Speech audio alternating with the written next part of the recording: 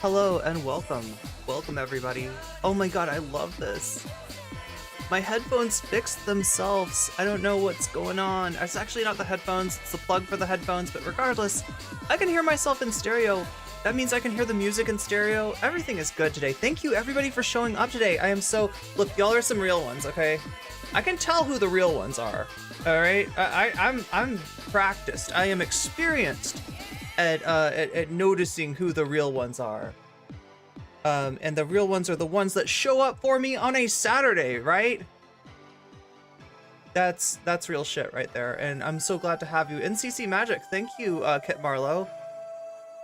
Welcome. Let's get things underway. Yeah, we got a lot to cover today. There's some stuff going on. Here, let me turn down this music. I feel like the music's competing with me, and look, nobody really competes. People think that they compete with me, but they don't, okay? They don't. They think they play me, but they play themselves. And yeah, that's, you know, that's just gonna be a really, let's just say that's gonna be real apparent in the future. That's gonna be real freaking apparent in the future. Who's been playing themselves this whole time.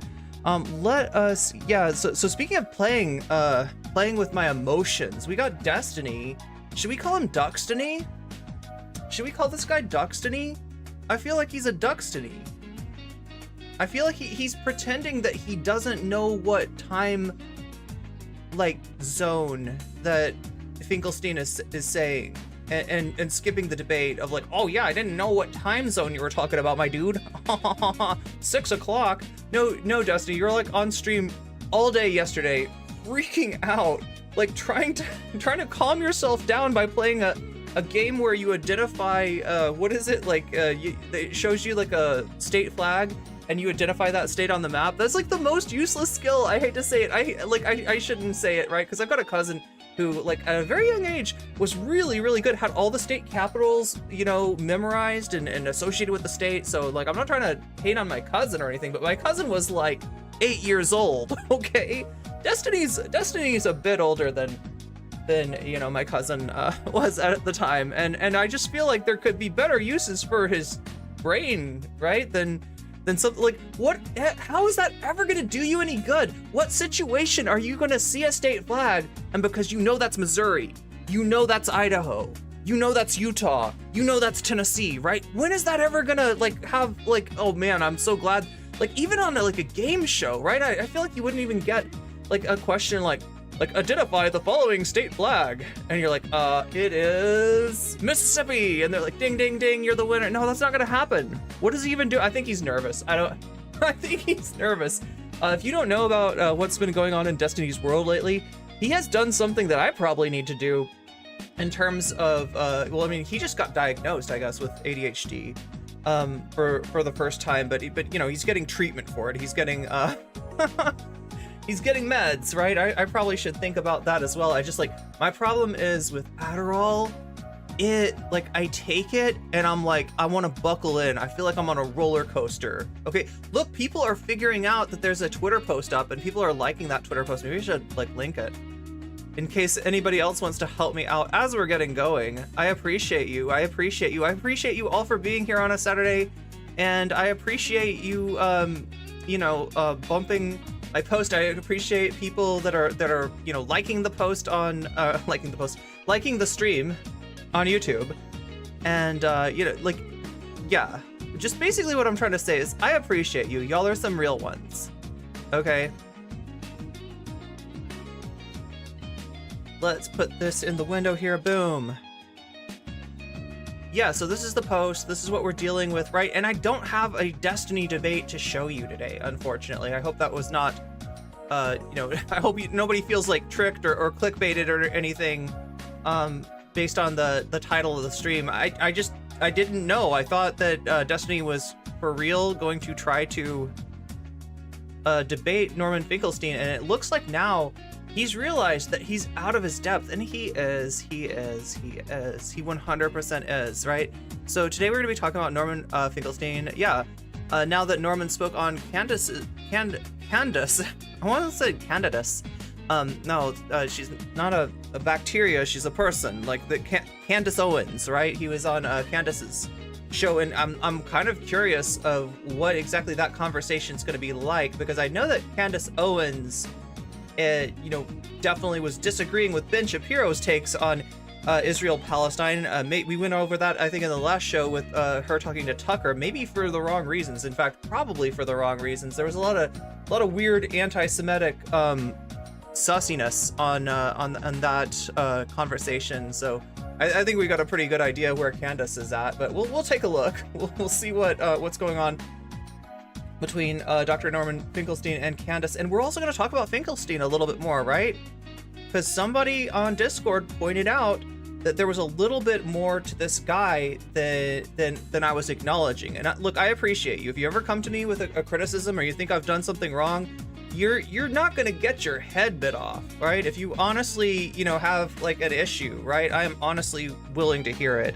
And somebody brought an issue to me and thought I was kind of high-fiving Dr. Finkelstein a little too much, and was reminding me of some of Finkelstein's other takes on other issues. So just for the record, his takes on Israel-Palestine are great, right?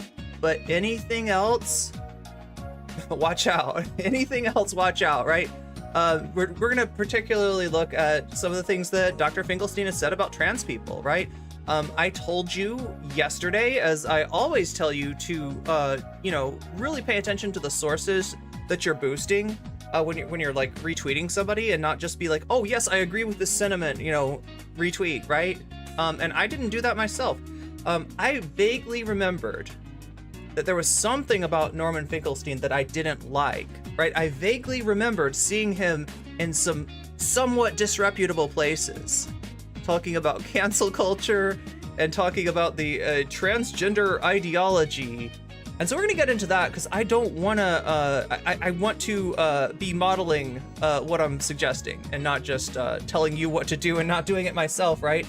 So yeah, thank you, Gila from Discord, for pointing that out. We're gonna go into a little bit of Dr. Finkelstein's like other takes, and you can see there's a New Yorker magazine piece that I don't know if he wrote that or he was involved in that, but yeah, he's got some not so great.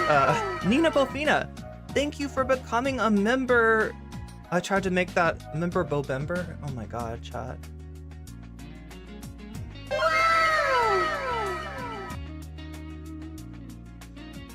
He's out of touch besides this topic. Yeah, so if I said anything like that he was based, right? And I'm not gonna go back in the stream and try to be like, did I actually say he was based, or are you just like, right? If I gave people a sense that I was like giving uncritical support for Norman Finkelstein, I made a mistake, and I'm willing to own that mistake. The buck stops here, right? The buck stops here. That sounds so old-fashioned. Can we update that phrase? The butterfly stops here. There we go. That's way better. That's way better. The butterfly stops here. The butterfly lands here. And the butterfly says, hey, Irene, are you going to go over what else Dr. Finkelstein says? I vaguely remember, having some issues with stuff that he said on other things. That's why when people brought him up, I was like, really? Norman Finkelstein? Are you sure? Is this the guy that we're like, And then I watched a few of the videos, his debates, on Israel-Palestine, how well versed he is in the topic, and how good he is, frankly, at making those points in debates, and kind of forgot all about that. But yeah, no, it's real, and we're gonna take a look at it today and put that into perspective. Put that into perspective overall, just so people understand what's going on with Dr. Finkelstein. So yeah, let's see, we put I'm like, where am I at now? Yeah, so there was also a discussion with Candace Owens that we're gonna take a look at. what I've got on the plate for tomorrow, I think I'm gonna go over. Would you be interested in seeing my commentary on the Vosh versus Deep Fat Fried debate? Oh, Norman Finkelstein is 100% based, spent his life studying this issue at great cost to him. Well, okay, so like we don't need to. It's not about like a person's bad or a person's good. That's kind of the point that I'm trying to make, right? You got stuff that you believe in. You got solidarity, hopefully for trans people, hopefully for POC, hopefully, you know, like you're in here, right? So there's a good chance that you care about these things beyond the people involved. It's not about Norman Finkelstein good, Norman Finkelstein bad. It's about like, okay, like we can separate these out. We can walk and chew gum at the same time, right? You don't need another hero. You don't need another hero, right? I'm not a hero. Dr. Finkelstein's not a hero. There's nobody that we can look at and be like, that person is just good. And no matter what they do, no matter what they say, they will always be good because they made me feel good. Like, I might have made you feel good. That doesn't mean that I can't be wrong. And I was a little bit wrong, I guess, in, you know, talking about only one aspect of Dr. Finkelstein. So in that aspect, he excels, right? He is, he's got an interesting story, right? He's a complicated historical figure. Now you got that Tina Turner song. That's a good song. It's Dr. Finkelstein, not Saint Finkelstein. Exactly, right? And look, I'm glad that we have him. I'm glad that he's here on this issue. I am glad that he is embarrassing Destiny to the point that this guy's ducking debates with him. I don't think, like, when's the last time Destiny, like, ducked debates with somebody? Usually he wants to go in there anyway, because you know what Destiny does? Oh my god, Jules, thank you for the resubscription. That is 28 months. 28 months. Thank you so much. Good to see you, too. Thank you, everybody, for showing up on a Saturday, because I'm never sure if I stream on an odd day if people will actually be here. I do need to be here with a little bit more of consistency and maybe a schedule. Maybe a schedule would be good. Maybe you knowing when I'm going to be here would be helpful. Are there new kitties here? Always new kitties in the chat. And old kitties. I don't want to say it like old kitties, like, and kitties who have been here for a while as well. There's many different kitties in both of the chats. So yeah. I want to present you like a holistic image of who we're talking about, so that you can understand.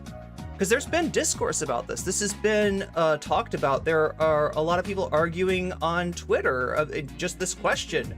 Like, it sounds like, do we canonize Dr. Finkelstein? Do we make him Saint Finkelstein? Or is there, right, there's a lot of different, takes on this issue. And it's been,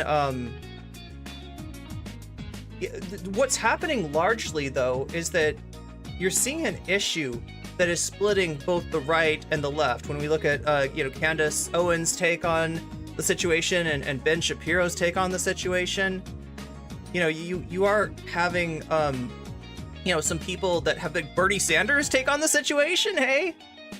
Like, Bernie Sanders is a great example. People loved Bernie.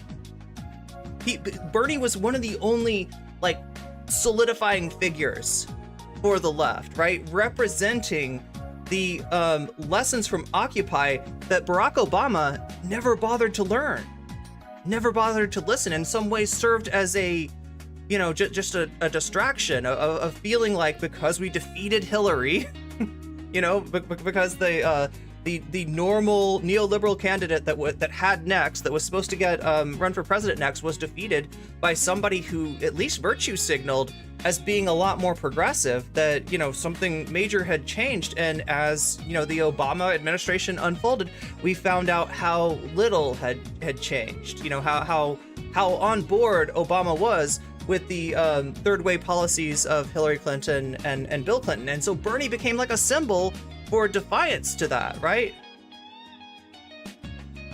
and I don't think he's a hero anymore. I think that sheen has long since faded for Bernie, and especially in this issue, right? So we can see an example right there of somebody that, like, you know, has said a lot of good things, has done a lot of good things. There's not a lot of politicians, like elected officials, out there saying what, you know, what Bernie has said, and, you know, he's opened up a space for more people to get involved that are way out of sorts with the neoliberal consensus, the capitalist realist neoliberal consensus. So yeah, no, oh my god, YS, look, you are allowed to disagree with my let me make sure I'm reading chat here, because chat is I just burned myself out on a hot noodle juice. Oh no, wait, hot noodle juice, do you mean like a soup associated with a hot noodle? Okay, so YS says, I absolutely have solidarity for and with trans people, but at this moment in time, my main concern is solidarity with Palestinian people at that point. Well, it's a good thing you don't have to choose, right? It's a good thing that that's not like a choice, you know, a choice that you don't have to like take one and leave the other behind. Let's see. Norman gets enough flack from all sides. Oh, see, so the only thing that I have, okay, so I'm gonna disagree with you, YS, but I enjoy you as a chatter. And this is just my take, right? So you're saying, and I understand where you're coming from here. He gets a lot of criticism. He gets a lot of flack from all sides to discredit him. I am not trying to discredit him.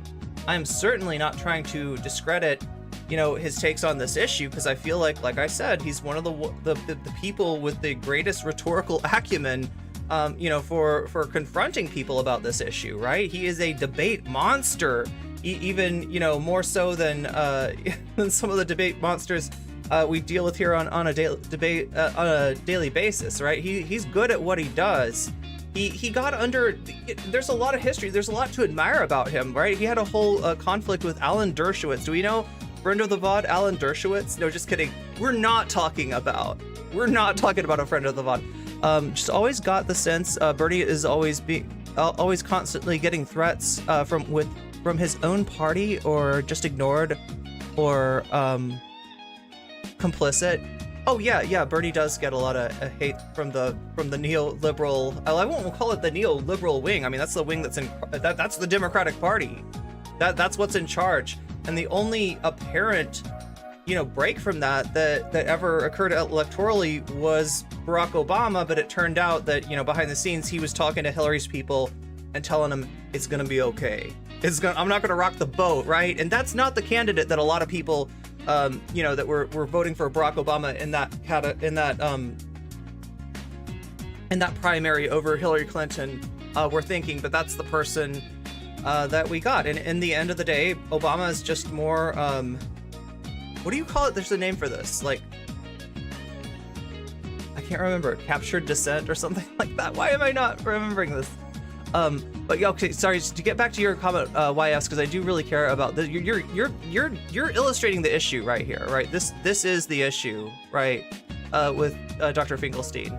And I'm saying this to you because I always tell you, you know, don't just retweet Jackson Hinkle because you agree with what the tweet says. Find out who Jackson Hinkle is and ask yourself, is this somebody that I really want to boost? Right? Because there's so many people that are getting this asshole in their algorithm, and they're not gonna notice. They're not gonna notice when he shows his true face as a Nazgul. Now, Dr. Finkelstein is not like that. He is a 70-year-old guy who's been through a lot, who's fought a lot of battles, mostly, you know, on the right side of things. But yeah, some of the, you know, the time that he comes from is sort of showing, right? You know, I think he just doesn't really, you know, have a reasonable grasp of trans rights issues, and is seeing this in a distorted way. But yeah, always feel free to disagree with me, and you know, because that's how I mean, that's useful to me, right? Just not sure how useful it is to criticize. So this isn't about criticizing him. This is about defining my critical support for him.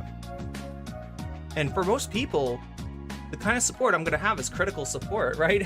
They're very, there's very few figures out there that you can look at and say, yo, no, literally everything this dude does is great. Everything this chick does is great. Everything. They are so good. They're like, if I want to know, you know, a new issue comes up and I want to know what opinion I should have, I just go to this person. Like, there's very few people like that, if anybody, right? Wait, Candace Owens trading places with Bernie for... Oh no! UC Love, that's an interesting way to describe it, yeah. For a weekend is a scary car to ride in. Yeah, that is kind of scary. Is she literally... Wait, is she calling for a ceasefire? I don't know if she's like literally to the, you know, to the left of him on this issue, but he has let a lot of people down. Candace with Tuka was so bad. Tuka. The whole time his face was, oh boy, she's giving me permission to hate the out group. Oh my god. Yeah, I've heard that. I'm looking forward somewhat. Wait, Damal is saying he just used it. Are we talking about Finkelstein here using Palestinian suffering to grift? Yeah, I mean, like, I don't think he's a grifter. Like, right, so what do we mean when we say grifter? Generally, a grifter is somebody that is saying something for career reasons rather than because they believe it, right? That's, you know, that's essentially what that is. Somebody that doesn't care, you know, what kind of words are coming out of their mouth, and they just want to they're courting an audience, or their audience captured, or, you know, they're using an audience, misleading an audience, right? That's you know, a grifter. Should we play the Norman Finkelstein clip where he's being transphobic? Which one is this? Oh, the post left watch one. Yeah. I mean, there's in case anybody hasn't seen it, yeah. So that you know what I'm talking about. Well, let's go over the Destiny thing first of all, and kind of see where we're at on that, and then I'll show you that. I'm gonna grab that though, Natalie. Thank you for pulling that link for me. I really appreciate it. Like I'm saying, I appreciate so much that people are willing to be here for me on a Saturday morning / afternoon / whatever time it is for you, and to support me and to see the stream. Because, like, right, I was gonna stream yesterday, but I kept on thinking Destiny is just about to debate this guy, and I was planning to do at least a little segment, which was gonna have to be on YouTube only. I guess for better and for worse, that is not the case anymore, right? That is not the case. It looks like Destiny just does not want to talk to this guy, and I'm not, you know, I mean, like, I understand why. I was about to tell you a little bit about Destiny and his debate tactics. What does Destiny really represent? I would say, to some extent, Destiny represents the epistemological crisis that we're in right now. What do I mean by that? Epistemology is how we know truth, how we find facts, right? And the worldview presented by Destiny is like, oh yeah, well, it's really easy. Any fact, any truth should be able to outcompete other truths in the battle, in the marketplace of ideas. So if you want to find the truth, find two people who disagree on the issue, and they will battle it out, and whoever wins the debate, that's there you have your truth. I think that's a really dangerous distortion, especially when you look at how this guy debates. And I'm not just talking about Destiny here. I'm not just talking about the root, in other words, of the debate bozo, the debate pervert tree. I'm talking about the whole damn tree, right? Destiny's the root, Vosh is the fruit, and Demon Mama's the poot. Oh no, sorry. This is an old joke. It's not just Demon Mama, but it's like, you know, anybody who's kind of following in the footsteps of Vosh. But yeah, that's what's going on, right? It's a rotten thing that they have created, where memorizing factoids about an issue, which is what they do. They compile lists of bullet points, right? That's their research. Go to Wikipedia, compile some bullet points. Go to this source, go to that source, compile some bullet points, right? And what you're gonna do with those bullet points is that when somebody brings up a good point that you can't handle, you're gonna pivot to something that's like related to that has like the same words as that, but it's a different matter. You're gonna avoid the question, but then you're gonna rattle off a whole bunch of facts to show how well versed you are in this issue, right? And what you present is, you know, yourself as having as being a trustworthy source on this issue when you're not. You just started paying attention to this stuff 3 weeks ago in Destiny's case, right? You're you know, doing like research on, you couldn't find Palestine on a map, right? But yet your ability to memorize and rattle off confidently all this stuff is substituting for a real take on this issue, right? And so that's the issue with Destiny. So he's a bad faith actor. You know, if you're gonna give me a choice between Destiny's take and Finkelstein's take, obviously Finkelstein's take. And like I said, on this issue, he's pretty good. On this issue, there's no problems with him. Let's take a look and see what's gone on between. Here, it's so easy. You can just click this. And what do we find here but Dr. Finkelstein dunking on Destiny? So when we last left this, they were there. You know, Dr. Finkelstein was saying that he was told that something called Destiny wanted to have a talk with him, right? Because, you know, like he's a boomer, right? He's literally 70 years old. He referred to, I think, the computer as like an upgraded.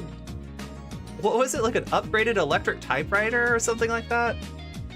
It kind of, you know, showing his age there, and he doesn't know who Destiny is, and he probably thinks it's a little weird that this guy's going around calling himself Destiny. I mean, that's pretty presumptuous. That's pretty I don't know. You know what I mean? Like, name yourself Truth. Name yourself Destiny. Name yourself some grand aspirational concept, right? It probably seemed pretty weird to him.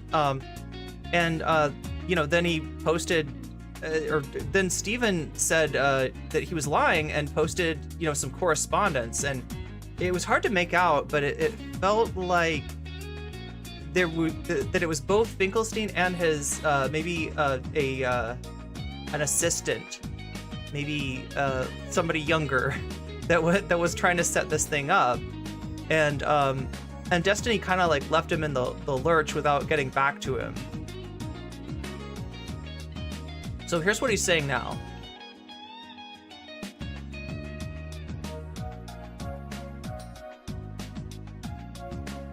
I was supposed to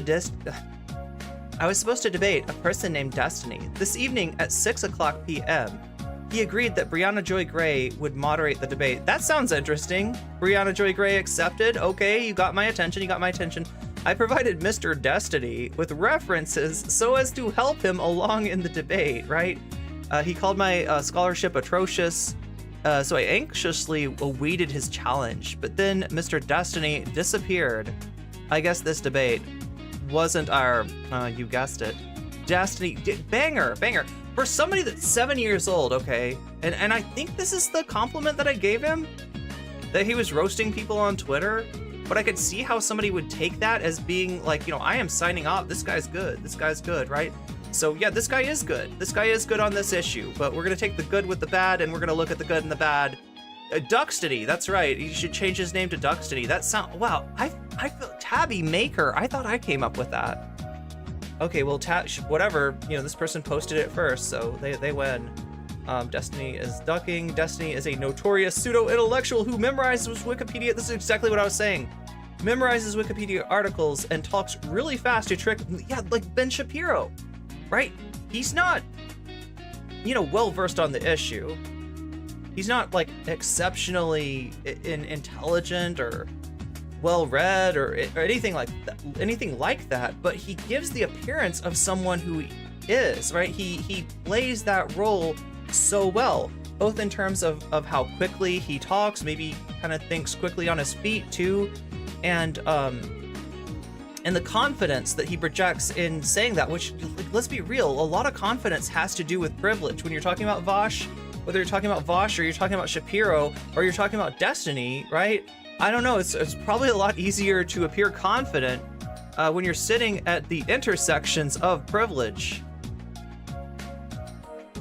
He also doesn't know half of the American states while being in politics for 10 years. Yo, that's what he was doing yesterday. I think I don't know what he was trying to do, like get himself ready for the debate or something like that, but he was literally like playing a geography game, right? Where you get shown a state flag and you identify that state on the map. And like I said, I don't know what good that is, other than maybe just like as a little mental exercise. Like I said, he's on some kind of ADHD drug, which, you know, maybe I should get on that too. Anybody in chat have any experience with Vyvanse? Now, obviously, nothing that you say and nothing that I say should be taken as medical advice, because I'm not a doctor, and if any of you in chat are doctors, you know, I can't really verify that. So, you know, take this all with a grain of salt. But yeah, like I have been told by people, because I have such a difficult time tolerating I have such a difficult time tolerating, what's it called?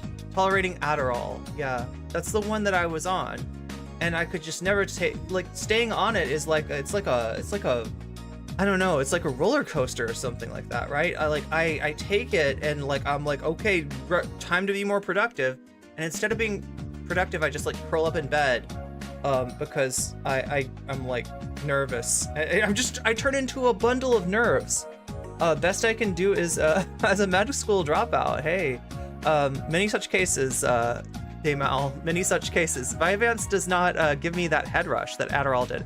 Okay, so I think that's okay. So Kit Marlowe says that you know, it's been beneficial for them. And again, the best thing you can do if you're interested in treating any kind of ADHD issue is to talk to your primary care physician about that. You know, talk to your so some Adderall makes me feel sick. Sometimes I skip days. Okay. Yeah, that's my deal with it. It makes me feel sick at my stomach. I can't eat anything. I'd probably lose a lot of weight, so I'm sure there's like some positives to that too. But people were making fun of him for being bad at research, and his fans started defending him by saying he reads Wikipedia. Look, Wikipedia is not like the worst thing in the world you can do, especially if you are encountering an issue that you just don't have any grounding on at all.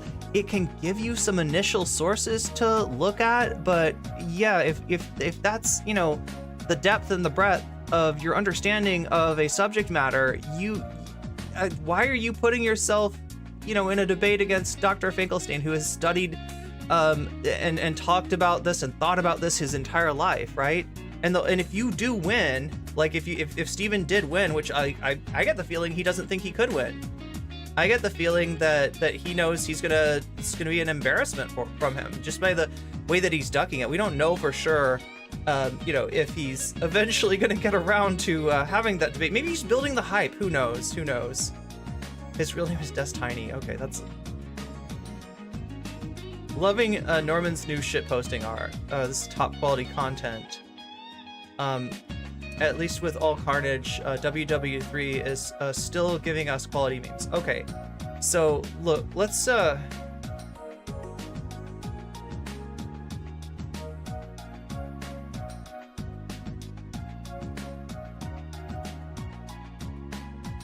want to take a look, because somebody posted about the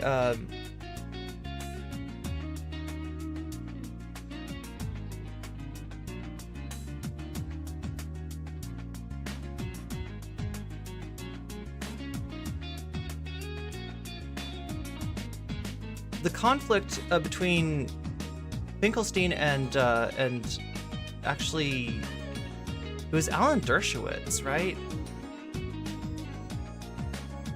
And there was a debate, a pretty prominent debate betwixt the two of them.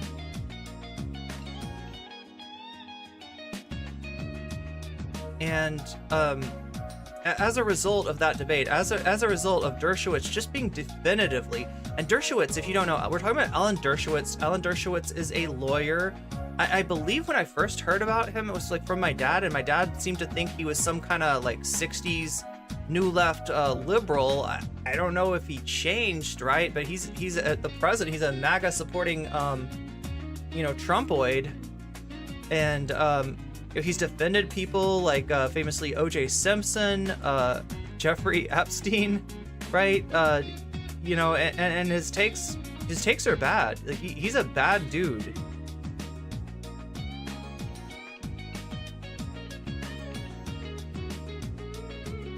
Here's him burning up Bernie. At the despicable thing you said in the interview today, whether it was moral idiocy, whether it was exemplary of being a moral monster, or whether it was cynical opportunism, because you're too much of a coward to break ranks with President Biden. I don't know which it is. When you oppose a ceasefire at this point, you are in effect and in fact, you are in effect and in fact giving Israel carte blanche to continue to indiscriminately target the civilian infrastructure and the civilian population of Gaza, 1 million of whom, or 1,100,000 of whom, are children. You have become a moral monster. Strong words. And my innards. I can't say I disagree. Yeah, like the Bernie being nowhere on this issue has been immensely disappointing. So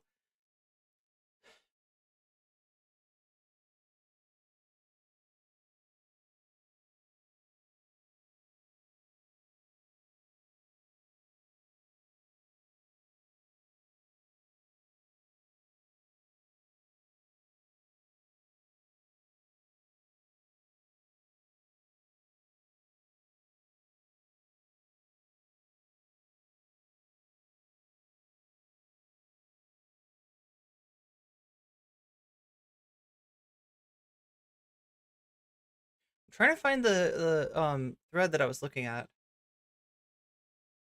because she goes in at some point and basically there we go. This is okay, so if you want to see what Ben Shapiro, Barry Weiss, Jake Tapper, and Bill Maher are afraid of with Norman, so it looks like Destiny maybe not the only person ducking this confrontation, this debate with Norman Finkelstein. Watch how he meticulously took apart Alan Dershowitz's entire life on camera. They're scared to death of the footage. And look, there's a reason. You know, I mean, there's a whole thing between Dershowitz and Finkelstein. My understanding is after a humiliating debate, a humiliating defeat that that Dershowitz suffered at the hands of Finkelstein, Finkelstein did not get his tenure at Harvard, and in part because of Alan Dershowitz's, you know, lobbying. So let's take a look. Author Amy of the Goodman. Case for Israel, Norman Finkelstein. Your response. So I'm going to give you the good and I'm going to give you the bad. I'm going to try to do my best to give you a more holistic version, a more holistic image of the person that we're talking about, so you can know, you know, kind of like where you support him and where you get off. Right now the big issue is Israel Palestine, and he is absolutely like a happy warrior in terms of you know, advocating for a ceasefire and bringing some understanding of history, which is, you know, missing from a lot of the discourse, right? But I'm also going to show you, you know, what he thinks about trans rights, and it's not great. So, you know, there you have it. Complicated historical figure. Do with that what you will. I appreciate Alan Dershowitz's seriousness, at least in these remarks. I have no intention whatsoever it wasn't of getting oh my God, I involved did in it an again. ad hominem debate with Ms. Dershowitz. I'm interested in the facts.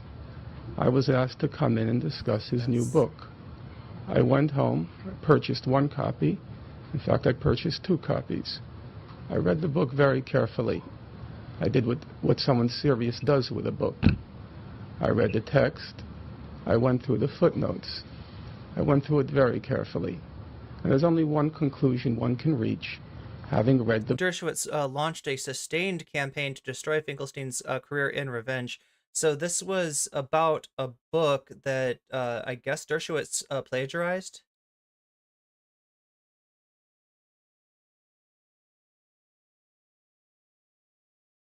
It wasn't a debate. Dershowitz, there was a debate between them, but I think you're bringing up something that's important too, Adadak. It or H to K, whichever you prefer to be called. It wasn't a debate. Dershowitz plagiarized an old pro-Israel book, and Finkelstein exposed it. And Dershowitz launched a sustained campaign to destroy Finkelstein's career afterwards.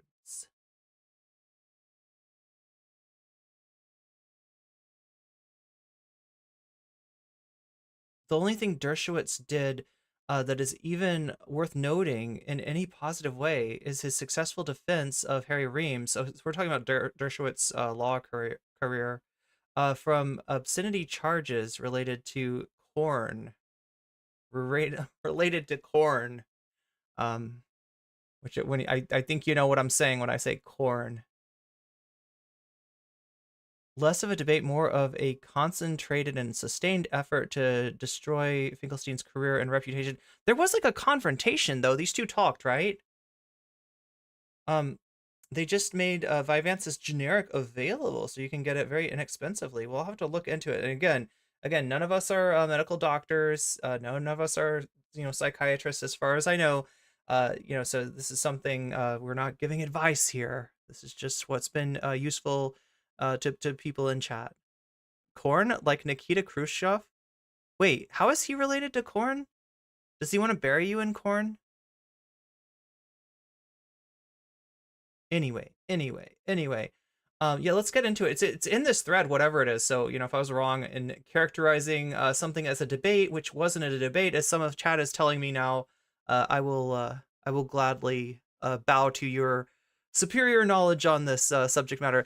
There was a campaign by Dershowitz that caused Norman not to get tenure at Harvard. Yeah, even though he had fulfilled all the requirements for tenure, and the tenure committee had already voted to. Oh my God! So he literally had it snatched away from him.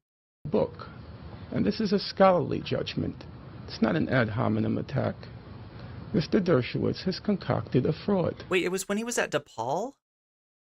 Why did I think it was about Harvard? In fact, Mr. Dershowitz has concocted a... It's kind of weird to see Dershowitz on Democracy Now!, don't you think? ...fraud, which, amazingly, in large parts, he plagiarized from another fraud. Now, I found that pretty shocking. Found it shocking coming from... So that's what Kit Marlowe was talking about in chat. That's the plagiarism that, he did in terms of a Harvard Are they professor. gonna say it? I find it shocking coming from any... He's a Harvard professor. Dershowitz is a Harvard professor. So wait, Dershowitz sandbagged him at Dershowitz was/is at Harvard. Wait, so when did the DePaul thing happen?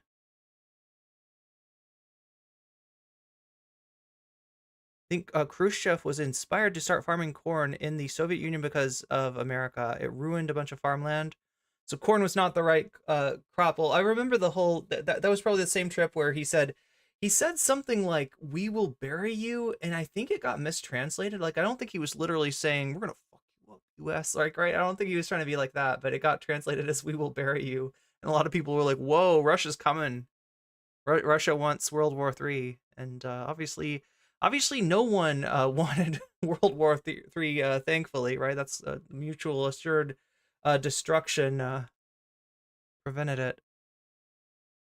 Dershowitz was/is at Harvard in 2004 is when or 2007 is when that's happened. Or is it Alan Dershowitz, the guy that roasted Shapiro? I think you're thinking of Finkelstein. I think that Finkelstein, are you talking about, like, he didn't talk to Shapiro, but he went over Shapiro's video and basically exposed it for the fraud that it is. Khrushchev and his terrifying shoes. Professor. Now we have to cut off at one No. point. I just want to warn everybody here that although I'm not a litigious person, when you make allegations of, I'm prepared to plagiarism, I'm when you make prepared to allegations support of plagiarism, that's a technical That's I term agree. He is an extremely litigious person, right?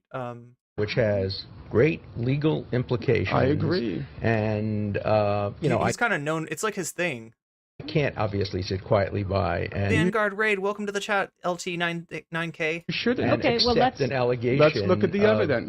Of plagiarism. All right, Let's look at the let's- evidence. Oh my god, let's look at the time, because it is now 1 minute before the top of the hour ad break. That's right, on Twitch. If you're watching on Twitch, you get an ad break. Isn't that so nice of them to think of you like that and give you an ad break every hour, right? No, it's actually not nice. It's like 3 minutes, and they're unskippable, right? And yeah, you get up to 3 minutes of ads there. I have no control of what kind of ads you see or when you see the ads, right? It's just at the top of every hour. So I'm letting you know now in case you want to try to get out of that, right? You can get out of that using a Prime sub if you have one. If you have Amazon Prime, you can link it right up to Twitch and you can get a free sub. Take Jeff Bezos's money out of his pocket and put it in my pocket. Seems like a pretty good deal. Good deal for you. You don't have to pay anything. Good deal for me. I get some of that money. And also a great deal because you don't have to see those ads anymore. You can also get the same sort of deal for $5 if you don't have Amazon Prime. So that's a possibility too that you could think about.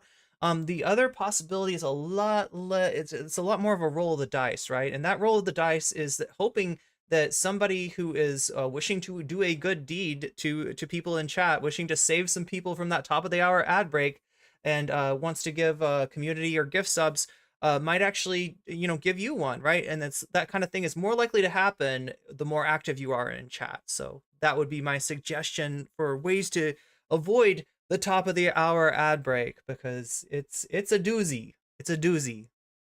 who's the plagiarism? Okay. It's the adversary. Yeah, it's our adversary. Not here for a long time. Oh, Let's look at the evidence. In the first 2 chapters of your book, wait, tailgating, is that like a sports thing, LT? you extensively reproduce all of Joan Peters' pages in her book. I read it carefully. In 1984, Show me I'm one going to sentence. show you. Show me one.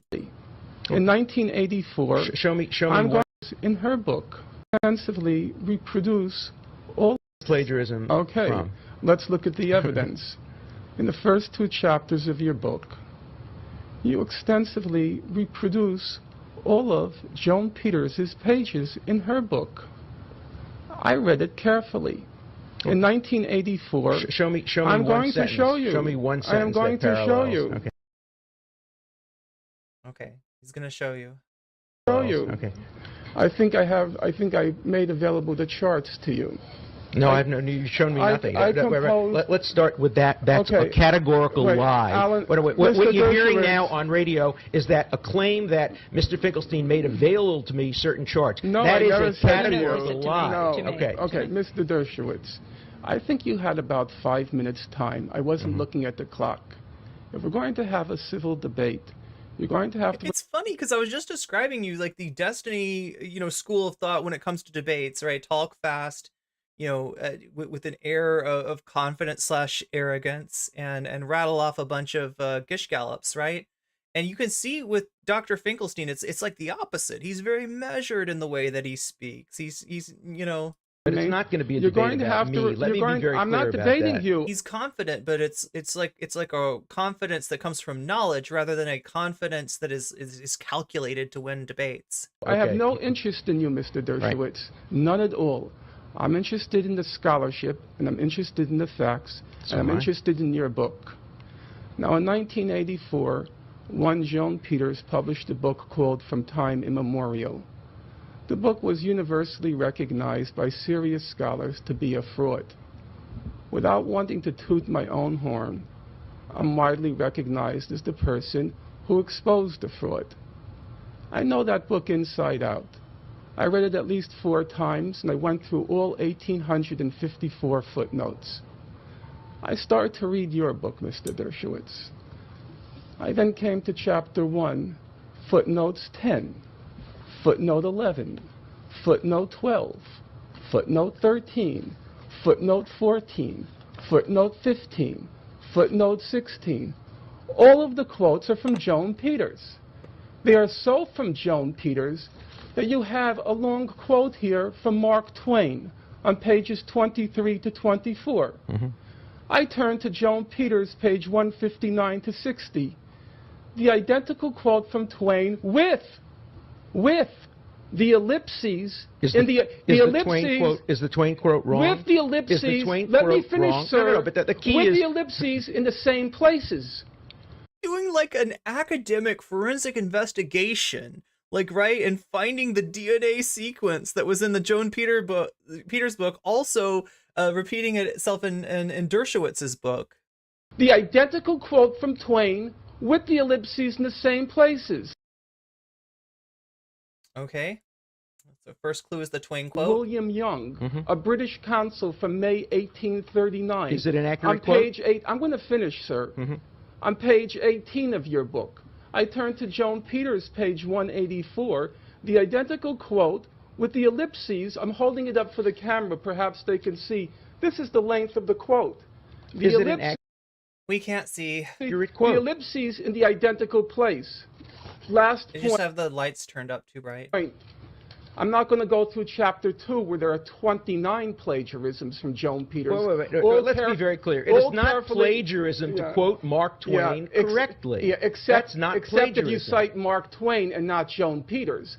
I'm a professor, sir. I know what plagiarism is. Professor Dershowitz. I'm not a professor at Harvard, but I do. You seem to resent that I a do, lot. but I do teach elsewhere.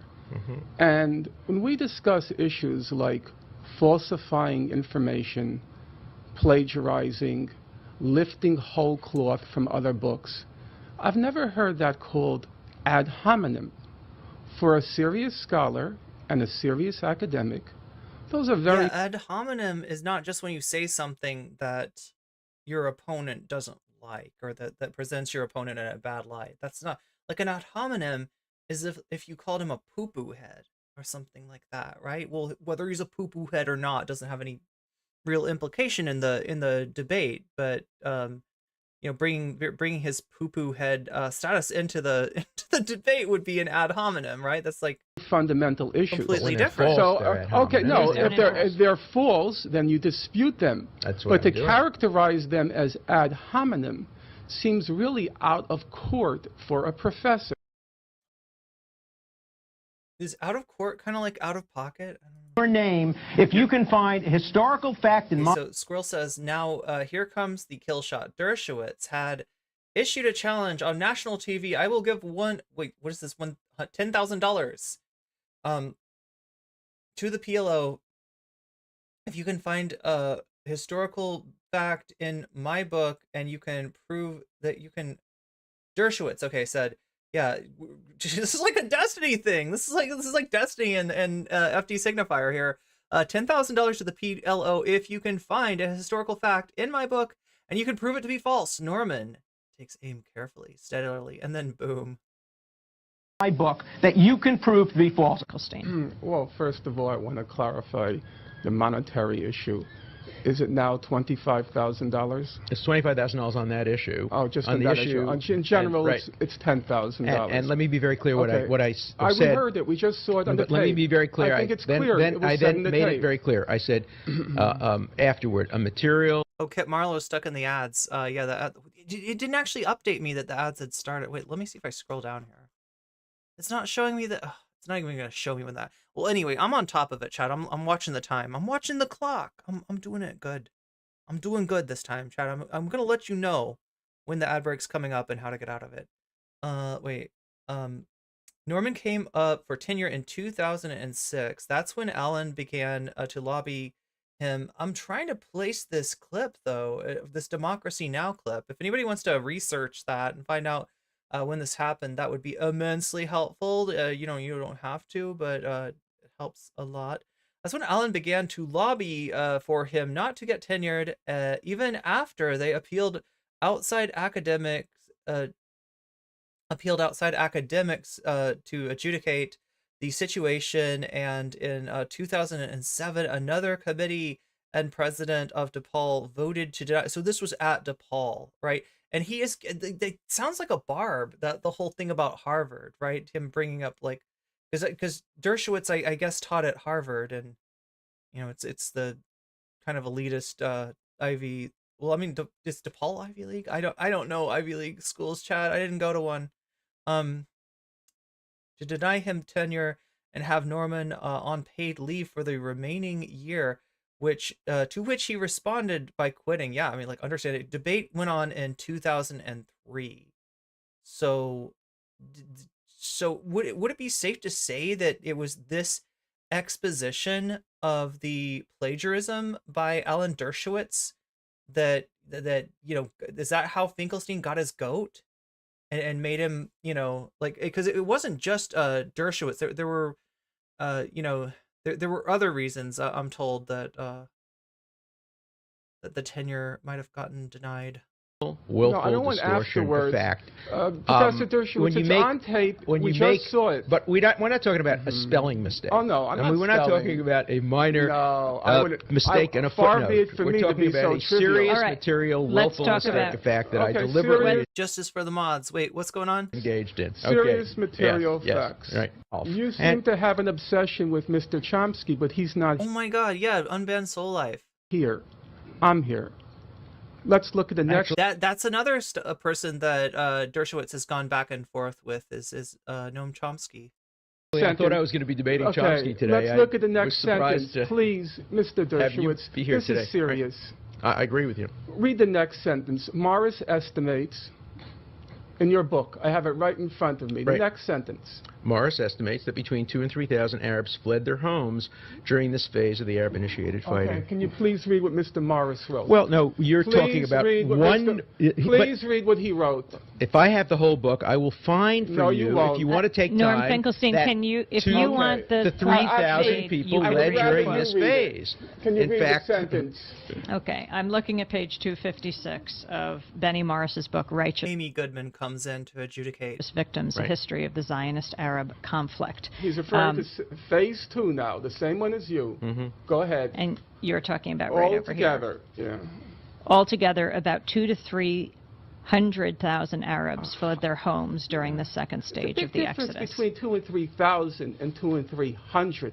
This is like Matt Walsh. This is like Matt Walsh, like claiming. I don't remember what the number that he claimed of, you know, like youths that that transition was on Joe Rogan, but yeah, he was off by like a huge scale. Now, you could check this many times, Mr. Dershowitz, but you're really going to have to pay the $10,000. No.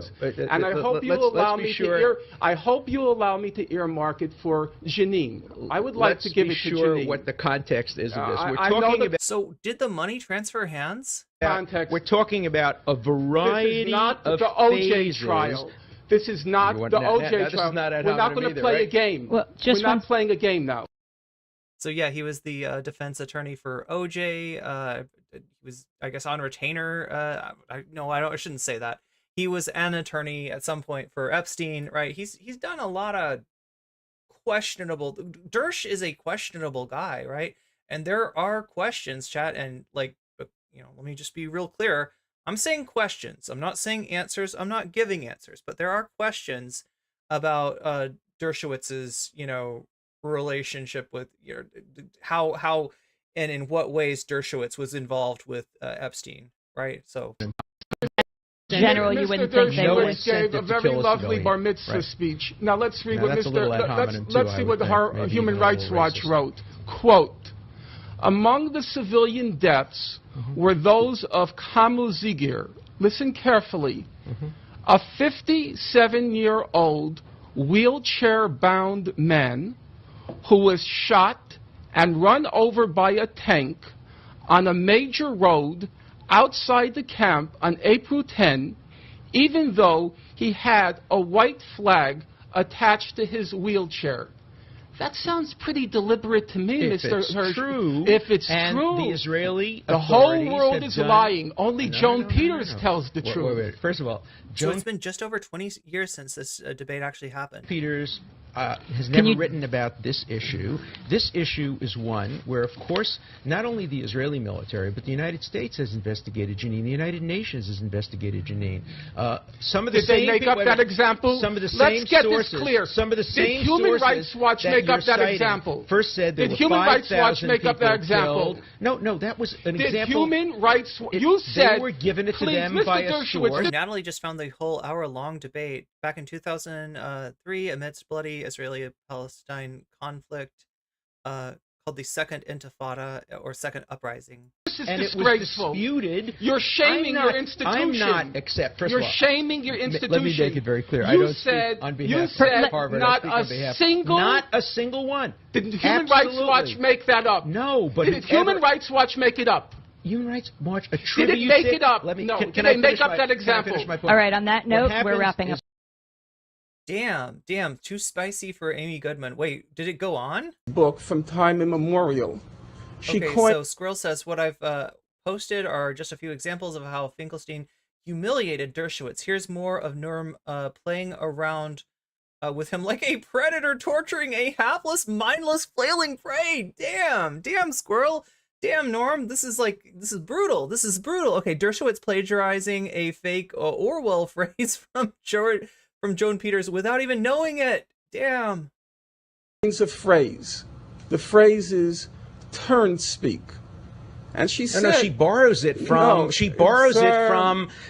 Who is sir, it? I'm No, sorry. she attributes it and borrows it from Sir, somebody else. I'm It's not her own sorry. phrase. She coined So Kit Marlowe saying that the Second Intifada 20 years ago was called the Al-Aqsa Intifada. coins the phrase. You see, you don't know what you're talking about, and that's pretty not her terrible. She coined the phrase turn speak, and she says she's using it as a play off of Turnspeak. Stepping to Norman Finkelstein is the greatest regret of Dersh's life. I'm gonna show you another regret of Dersh's life. Like, right? I don't wanna. We got a lot to show. I'll see if I can. I almost want to watch the whole debate here because, like, look, I almost feel like this is like a better debate than we would have gotten from Destiny. There's definitely the Dershowitz has got more at stake, I guess, than Destiny does. Because, I mean, you know how this works, right? His stands, even if he loses, they're going to count it as an L. They're going to find their clips. They're going to make the case that Destiny destroyed Norman Finkelstein. If the debate even happens, right? Because, like, there's every chance that it won't. There's every chance that Destiny is going to prove to be Duckstiny. He could also prove to be Hypestiny, right? I don't know if he's a Duckstiny or he's a Hypestiny at this point, right? He's definitely ducked the debate so far, though, but we'll see if it's to build bigger hype or it's just because he wants to get out of the debate. How things haven't changed since the 23rd of September 20. Yeah, Destiny will be so annoying. Well, we don't actually have that. There's no debate yet, right? Destiny ducked him, right? So we will watch a few other things. George Orwell, which, as all listeners know, used the phrase newspeak. Right. And she coined her own phrase, turn speak. You go to Mr. Dershowitz's book, he got so confused in his massive borrowings from Joan Peters that on 2 occasions, I'll cite them. Kit Marlowe, do you know, did he claim not to have read the Joan Peters book? Or is he just saying I didn't plagiarize?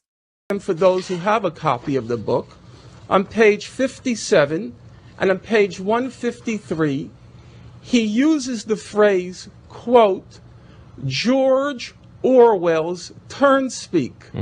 Turnspeak is not Orwell, That sounds like a Voshism right there. Mr. Dershowitz. You're the Felix Frankfurter Chair at Harvard. Yes. You must know. Yeah, they agreed to debate. They were supposed to debate yesterday. Destiny did not debate him, however, and he claimed it was because he wasn't sure what time. So Finkelstein had the understanding that it was going to take place at 6 o'clock Eastern time yesterday, and Destiny says that he just wasn't clear on the time zone. So it sounds like he's being a Duckstiny. that Orwell would never use such a clunky phrase as turn speak. I like it. I think it's a very elegant well, phrase. maybe you like it. Yeah, And I do. evidently, I mean, you would, right, Dersh? You would. Joan Peters liked it, but George Orwell You and Joan Peters. never heard of it, to the best of my knowledge. We have to break for station. There's a lot of station ads here, or station. What is it? Station identification. You know, probably. Mr. Dershowitz. I remember this is Just this an is a thing aside with, note. This is a thing with public radio. They don't have commercials per se. They don't have a top of the hour ad break, but they do have a top of the hour station identification. Did you see this absolute cringe Destiny posted some Eminem parody song using Norm's voice? What? Damn, Natalie, you are always bringing me interesting stuff. I'm gonna have to find room for that. I'm trying to make sure to grab all of Natalie's links and put them in another browser so we'll be able to view them. Wait, was there? Oh my God, maybe I. Could you repost the second link you sent me too? I somehow didn't end up grabbing that one. Say you had some input in UN Resolution 242. Right.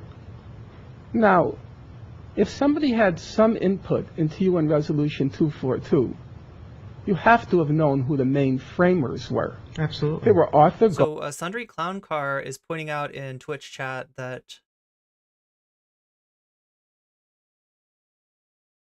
Orwell was born in 36 and died in 1950.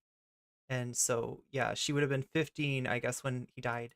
Goldberg. Right, who was And my who? boss. And when who I was the he was my law second? clerk. Who was second? Oh, I think his name was Lord Shawcroft, the British ambassador. Lord who? I don't remember. Right, you had input. A long, Yeah, now 1967. No, I know, Mr. He Dershowitz. cited in my book. I know he cited. And you know who you cite? Right.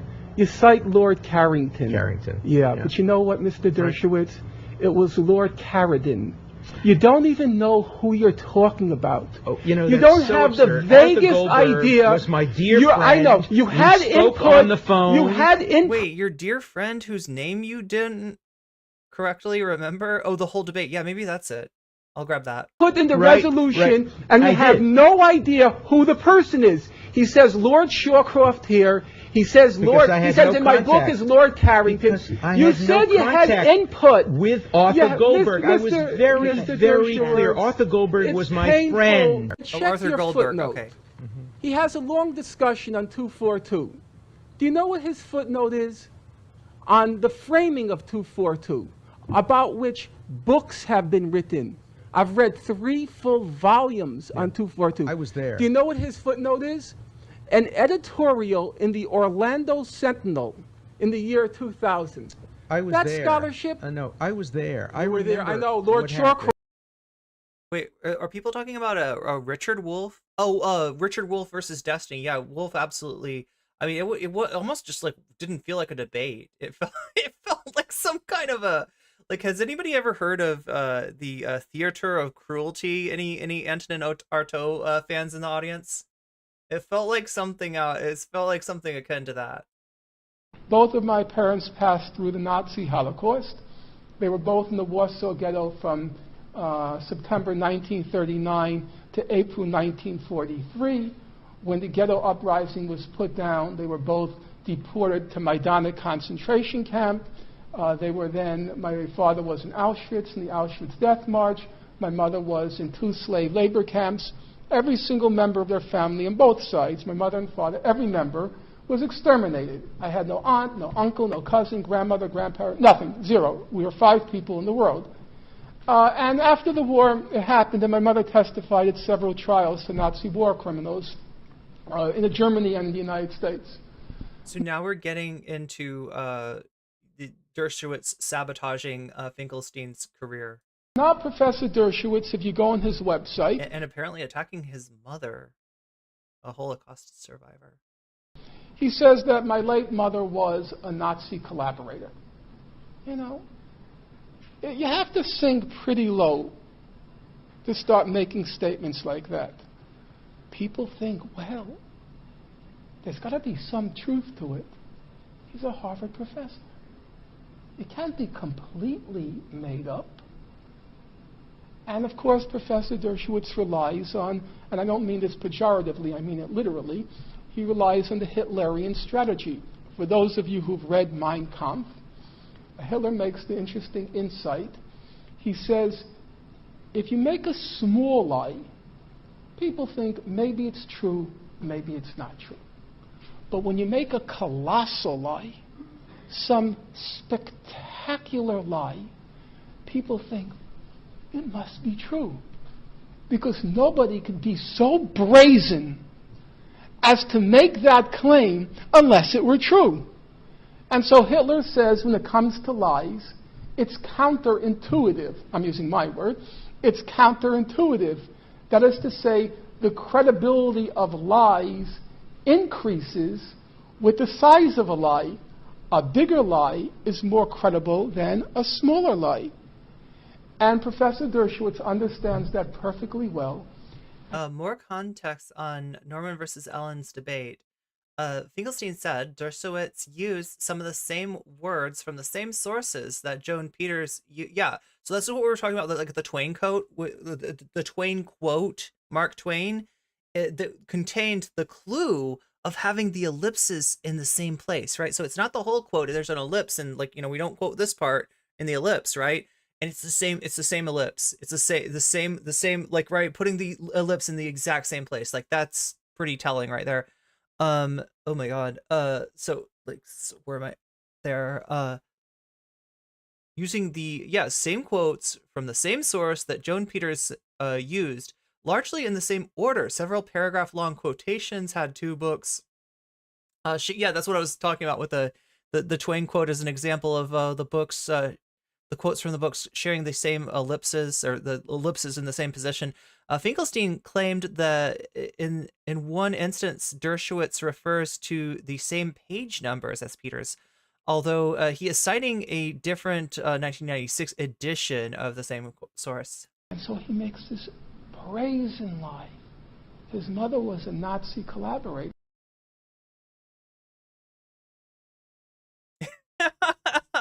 Anti-corporatist, I was about to disagree with you there, but I see you're joking.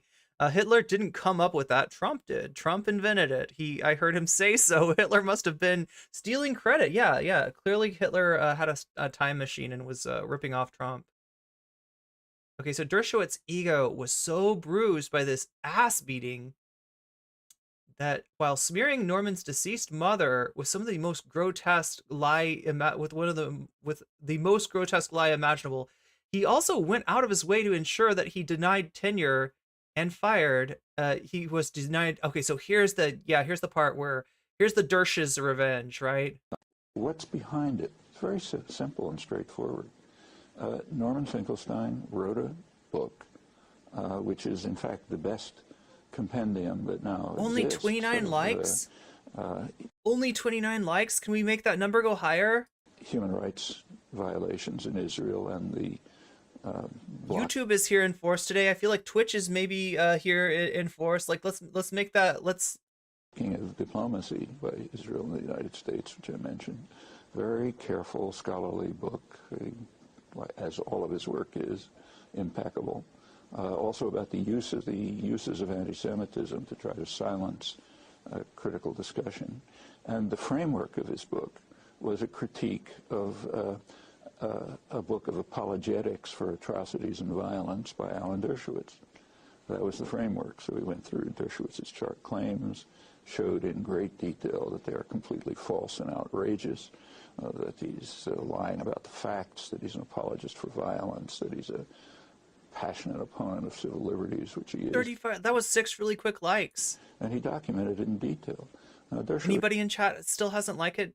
Can we get it to 40? Is intelligent enough to know that he can't respond.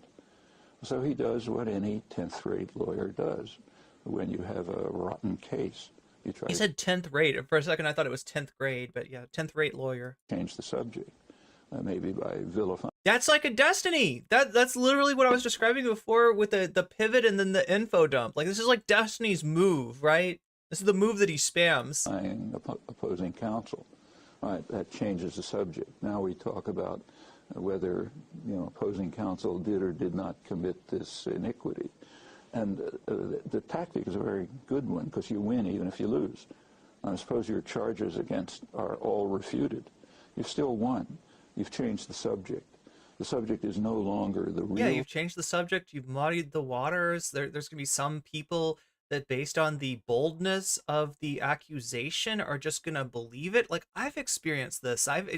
Just, streaming, right? I've had people say things about me that are hard to believe to somebody who knows me, but to some, they weren't really written for people who knew me. They were written for people who didn't know me, just to kind of, smear my name, right? And some people, when they see that stuff, they don't want to adjudicate that. They don't want to like track down all the receipts and everything and find out that there are no receipts because it didn't happen. They just get scared off. That's the idea. That's what Dershowitz is trying to do with this audacious lie. Topic.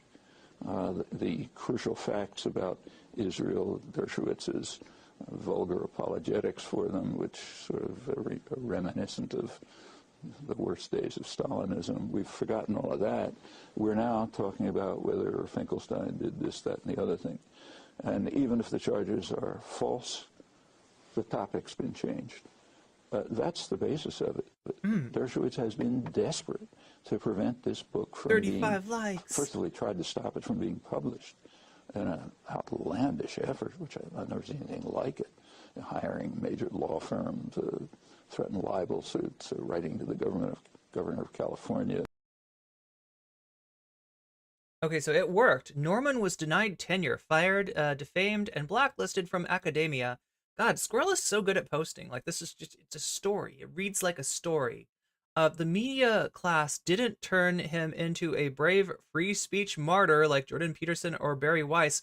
Although I will tell you, I think that some of this experience probably feeds in to some of Norman's, anti-cancel culture rhetoric, right?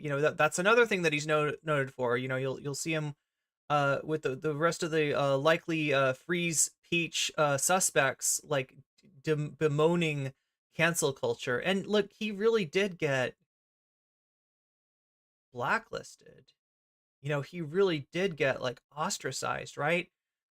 When you're talking about cancel culture, that kind of sounds like the same thing. However, cancel culture is the basically people with privilege complaining that they were subjected to an unfair level of scrutiny based on their privilege. It's literally usually incorporates some kind of like a anti some kind of like a accusation of like anti-white racism, or the novel thing about cancel culture is it's not marginalized people claiming that they've been attacked in the same way that they've always been scapegoated, attacked in the same way that they've always been. It's people with privilege, claiming the same thing based on political correctness, right? And he jumped into that, right? He associated what he'd really experienced with some of these spurious claims of scapegoating and ostracization by the right wing and intellectual dark web, right? He remains utterly marginalized. You will never see him in a studio on CNN and MSNBC. In 2015, what is this? God, Squirrel, you just keep on feeding me. Squirrel is feeding me, Chad. I'm getting fed. This is great, right? Because I haven't stored away any food for the winter, so good thing that Squirrel did. Norman had a chance encounter with Dershowitz at a restaurant. He went up and told him just how he felt about his vile, depraved lies about his mother. Although it is only audible, you can feel. Wait, so maybe there's no video. It's just like a. Okay, so then we got the. What is the lesson of this? Dershowitz put his vile smear on the Harvard Law School website when Norman complained to the dean, Elena Kagan. She said she wouldn't remove it. That's what makes scum like Dershowitz possible. There we go. So this is huge, right? Dershowitz's skullduggery here is aided and embedded, made possible by complicity from the institutions that you would hope would guard against something like this. And I says, Professor Dershowitz has that. Yeah, Supreme Court Justice Kagan. On the That Harvard one. Law School website, which is to say it has your imprimatur on it. Don't you think he should have to take it down? That's not a violation of free speech. He has his own website. But on the Harvard Law School website, I know if I did something comparable at my university, in 5 minutes, you get a call, take that off. So Dean Kagan won't answer me. I finally put to her 2 questions. Number 1, do you think there's any evidence for that claim of his? And number 2, do you have any limits on your website about what can and can't be posted? She refuses to answer question 1. And to question 2, she says, we have broad limits. So I replied and said, well, broad limits does not mean no limits. So, for example, Dean Kagan, if somebody posted, a Harvard professor posted on the website that Dean Kagan's mother was a whore, would you have it taken down? Well, at this point, she got really Point taken. indignant. And she wrote back, I think we'll stop talking now. And some of you are laughing, but really ask yourself, which is more hideous? Which is more hideous? To say Dean Kagan's mother was a whore, or to say my late mother? Kind of abrasive, but I don't blame him for being upset about being dismissed like that by Justice Kagan. After having endured the Nazi Holocaust in its worst, most egregious form, she's now, after her death, having this label pinned on her, which, as I say, I think even people in this room secretly harbor the thought, must be something true to it, that she was a Nazi collaborator. But Dean Kagan won't make him take it down. And that's what makes him possible. It's not him. It's the institutions that protect him. Yeah. This is true, and this is this kind of thing is pervasive. All right, so I told you we'd have a little fun. Are you ready for this, chat? We're going to have a little fun with the Dersh. Are you ready? Are you ready to have some fun with Alan Dershowitz? I mean, the least likely person to provide any fun whatsoever, but we're going to do it, okay? This is Alex Novell. Now, you may be familiar with this YouTuber, up and coming YouTuber. I am subscribed previously on Alex Novell. We got to see what happens when you get a job with the Daily Wire.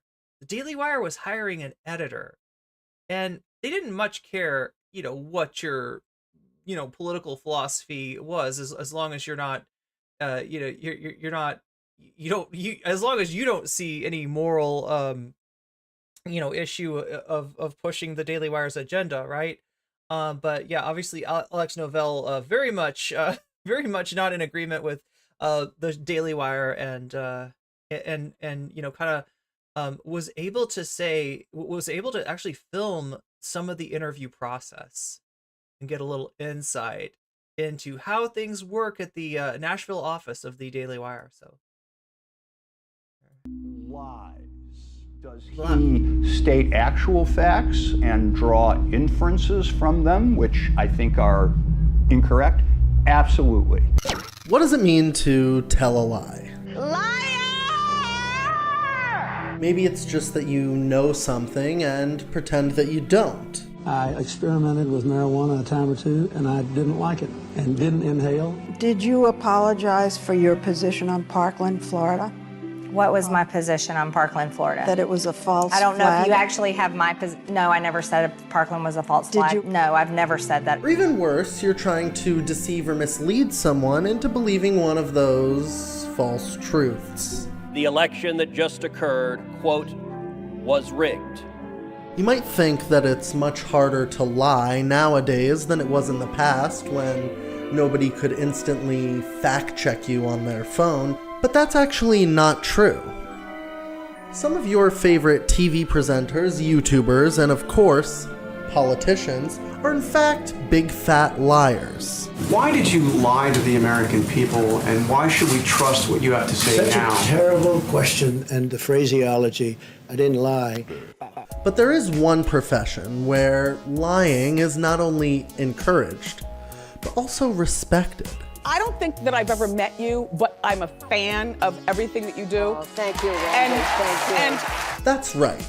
Lawyers have always been celebrated for their ability to manipulate both jurors and judges into siding with their clients who, let's be honest, definitely did that shit. This phenomena is actually so common that there are multiple network TV series about crooked lawyers willing to bend the rules for their unsavory. Yeah, Donald Trump, it's weird what word, phraseology, that's a word that I didn't expect to hear coming out of Donald Trump's. Is it not even a word? Clients. But there's one real-life lawyer who had his hands on more controversial cases than even Saul Goodman or Annalise Keating.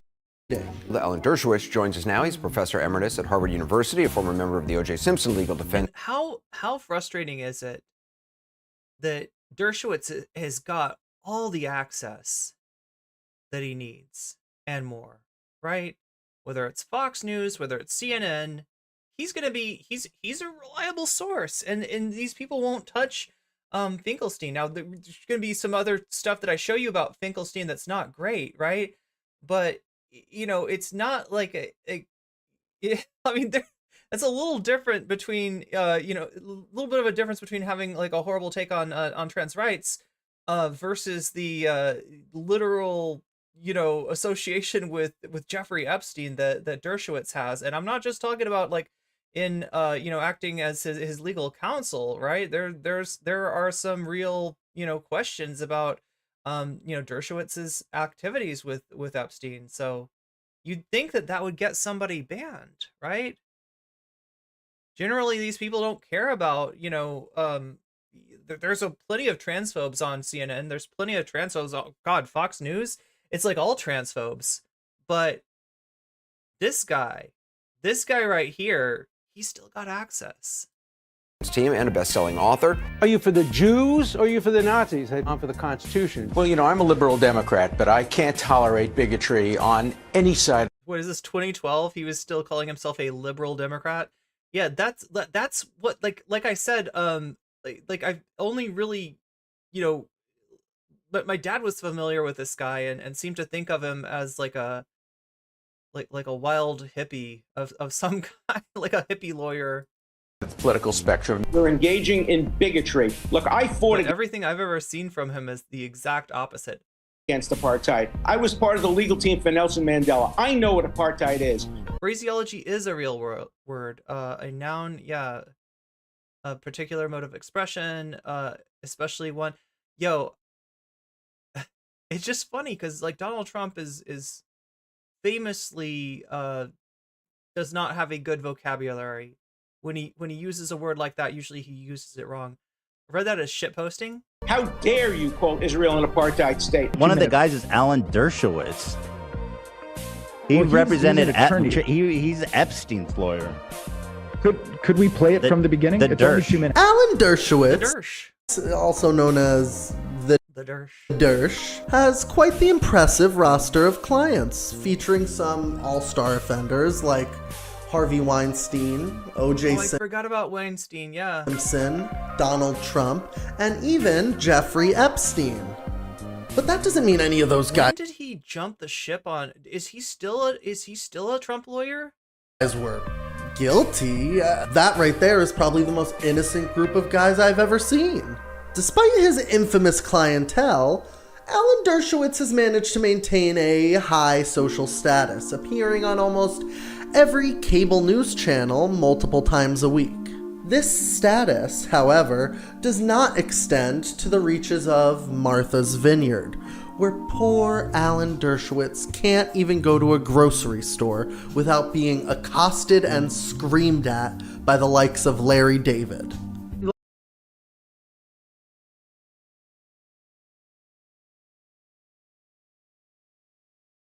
I want to see that video.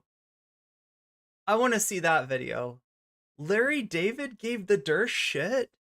This reminds me of Gavin McInnes. If you don't know, Gavin McInnes, founder of the right-wing brown shirt street thugs known as the Proud Boys, was somebody that was like, I think like a founding, I think partially like founded Vice, right? You know, he wasn't always like that. In other words, he's a wealthy guy, a mover and a shaker, and you know, had friends that very much, you know, when they found out, when he became prominent for being the founder, the leader, the whatever of the Proud Boys, right? A lot of people, you know, in his neighborhood were not fans, right? He lost massive amounts of friends. Like, he had a very similar problem, you know, to this, you know, when he became notorious for that. And the fact that he didn't have Larry David screaming at him, though, that's great. That's amazing. And like, look, Larry David is, correct me if I'm wrong, like, Larry David's kind of a shitlib. Like, Larry David's not some kind of like wild, you know, socialist, communist, anarchist, leftist, or anything like that. After the trial, Dershowitz used his ties with the Trump administration to, wait, is there more to this? Dersh was the guy who got a non-prosecution agreement from Epstein, or for Epstein? For Epstein, okay. After the trial, Dershowitz used his ties with the Trump administration to lobby it to give clemency to various Dershowitz clients. He played a role. Oh, okay, so if you don't remember, Trump did basically pardon a whole bunch of guilty people, not the least of which being Michael Flynn, and I don't know who exactly, you know, Dershowitz was on Dershowitz's list, if it was, you know, Michael Flynn or probably other people. But yeah, Dershowitz did have his ear in that. He played a role in at least 12 clemency grants, as well as an unsuccessful lobbying the administration to commute the 10-year sentence of George Nader, who had pleaded guilty to, oh my god, child exploitation materials. And I don't want to say sex trafficking, but you know what I'm talking about, right? I feel like using the internet lingo for that like somehow undercuts the seriousness of that charge. Martha's Vineyard, no less. Such a faux pas on that rich little island, yeah. Larry starts screaming at me, saying, you know, you're basically living Curb Your Enthusiasm. You should be excited about this. What are you talking about? He just couldn't control himself. I thought he was going to have a stroke. He really is the character. You know, I was terrible. I was all these horrible, horrible things. And the reason, because I patted on the back Mike Pompeo. But why is that?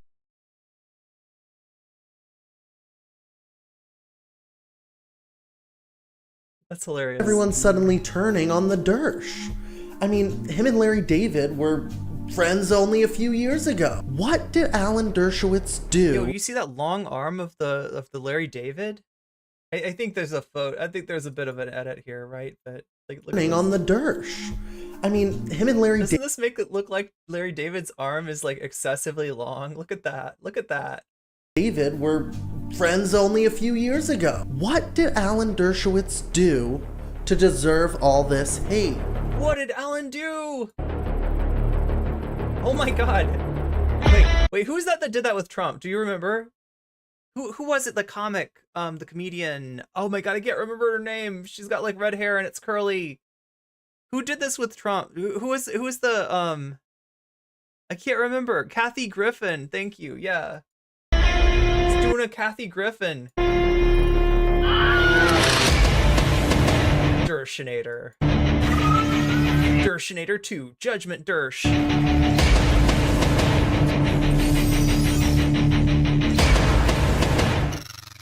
When you have all kind of allegations that may be true or may not be true, what do? You begin an investigation. You call the man in front of the grand jury. You ask him to tell the truth under oath. So I guess that's the Dershowitz my dad knew about?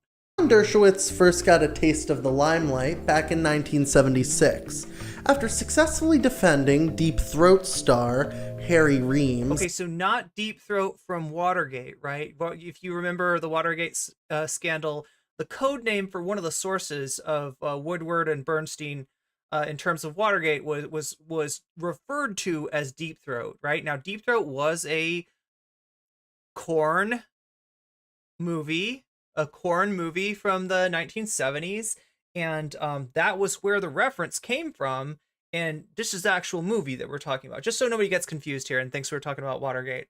In a federal appeal case. But being featured on talk shows and news programs was nothing compared to the recognition and stardom Alan Dershowitz would receive from his... Wait, is that the McLaughlin group? Next case. There's no way. No way. Is that? I can't tell. Is that Buckley? That's William F. Buckley. Okay. Right? If a person doesn't have the money to hire, first of all, a decent lawyer. Did William F. Buckley have like his own McLaughlin group before the McLaughlin group?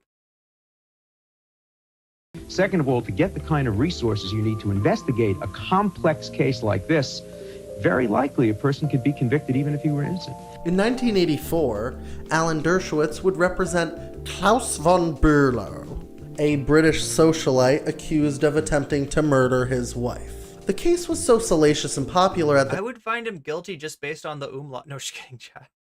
After this, it allowed for the obscenity laws to stop being used against Korn and Korn performers.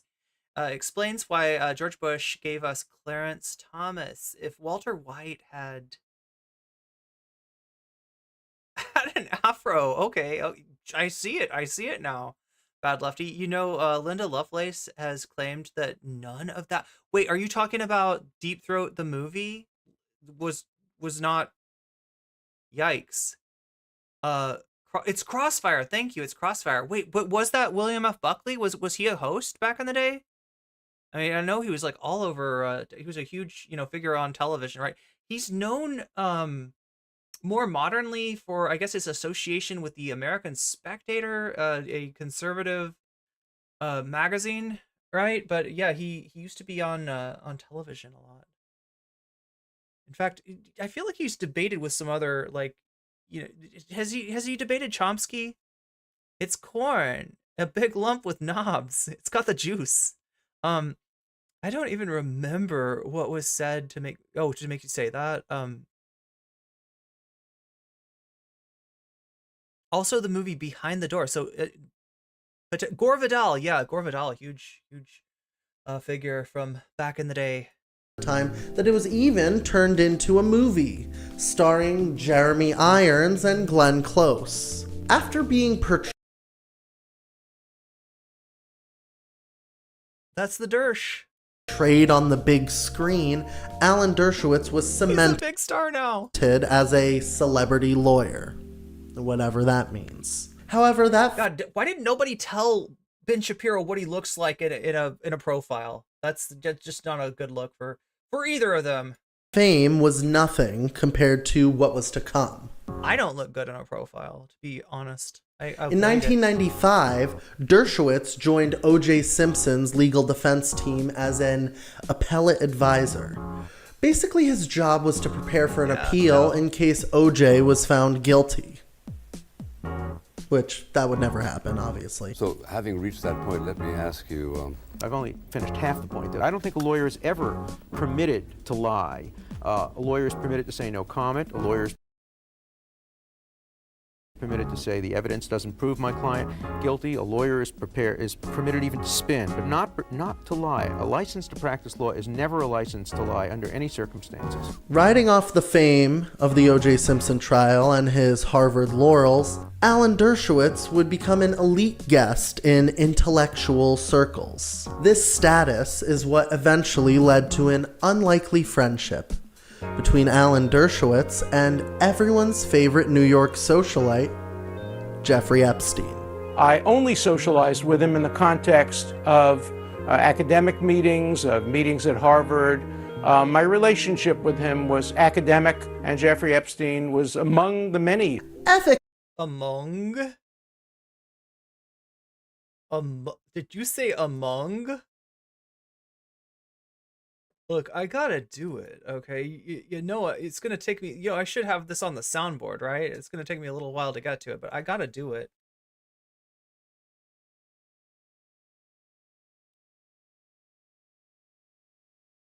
Did someone say among?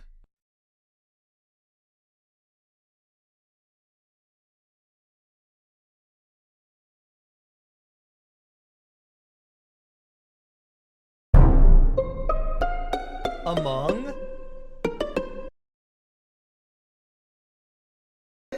As a lawyer, you're not really supposed to represent people who you're friends with. But since Jeffrey Epstein and Alan Dershowitz had only been friends for 10 years, the Dersh decided that he would represent Jeffrey Epstein. Like in the same way that you're not supposed to be, if you're a doctor, you're not supposed to be the doctor for your friends but people do it anyway.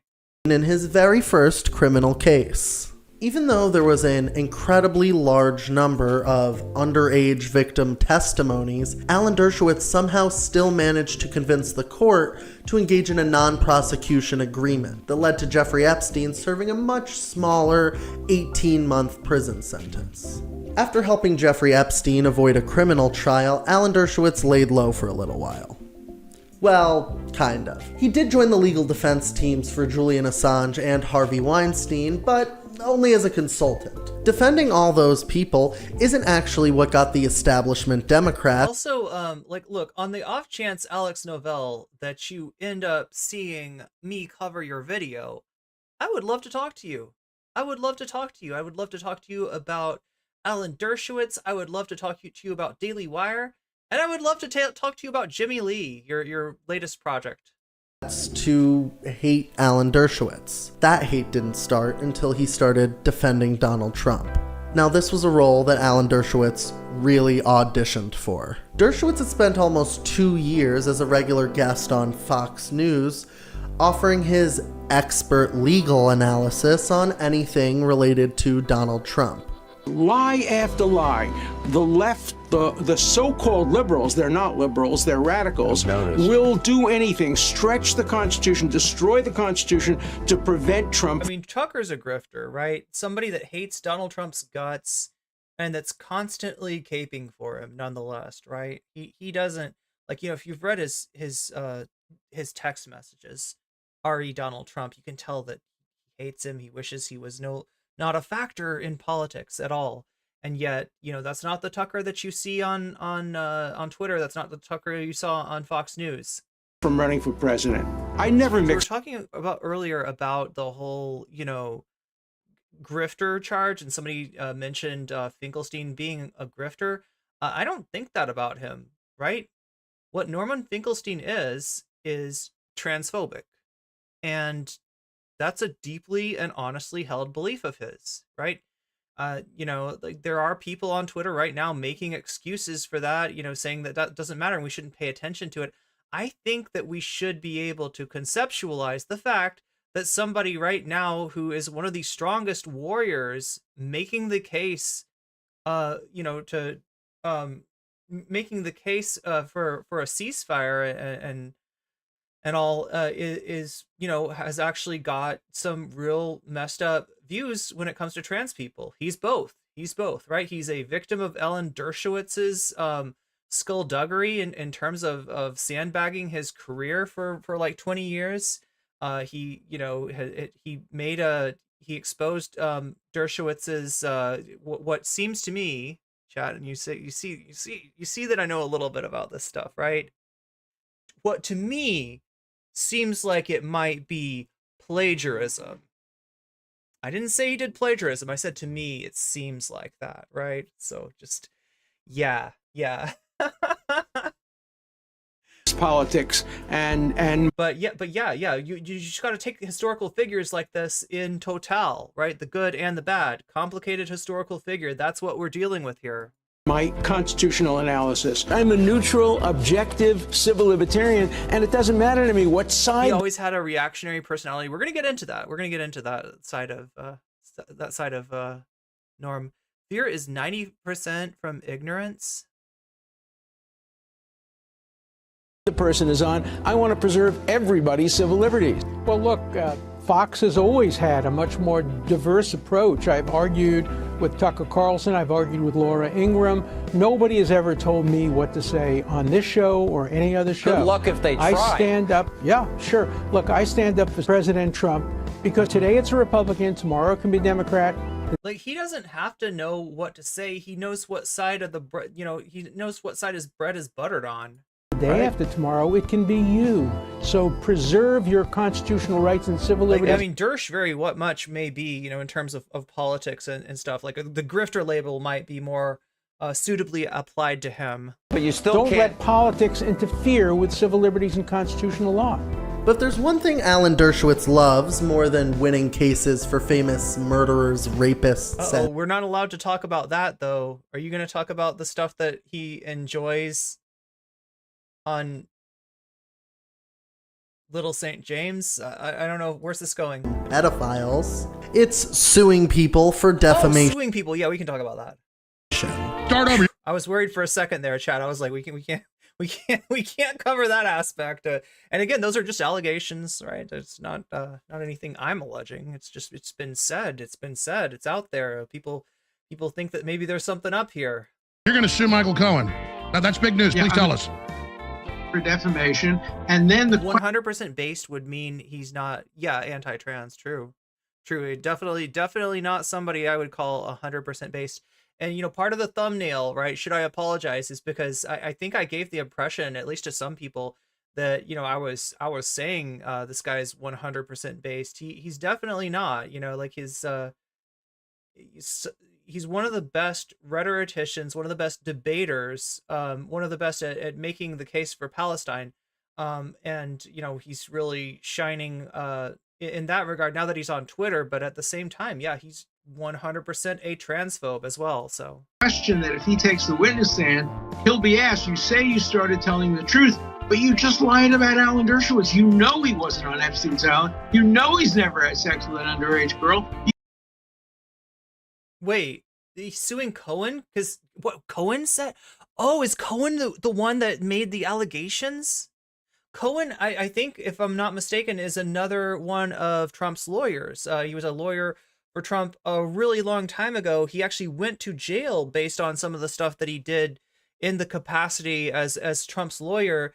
And, now when he goes on TV, he tells a very different story about Donald Trump. So you just got mad at him because he called you a liar. In 2014, Jeffrey Epstein victim Virginia Giuffre alleged that she was trafficked to Alan Dershowitz as well as Prince Andrew. In response to not just accusations then from Michael Cohen, it sounds like accusations from victims. Accusations, Dershowitz began firing off defamation suits at anyone who dared to utter Virginia Giuffre's name in the same sentence as his. She knows if she repeats it, she will be sued for defamation. So I think each of you has a responsibility to ask her to repeat in front of the media her false charge. Despite the multiple defamation suits, Virginia Giuffre would repeat her allegations of being trafficked to Alan Dershowitz and Prince Andrew in the Netflix documentary Jeffrey Epstein, Filthy Rich. I can tell you she is still a prostitute. She is selling false stories now for money about me. Do you have any concern calling her a prostitute when she was victimized at such a young age by this wealthy man? She was not victimized. She made her own decisions in life. After 3 more years of defamation lawsuits following the Netflix documentary, Virginia Giuffre and Alan Dershowitz would finally settle their lawsuit out of the courtroom. Virginia Giuffre would also release an obligatory statement marking the end of their lawsuit, saying, "I now recognize that I may have made a mistake in identifying Mr. Dershowitz. So by the end of it all, it is gross that he, oh my god, you know what else is gross before I even mention what's gross is the top of the hour ad break, which is almost upon us again. Okay, so this is for any of you in Twitch chat who do not want to have your eyeballs plucked and put in front of a 3 full minutes of ads potentially, right?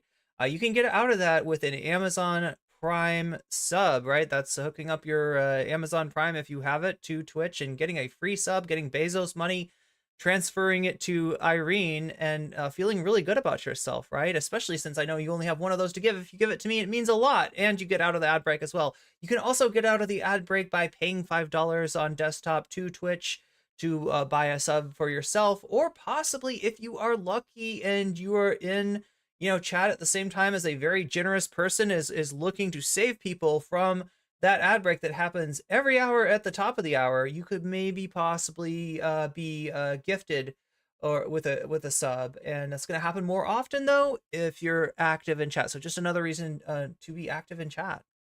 Alan Dershowitz. Although you don't need a reason, right? You're already active. Yeah, Kit Marlowe would be very thankful for a gift sub. Mistake not being, are those three, those are like 3-minute ads, right? Those are like the serious ones. Those are no joke. Mistake of not realizing how vicious, petty, and powerful he is. Yeah, Norm Finkelstein, for doing the right thing, has just languished, right? And this guy's got all the access. You got Justice Kagan, taking his side at Harvard. It's got exactly what he wanted. He cleared his name by bullying, suing, and publicly shaming a victim of sex trafficking, but what's most important is the whole name thing, that Alan Dershowitz's name has been restored to its pristine glory. But how much did it all cost? Did Alan Dershowitz have to pay Virginia Giuffre to recant her allegations against him? Was it the carrot or the stick? Yeah, I guess we'll never know. I guess there's only one way to find out. So I decided to reach out to Alan Dershowitz via his Harvard email address that I found on Google. Always good to reach out. But what could I say to get him to want to talk to someone like me? I mean, if Josh Fetterman can dress like that, I don't see why you can't, Alex. Guy does interviews with such prestigious publications as the New York Post and Fox News. The New York Post, wonderful. Why would he want to talk to me? Well, that's easy. I'll just tell him it's about Israel. Hi, Professor Dershowitz. I am a graduate student at NYU, working on a documentary film about the history of the Taglit birthright program. The film focuses on young American Jews living in the diaspora, learning about the importance of having a homeland in Israel. The film also touches on the recent influx of anti-Israel sentiment that has become increasingly prevalent in left-wing media. I'm hoping we could get an interview with you. Isn't debate, bro, a sexist slur against men? Like saying Karen or bossy girl would be a good. Wait, like please go on. I really want to know about this. Look, I don't want to call anybody a slur. Like, please make the case. Make the case. Okay, I'm listening. I'm just a man who makes good beats. Do you make good beats for streamers? Is that you, as it would provide expert commentary for the film.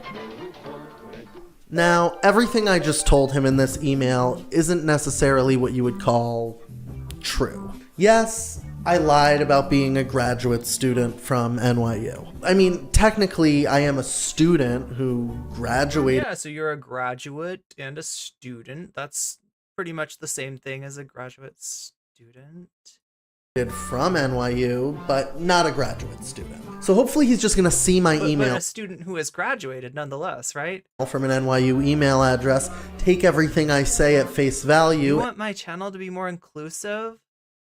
So wait, what would make you happy if I referred to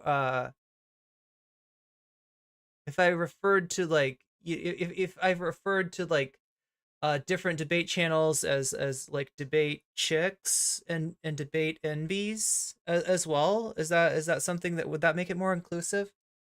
And not Google my name at all. Yeah, graduated student, exactly. You've got mail. Oh, it's on. Oh, we got the WWE memes. That's how on. Do you see how on it is, right? Do you see how on it is? It is definitely on. So I put on my most presentable clothes, fixed up my face, and logged on to Google Meet, ready to have a one-on-one interview with Alan Dershowitz. Oh, Hi, that's so good. That's so good. He actually talked to Alan Dershowitz. How are you? No. There we are. There we are. I think I'm just waiting for your audio to come in. There you go. Yeah, sometimes that's a trick on Zoom. Do you see me now? Or? Yeah, I can see and hear you. Thank you. You gotta hit a button for that one. Thank you so much for taking the time. I really appreciate it. Okay, let's do it. Let's do it. All right. Wait, C is for centrist? Are we doing Sesame Street now? So critics of Birthright would argue that it presents a one-sided view of Israel and that it ignores the complexities of the Israeli-Palestinian conflict. How would you respond to that type of criticism? There are two answers. One, if you assume it's one-sided, which I don't, fine. Have the other side present an alternative vision. There's nothing wrong with presenting. What is Google Meet? I think it's basically like Zoom. One view of Israel. Oh, I was assuming this was Zoom. Which students can accept or reject. Let people. The Arab side of the Israeli conflict is much wealthier than the Jewish side. They have all kinds of money from Saudi Arabia and other mega wealthy countries. Let them do a birthright and let them go to Israel and present an alternative. That's number one. Number two, it's not one-sided. I don't think that would be allowed. It's relatively fair. I've spoken at Birthright, and I've presented a nuanced view of what's going on. But the fundamental answer is that the Israeli-Palestinian more like FaceTime? Palestinian conflict is largely one-sided. Palestine could have been a state in 1947, 1948, 1967, 2000, 2001, and in 2008. The Palestinians have rejected every offer. They don't know how to take yes for an answer. I've never seen a more one-sided conflict than the Israel-Palestine conflict. And so... well, see, they got these keys, okay, to their houses, and they want to be able to go back to their house and put the key in and open it up and go home, right? That that for one might help. I don't know. These students are going to get the Palestinian side in universities, reading the New York Times, listening to NPR.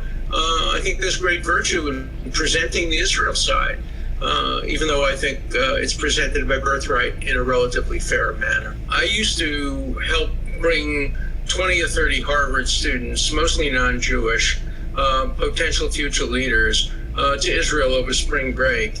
And the invariable response was, we're shocked.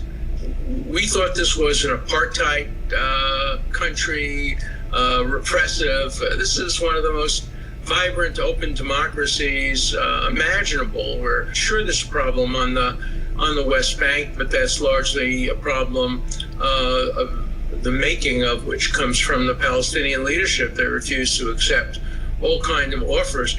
So kind of piggybacking off of that, many young American Jews specifically are becoming increasingly critical of Israel's policies towards the Palestinians. How do you think Birthright can engage with this new generation of Jewish activists and address their concerns?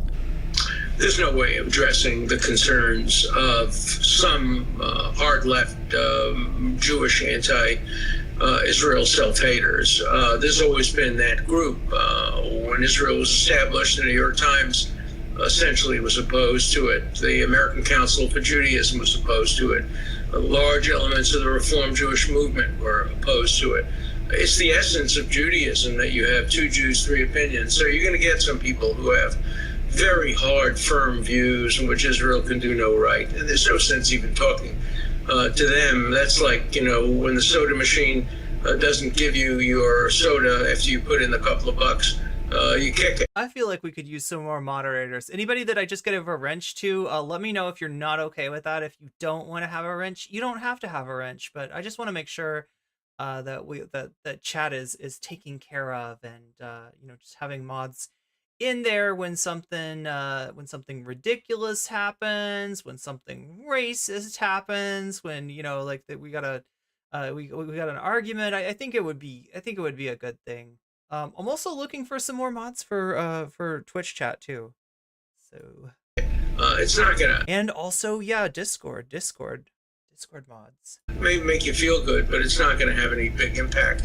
And so I think the important thing is to focus on students with open minds.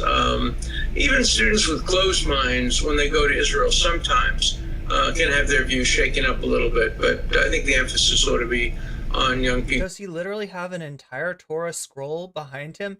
Wait, are you saying like the rolly one? Like I mean, that's...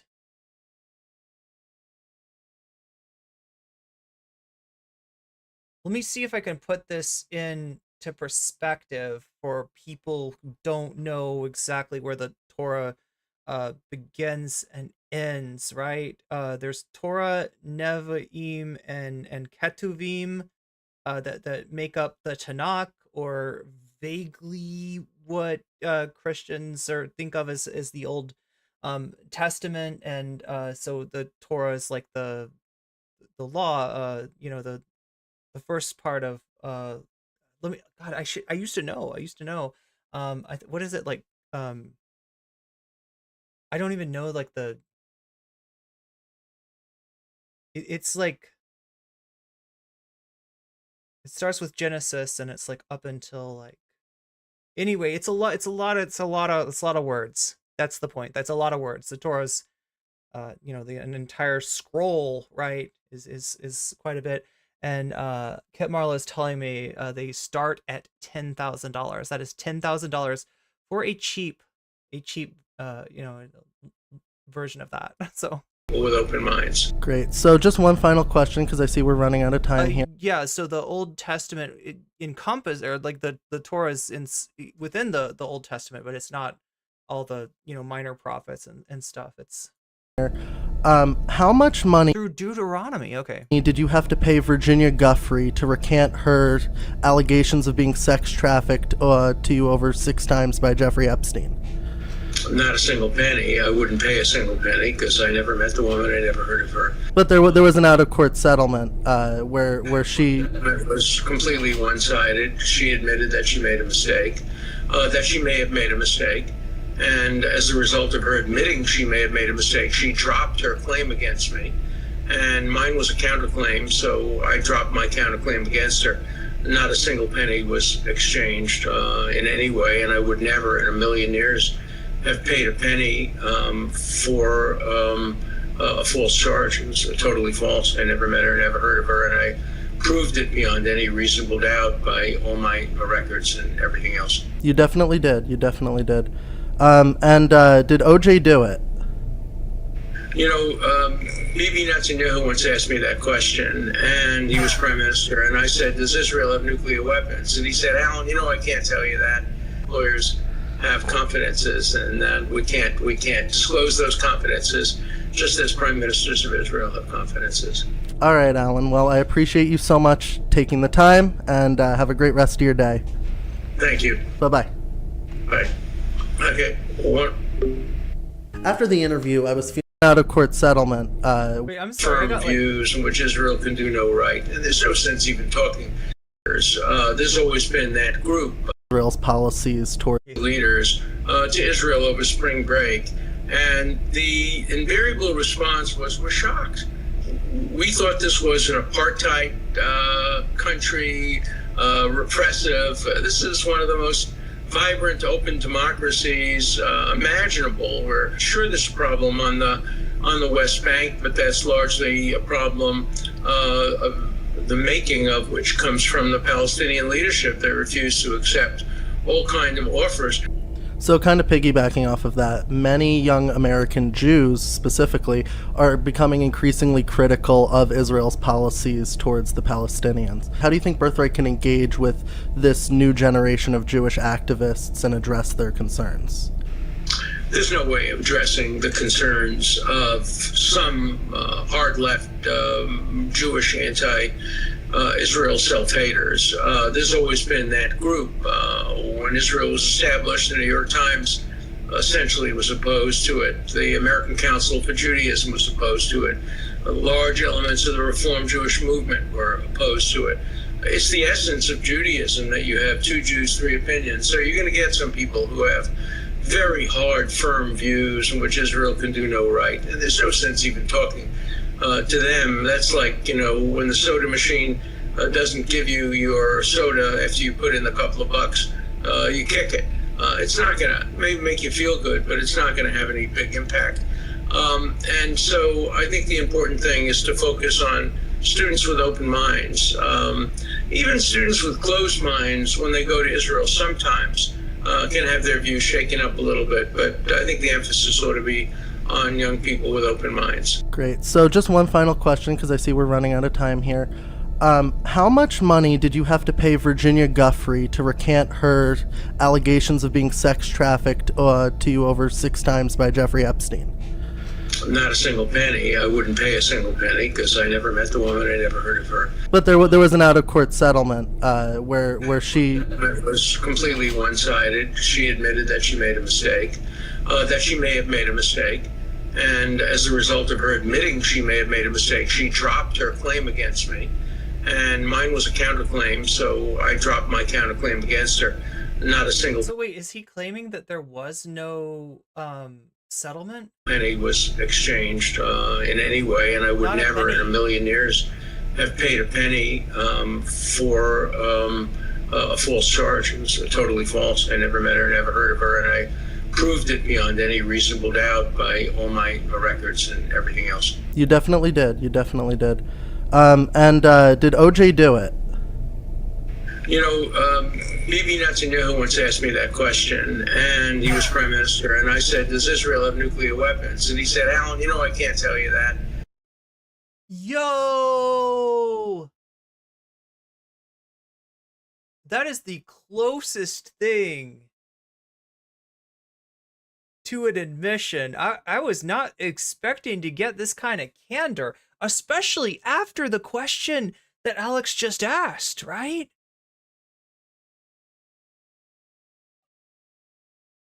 There it is, from the Dersh's mouth, right? Is OJ guilty? Does Israel have nuclear weapons? I think we've got our answers. Lawyers have confidences, and we can't disclose those confidences, just as prime ministers of Israel. Look, he's right. That is a true, fact about lawyers, even if they're recognize that their client is guilty. They don't want to know, that the client is guilty, because that probably presents like a moral challenge for them. But they want to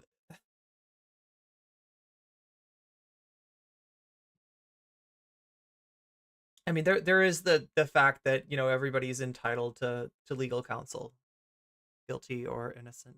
Confidences. All right, but, Alan. I mean, there we have it. Well, I appreciate you so much taking the time, and have a great rest of your day. Thank you. Bye-bye. Bye. Okay. After the interview, I was feeling what could only be described as shock. For one, I didn't expect him to actually answer the last 2 questions I asked. I expected him to hang up on you. Kind of thought he would leave the Zoom angrily in a funny bit. But he was just so weird and polite, almost like he was prepared to answer these questions. And then the emails started coming in. Please respond immediately to my question so I can determine whether this is a legitimate project sponsored by NYU. If you do not respond, I will have to make further inquiry about the bona fides sent from my iPhone. At first I wasn't even going to respond, but I thought since the Dersh man was nice enough to follow up, I at least owed him an explanation. Hi, Alan. Thanks so much for taking the time to chat today. I really appreciate you answering all my questions with respect and candor. I don't remember mentioning that this project was sponsored by NYU, as telling you that would have been false. I did, however, say that I am a documentary filmmaker that graduated from NYU, working on a film that I wanted your interview for. Perhaps you should have inquired about the bona fides, as you call it, before our video call instead of getting... Yeah, dear Alan, Alan, you can tell that Alan's... cold feet afterwards and sending me an empty threat. All the best. So obviously Alan Dershowitz didn't like me putting everything so bluntly like that, but I didn't expect him to respond and figured everything would be finished after that. But of course, then he started rage texting me. You are an unethical fraud. I hereby deny you the right to use any of the videos you obtained fraudulently. I do not make empty threats. And when I ignored that, he replied again. Okay, now look, just in case anybody's worried about me reacting to this content, I will point out 5 months ago, right?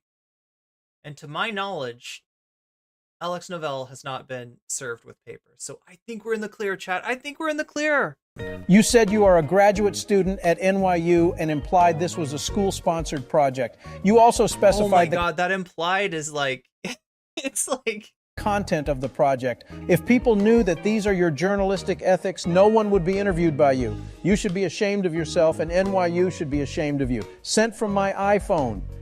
Now, he might be right that NYU is ashamed of me, but I am not ashamed of myself. In fact, Professor Dershowitz, it's quite the opposite.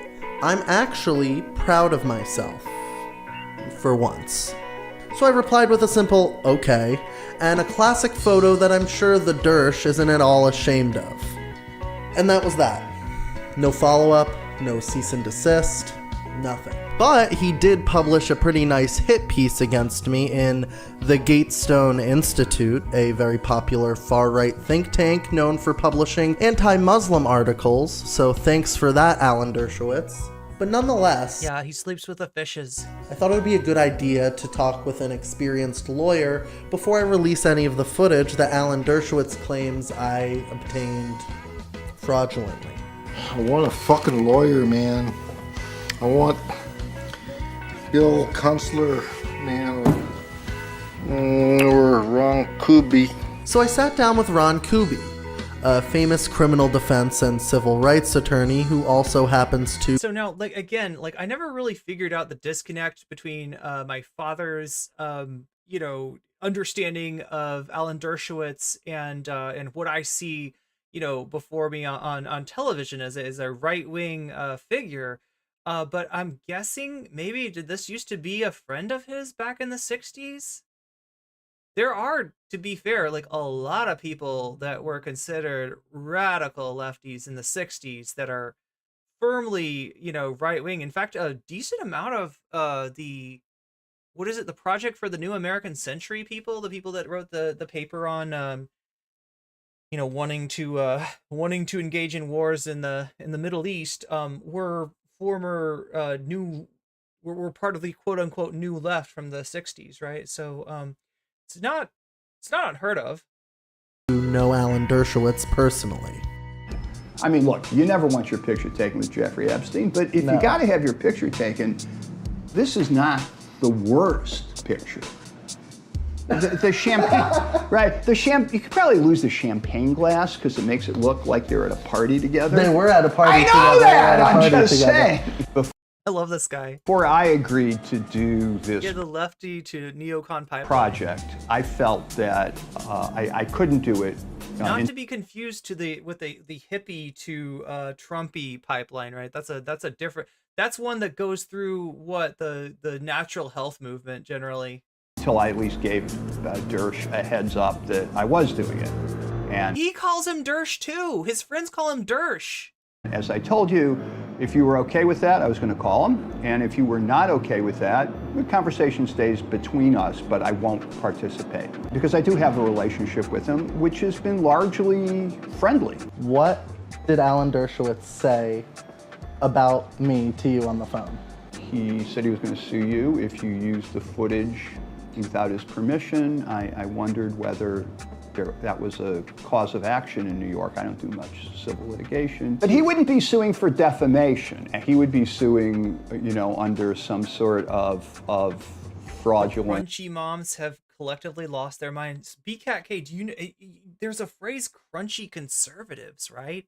It's a real thing. Oh my God, what's his name? Rod Dreher. Yeah, is part of this, whatever the hell crunchy conservatism is. He's part of it. Inducement theory. And I did do one video on Rod Dreher, and nobody watched it. I don't know. I don't know. I guess it's because I'm not a member of the Chapo crew, so. I don't give a shit. That's great. I thought it was defamation. Fraudulent inducement theory sounds like I pulled a fatal attraction on him. Well, you kind of did. Saying I'm going to talk to you about Israel to a Zionist is kind of like... One in chat if I should go on Chapo. Like a fatal attraction. We talked a little bit... You think my video would do better if I went on Chapo? About release forms and how he didn't sign one, and how I always tell people that they should get the release first rather than afterwards. But those are usually people I like, who I'm giving interviews with, if they want to release. It's like, don't wait until after I say dumb shit to ask me if you can use it. We didn't have you sign a release today, did we? No, you didn't. Shit. Okay, I'll sue you if I don't like this. Do you think that it's unethical I'm too cool for Chapo or fraudulent to lie to someone like Dershowitz, considering he's famous for lying? I don't think Dershowitz lies as we lawyers use that word. Does he state actual facts and draw inference? He's also painfully aware of the fact that calling Dershowitz a liar, in a video would probably have potentially negative legal ramifications for him. Inferences from them, which I think are incorrect? Absolutely. Alan is litigious. Alan has always been litigious. He's been litigious his whole life. I like to joke that he's a... They don't deserve me. Yeah, that's right. And I feel like my slots I feel like they only have room for one girl on Chapo anyway, so. Firm and skilled practitioner of the Jewish art of... And to be fair, Rod Dreher's not... I wouldn't say he's terribly relevant in this day. Self-defense called I Sue. Dersh tends to gravitate toward people who are rich and powerful, and those folks who need a defense. I think he's done an incredible amount of harm to himself and his reputation, which at one time was quite good. What reputation? Good as a civil libertarian and somebody who fought on behalf of the poor and the oppressed against the powerful. And that's not his reputation anymore, and I don't think he's getting that back, and I think that's sad. It's like, really? You're attacking this person? You're you, and you're going all the way down? No offense. No offense, but you're like here, you're like this crumb on the floor. Actually, you're below. We'd have to take up some of these boards to show where you're at. Like, you're somewhere in the pipes, maybe in the sub-basement, no offense. At this guy? I mean, I guess my question is why? Why? Who are you? Do people know what you look like? No. You look like a guy in his Star Wars... Oh, it's Terminator 2 3D, The Ride, that was directed by James Cameron. Wait, why? Go about your way, young fellow. So do you think that it's worth me going through all of this trouble, basically just to piss him off? Only you can answer that question. In your legal opinion. In my legal opinion, none of this is fucking worth it. Do you think that... I thought he was going to say something like, I mean, you haven't paid me a retainer fee. I can't exactly give you legal advice here, but yeah, that's some pretty simple... It's just a prank, bro, is a viable defense against fraud and defamation. Like, what is art? What is commerce? What are under pranks? Capitalism? Can they really be separated? These are all complex questions of like law and philosophy that I have nothing to do with. Zero. And you know how much I want to have something to do with them?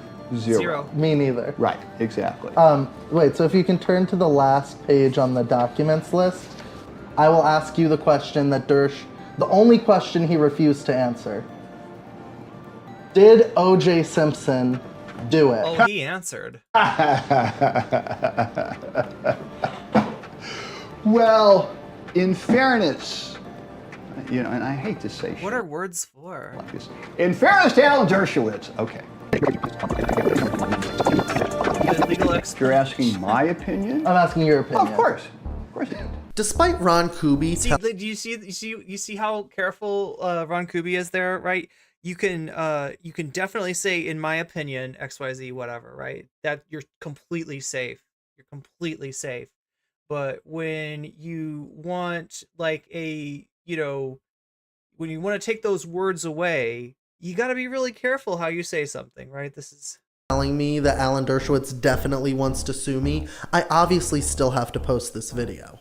And sure, it would suck if Alan Dershowitz does actually sue me because of it, but it would suck infinitely more if I let a weaselly Harvard schmendrick like Alan Dershowitz bully me into silence. So is it okay to lie to someone who's a liar? Yeah, I think so. I actually got really close to getting an interview. I thought we were gonna get Weasley Little Liar, but with George Santos for this video as well. My God. I was going back and forth with his communications director. George Santos, if you don't know, the ethics committee's their findings are in, and it doesn't look good for Santos. There is a motion to dismiss him from Congress. We'll see if that actually happens. I would guess no, given the fact that the Republicans need every single vote that they can get, and Santos, for all his scandals, is still a reliable vote for them. So, and for a minute there, it really seemed like I was gonna score a chat with one of the biggest liars in Congress. But then, oh my God, chat! I want to add more mods, but then I realized I don't. He got federally charged with fraud, and all of that went out the window. You know what I should add? You know what I should add? I should add people to Discord. I should add people to Discord. Wait, what's going on here? Oh my God, I should be in this one. Okay, there we go. Here, let me give you my Discord link. Okay, so this is the Discord. Now watch this space, right? Because I am seriously thinking, I'm seriously considering opening up a second Discord for subs, Patreons, and members, right? So if you'd be interested in that, be on the lookout for that, right? I want to be able to do something, right, special for the Patreons, and since I have so few of them, there's not a lot that I can give them that's special and distinct from everyone else. But I really should be building that Patreon up. Let me put that link in chat too. What is this? What is this app? This is a very interesting video. Alex Novell, very interesting content creator, and oh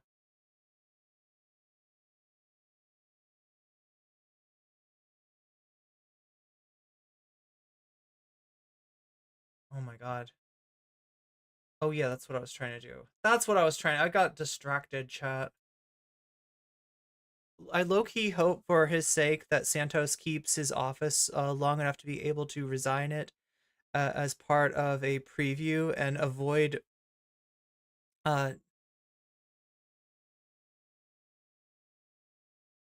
avoid doing decades. He's too soft for, well, yeah, him in prison. That's not a great idea, is it? Here we go. This is the link for my Patreon. If you want to join. Oh my God, that's a super long link. Why does Patreon do that? I think all you really need is this link to find my Patreon, and you do get stuff early. You pretty much at this point get the same deal as the members on YouTube in terms of getting the videos early. Sometimes getting stuff before it's released. It's sometimes getting candid pictures of yours truly, or even like little videos, little love letters I send my Patreons letting them know what's going on. So that is all available here on Patreon. Oh my god. Oh my god, what is up with this link? I swear to god. I swear to god. Anyway, that's the Patreon. Okay, so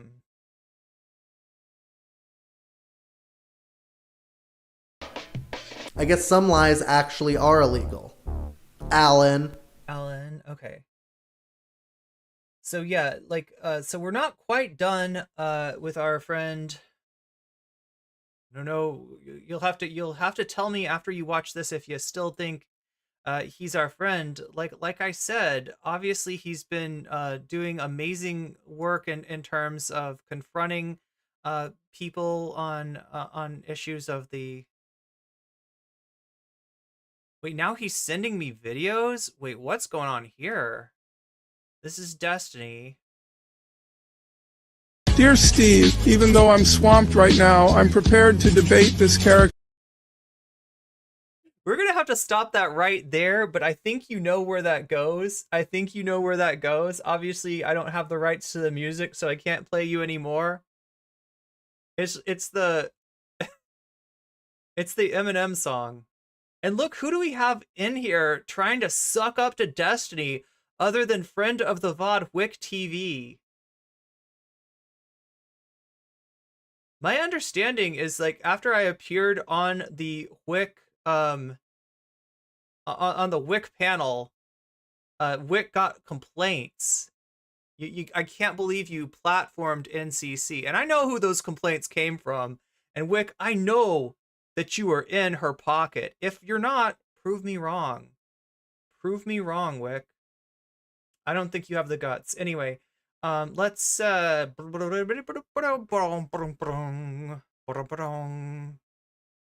my god, I still have that Amogus thing in my head. Okay, so I told you we're gonna look at the good, we're gonna look at the ugly. Now it's time to look at the bad. And you look, there's nothing much I can do for this, but I gotta show it to you. Because otherwise I'm just giving you a rosy picture of Norman Finkelstein, making you think that he's an awesome guy that's you know, got the good takes. He doesn't always have the good takes. Here's an example.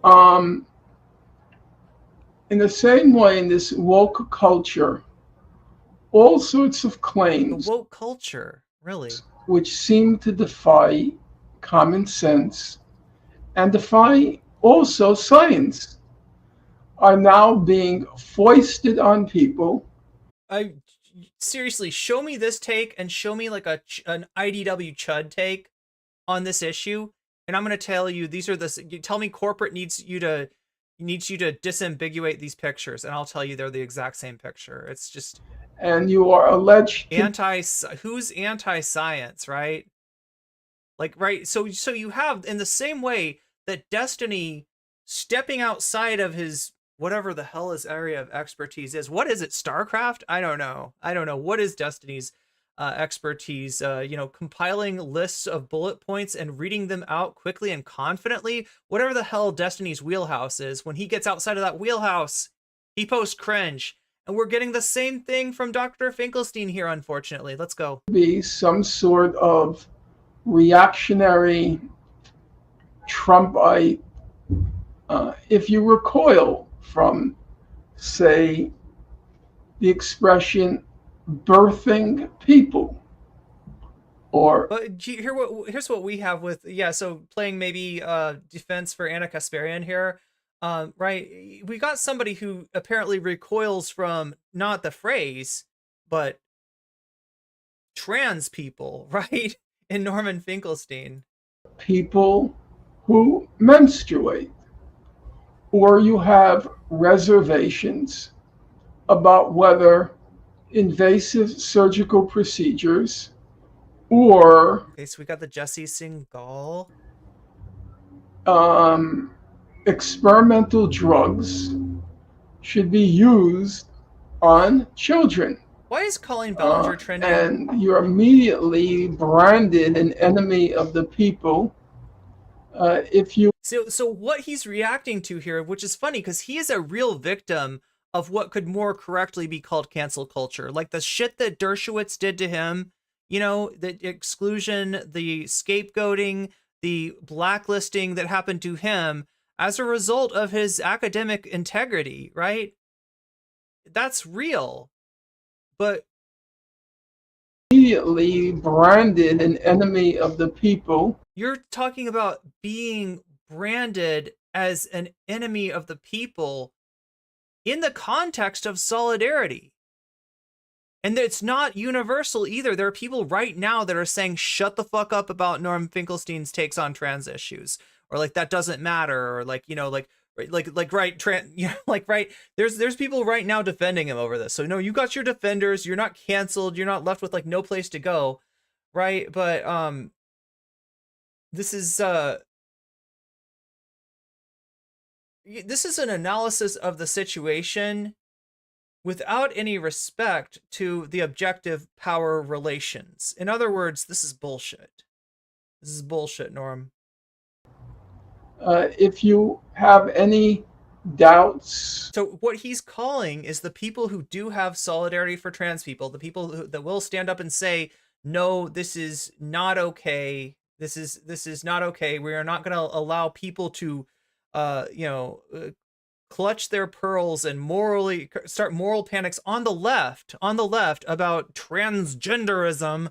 That to me looks like solidarity. That to me looks like people who are not willing to throw trans people under the bus. But you're like, oh my God, they're throwing me under the bus. No, Norm, you threw us under the bus, and some people are not okay with that. Some people have solidarity. Sorry. Or reservations or qualifications. And that to me is reminiscent of this kind of the irrational component of that Maoist experience.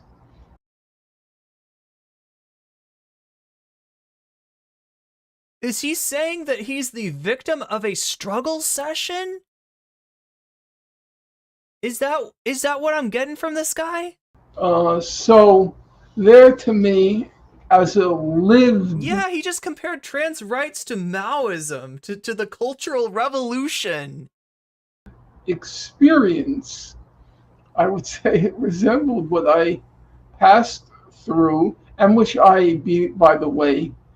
You got criticized for people who wanted to hold solidarity with trans people. And like, here you are, like all but comparing this to what you experienced from in terms of Dershowitz, attempt to blacklist you from public life. These are not the same thing, Norm. These are not the same thing. We don't have that power, even with all the, allies that are willing to say, hey, attacking trans people is not okay. We don't have even an inkling of the power that was leveraged against you for standing up and doing the right thing and having some integrity and academic honesty. Vehemently and fanatically defended, and very respectable people did it as well. All right, so yeah.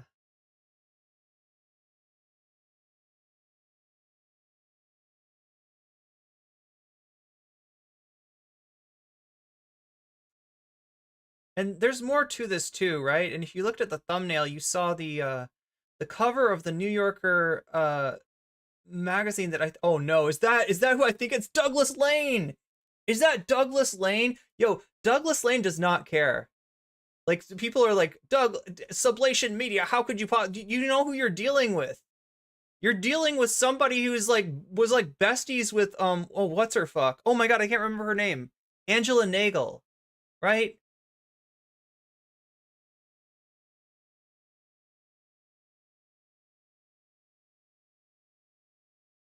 Norman Finkelstein on his new book. Okay, what was this?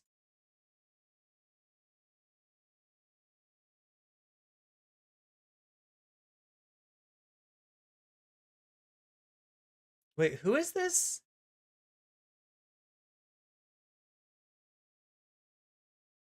Is this Finkelstein that was published in the American Conservative from 2007 to 2013? Maybe. See, it's not political party Republican. I can't tell. Doug is such a sus Ibaka. Always, yeah, definitely.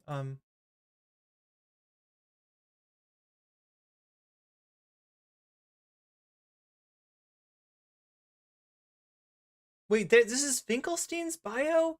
They have him listed as a Republican. I wish they'd shown us a little bit more of whatever this is, because like you just don't have quite the this is Ron Unz. Okay, so Unz, we're talking about Ron Unz here, not Norman Finkelstein. But that is what, who's publishing? I don't know. I'm trying to figure out how this is related exactly.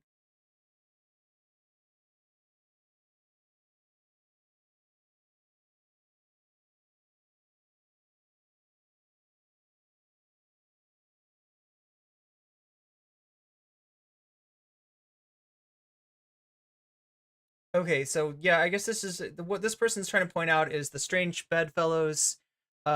He is with Republican Ron Unz. So that's what I meant, is like I saw his name pop up in some not very left places. And that's just the start of it. Here, let me like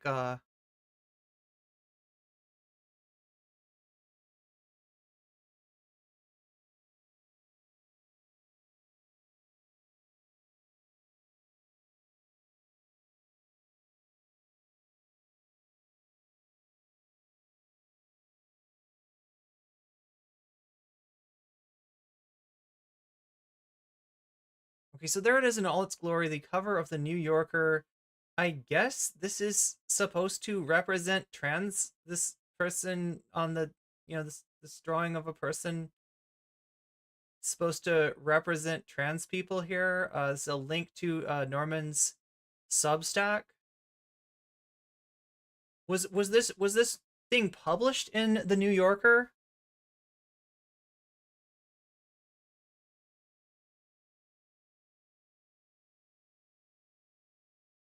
Transgender cult.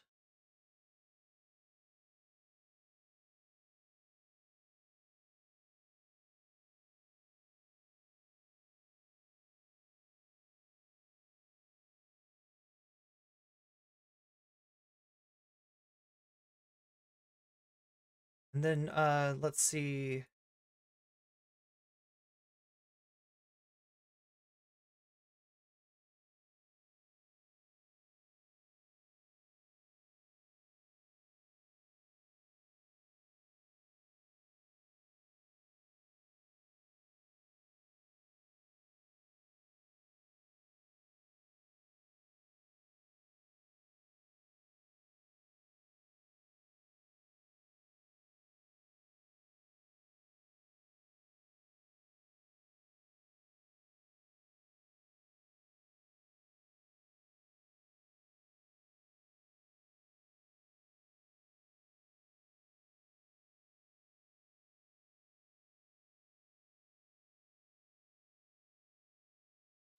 Okay, so here's him saying, at its worst, the woke cult of transgenders is a cross between voyeurism and morbidity. A fascinating, this is from I'll Burn That Bridge When I Get to It. A fascination with the sexually bizarre, a politically correct version of snuff corn. It's it's at the intersectionality, don't you mean the intersection of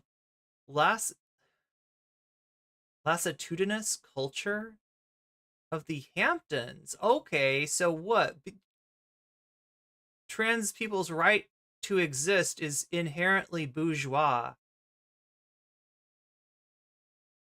Look, I would be if I didn't show you both sides of Norman Finkelstein, I would be guilty of the same thing that I criticize others for.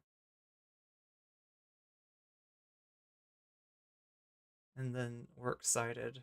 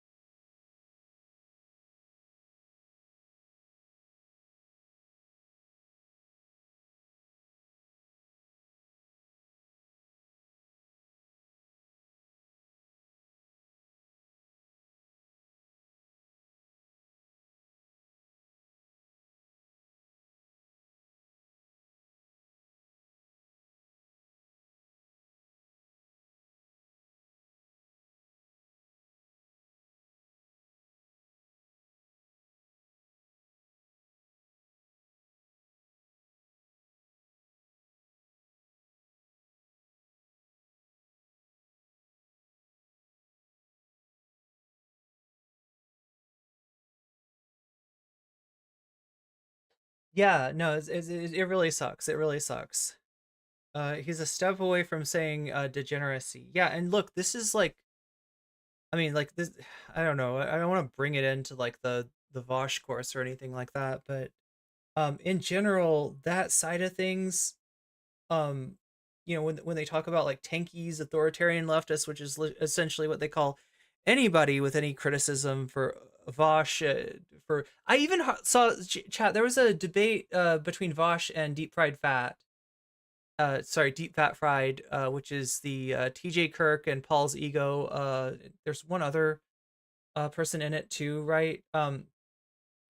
But I heard a Voshite refer to the three of them, including Amazing Atheist T.J. Kirk, as tankies, right? It's such a weird thing. He also defended a Holocaust denier. Not sure if you covered that.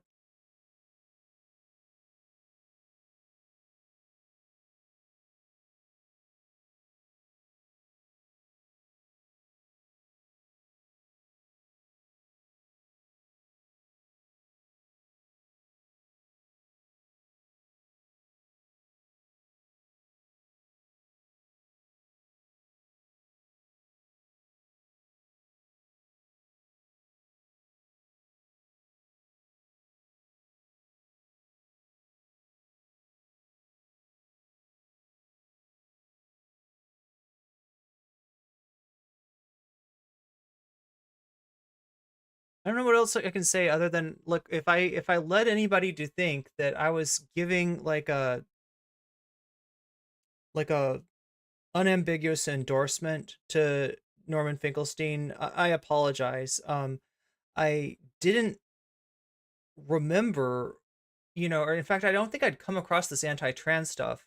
I had a vague memory of him being associated with some gray zone types, right? And so I was thinking, there's something about this guy, but then, I just got kind of inundated with post after post of, him being, being based on this issue, and I just kind of went with it. So yeah. All right, ladies and gentlemen, wow, this is my bad, and I definitely apologize. The butterfly stops here, and I want to be accountable on this stuff, right? Even if it's an issue of omission rather than endorsement, I still want to hold myself accountable.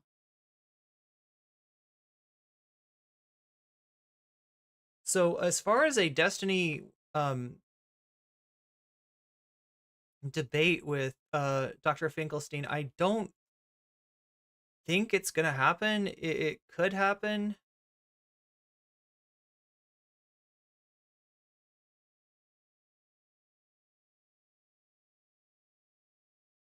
But it looks like Destiny's trying to duck this debate.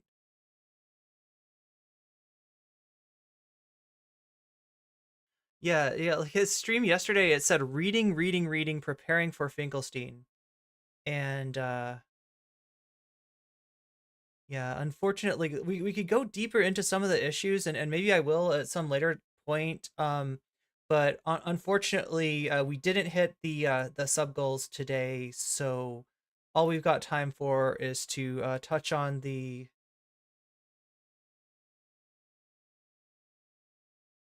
Candace Owens, see what this was all about, because she had him on, they had a talk, and I don't even know what this is. I don't even know what this is about.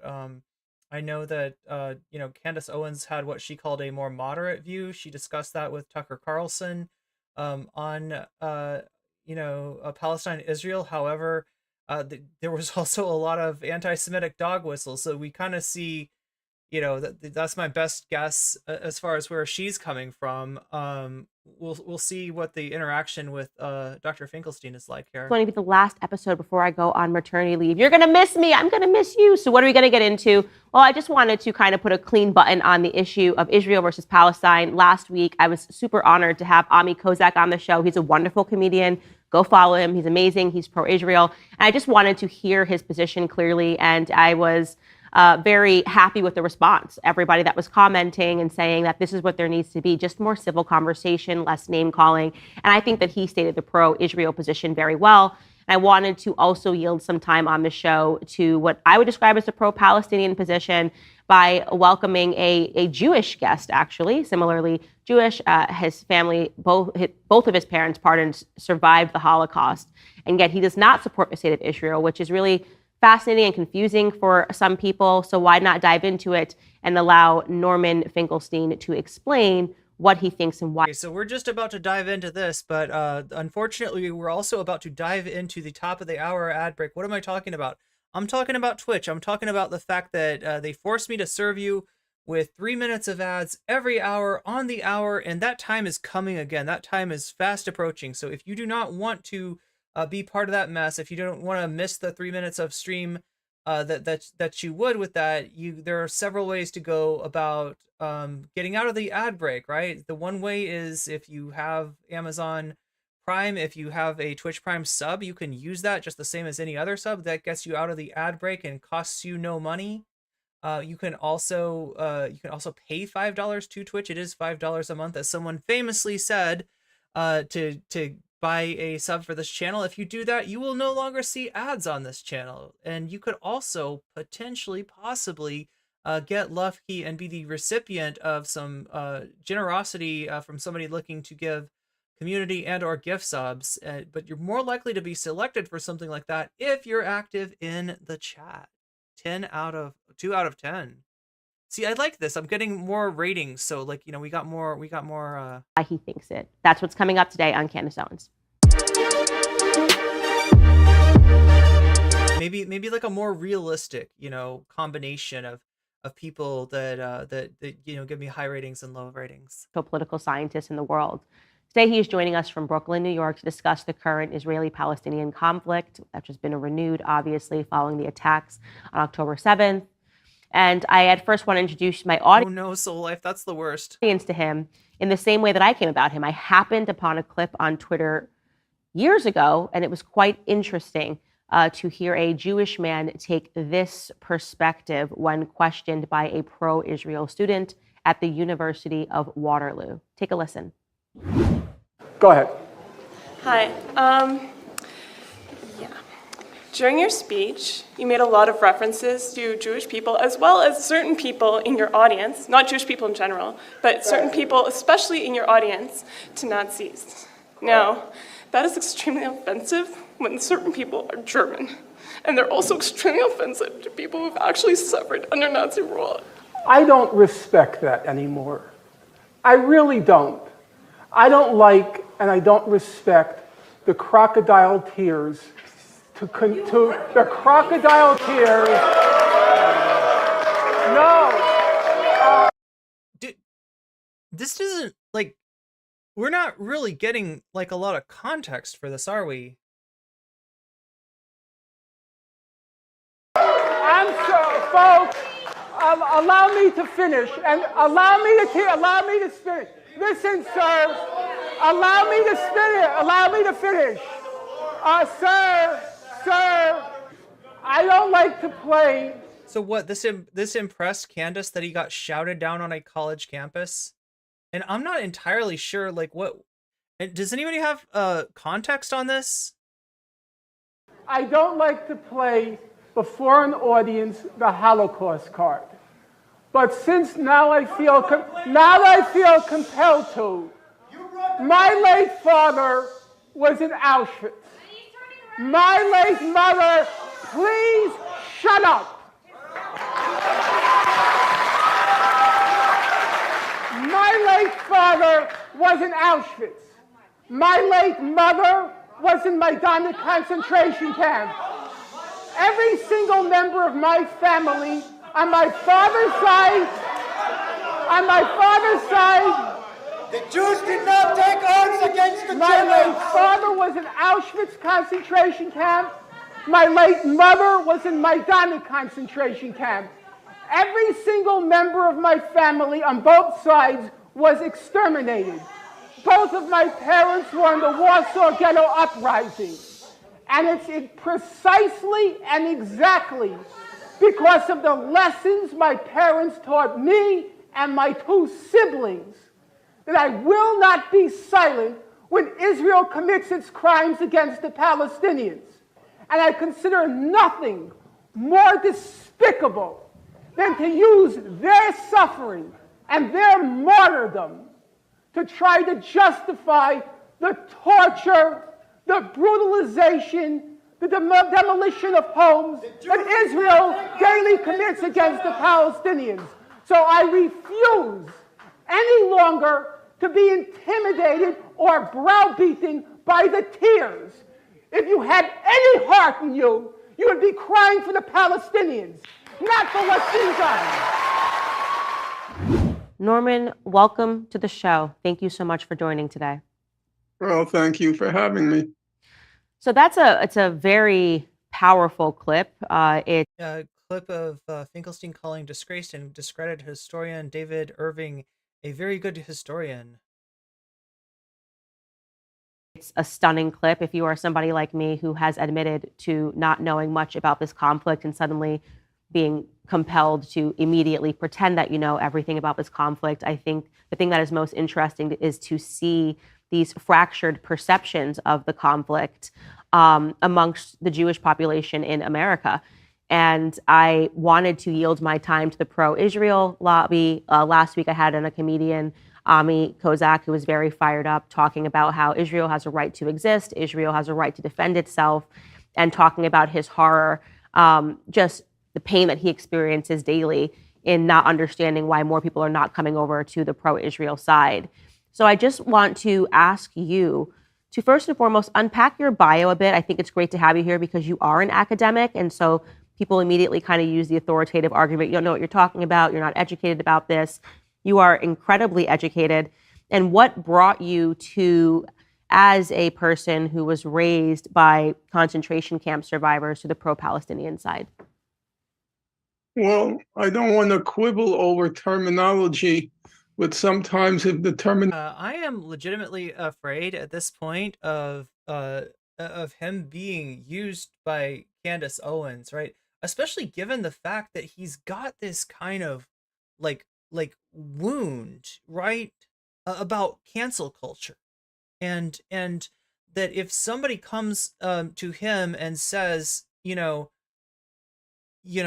were unfairly like a victim of cancel culture, people raked you over the coals for not joining into the groupthink about trans rights.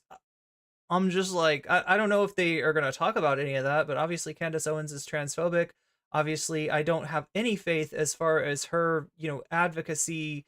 Even on this issue, there is a cynical side to that, and given the way that she and Tucker conversed in the video that we watched on Thursday, I'm worried here. I'm worried.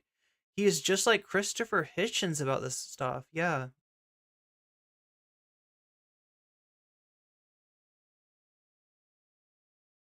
Yeah, more than that's a good point, Christy. Yeah,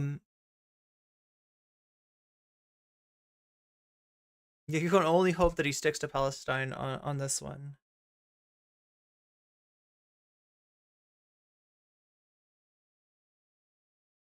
I mean, look, in this atmosphere, if he wants to go debate people and stuff like that, like have at it, right? But I'm guessing that this is not going to be a debate. You've seen the interview. Norm killed it and only talks about Palestine. Terminology is wrong at the outset, then it confuses things moving forward. I'm not pro-Palestinian. I'm not pro-Israeli. I'm pro-truth, and I'm pro-justice. If the truth is on the Israeli side, I will support Israel. If justice is on the Israeli side, I'll support Israel. And the same thing goes for the Palestinians.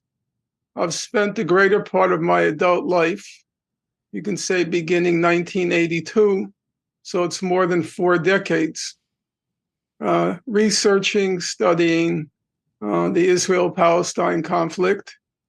And it's my conclusion at the end of that research, but already early on, that the case that Israel makes for its crimes are in large part fabrications, misrepresentations, and distortions. And on the other hand, the Palestinian case is very strongly supported by the evidence. And when I speak about evidence, I'm not talking about what Hamas says any more than when I speak about Israel. I care much about what the government says. If you're serious about these sorts of things, the first thing you do is you try to search out sources which have a certain amount of credibility. So when it comes to the Israel-Palestine conflict, let's say the human rights dimension, you look at what respected human rights organizations have to say: Human Rights Watch, Amnesty International, the B'Tselem, the main Israeli information center for the occupied territories. You look at what the evidence shows, not based on biased sources or naturally biased sources, but on the available evidence. And I try to be a strict adherent of the two principles of truth and justice. And that's where I landed. And I think that's frankly where most of the world has landed. And it's also, incidentally, but not trivially, it's where a large part of the young Jewish population has landed. If you go to the demonstrations now, the ones that have garnered the headlines, say the one in Grand Central Station, was overwhelmingly Jewish. It was organized by Jewish organizations. Young people, mostly, but not entirely. And I've seen it at various times, like the news covering these marches don't mention that. It's like they're afraid to mention that JVP stands for Jewish Voices for Peace. The Statue of Liberty demonstration, again, it was Jewish young people who organized the demonstration. So this idea that it's somehow polarized ethnically is belied by the facts.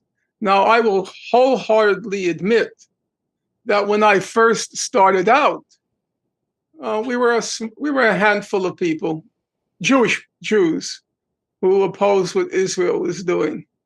But the spectrum has radically changed in recent years.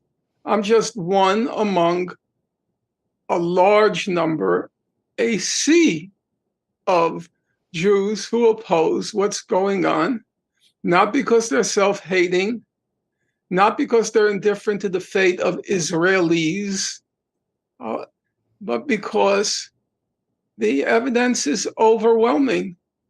And it's impossible. You start out by saying you're not knowledgeable about the topic. Fair enough, there are 10,000 topics I'm not knowledgeable about, and where you have much more knowledge. I'm quite certain of that. But this is not a particularly complicated situation right now. The Israeli government is openly, unabashedly, flagrantly, blatantly, it's declared a war of genocide on the people of Gaza. That's not exaggerated language. The Prime Minister of Israel said in a speech which has been reproduced everywhere, he said, this is a war against Amalek, referring to the Old Testament. And what's a war against Amalek? Well, just open up the Old Testament. It obliges Israel to kill every man, woman, and child. That's what it means to invoke a war against Amalek. Can there be any doubt? Now, I mean this seriously. Can there be any doubt in the minds of any objective observer when Israel declares a policy of prohibiting any food, water, fuel, or electricity from entering Gaza, if that's their declared policy. Now, I know that you're an expectant mother, so bear in mind what that means to you. Now, Ms. Owens, I'm not sure if you are aware that 1/2 of the population of Gaza, its total population is 2.3 million, about 1.15 million are children. They're like the child that you have and the child that you are expecting. Now, some people will say, I'm playing on people's emotions, but I do not believe that you as a mother would say it's manipulative, it's demagogic for me to say. I feel like the more manipulative thing to say would be to deny the the um the children are the victims. I feel it would be more manipulative to imply that only the bad terrorists are getting, are getting blown up in this situation. Like, right, this is a situation where, people are being accused of being manipulative. We're just stating the true fact, right? The population of Gaza is largely children. It is not a complicated question when a country has a declared policy of denying a population food, water, fuel, electricity. That is not complicated. So I won't even allow for the option of saying, well, I'm ignorant, I don't know. Sorry, it doesn't require a lot of knowledge. And at the risk of offending some of your listeners, if you saw Jews being shoved into gas chambers, it would not require a lot more knowledge to know there's something awry here, something very egregiously, horribly wrong going on. Every hospital in Gaza now has been disabled. Every hospital has been disabled. You're an expectant mother. Do you really have doubts, questions, reservations, qualms about whether that is right? Every few years, literally every few years, Israel has a policy of what it calls mowing the lawn in Gaza. I've written quite a lot on those mowings of the lawn, but I have a question for you. And I do not believe these are rhetorical questions.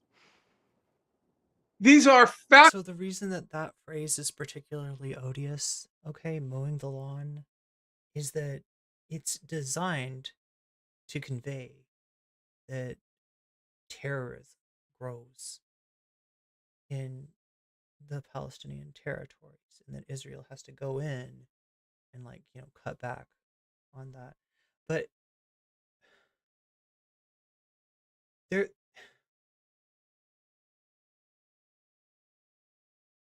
when you've got so many civilians dying in these mowings of the lawn, it becomes clear that what's really being cut back on is people's lifespans. And there's a number of reasons that the average age is what it is in Gaza, right? But it gives you the feeling that the blades of grass being invoked in this metaphor, mowing the lawn, are like, in a lot of cases, children. Also a reference to Rwanda genocide when they use the phrase cutting down. Oh, yo, Kit Marlowe, I didn't even make that connection. Yeah, they said that over the radio, right? Cutting down the tall trees as a euphemism for going after the Tutsis in Rwanda. Actual questions. How do you react? You as a human being, as a woman, as a mother, how would you react to the usage of that phrase, mowing the lawn of a people, when 1.1 million of those people are children? Do you get that? Mowing the lawn of 1.15 million children. Now, that may be the first time you've heard that expression. It is. But I've heard it for years and years and years. I'm sorry. I guess when I talk softly, thanks for letting me know, anti-corporatist. So, like, I mean, obviously, I'm gonna express myself in this stream as I feel is appropriate, emotionally, and that's why I got quiet just there, because we're talking about something pretty serious. But there is like there is a audio filter on my on my microphone that means if I talk too quiet, it like makes it disappear. You don't hear it at all. So if you're missing some of the words, definitely let me know. Thank you. I'll try to come closer to the mic when I speak like that, because yeah, in general, this is years, and nobody even bats an eyelash at that expression, to mow the lawn in Gaza. In 2008, 2009, Operation Cast Lead, they mowed the lawn, killed 350 children. 2014, Operation Protective Edge, they mowed the lawn again, killed 550 children. And now they're mowing the lawn again and have killed 4,000 to date, 4,500 children. They make up these stories that we have to turn off the incubators in the hospitals because there's a Hamas command and control center in the basement, say, most recently of Al-Shifa Hospital. And then the spokesperson for our US Department of Defense, John Kirby, he gives a news conference 3 days ago, and he says, we have intelligence information confirming that there is a Hamas command and control center. And that justifies in the minds of the public opinion that then it's okay to deny fuel to the incubators. Imagine you, Candace, your child is born prematurely and is put in an incubator Welcome, Raiders. Welcome, streamer. Good to have you, Morgan the Fae. Welcome in, everybody. Yeah, we're in the middle of a strange interview here. I'm not sure entirely what to make of it. This is Dr. Norman Finkelstein, a complicated historical figure, as we've just found out. He's doing a lot of posting, doing a lot of debating, doing a lot of talking, in defense of the Gazan, the people in the Palestinians, and the people are pretty glad to have him. He's on Twitter now, and just kind of roasting Destiny at this point. Destiny was going to debate him. It looks like Destiny may have backed out of this because this guy literally studies this stuff, and Destiny, the best he can do is compile a bunch of bullet points to speak quickly and confidently from Wikipedia. But obviously, going up against a scholar on this issue, it's gonna be pretty tough for him. So he's apparently backed out. We did see what I interpreted, what I thought was going to be a debate between Candace Owens and Norman Finkelstein. However, it feels like she has a good impression of him and is basically letting him talk. Now, we went over Candace's interaction, the interview with Tucker Carlson on Thursday, and they were letting the dog whistles fly, right? So I don't have any faith that Candace is like not just doing this to piss off Ben Shapiro, who's also on the Daily Wire and very much disagrees with Norman Finkelstein and has been exposed by a Norman Finkelstein, right? So for Candace, this just may be like a way to thumb her nose at Ben. But yeah, there's a lot to this guy, right? He's got he's a scholar on these issues. He's saying some very important things, very well, and bringing a lot more understanding to this issue. But at the same time, when we look at his takes on trans people, it's pretty atrocious, right? So I'm trying to present him in the entirety of who he is, like the good, the bad, the ugly, everything, so that we can get a better understanding of him. And I definitely don't want to be giving people, because I think when I went over some of his tweets the other day, I had some people that were a bit upset that I was portraying the good aspects of him and ignoring the transphobia. Not that this is an excuse or to excuse him, but he's kind of claiming cancel culture, for the fact that people have solidarity with trans people, and that when he says these things, people on the left react negatively to him. He's kind of putting that in that perspective, and indeed he has had a lot of his academic career basically curtailed by the likes of Alan Dershowitz, over calling Alan Dershowitz out for some plagiarism that he at least it appears to me that Alan Dershowitz engaged in, and so I just hate that he's mapping that very real persecution he experienced for standing up for what's true back in the day, mapping that onto the clapback that he's getting for his takes on trans issues, which a lot of people are pointing out seem a lot more like something you'd expect from somebody on the IDW than somebody on the left. So that's what we're dealing with here. That's what we're dealing with. Where the fuel is cut off and your child that you've been carrying for 9 months suffocates to death. Was there a Hamas command and control center in Gaza? But yeah, Morgan, how was your stream? Answer, no. Was Hamas's leadership in the basement of Al-Shifa Hospital? Answer, no. Were there hostages beneath Al-Shifa Hospital?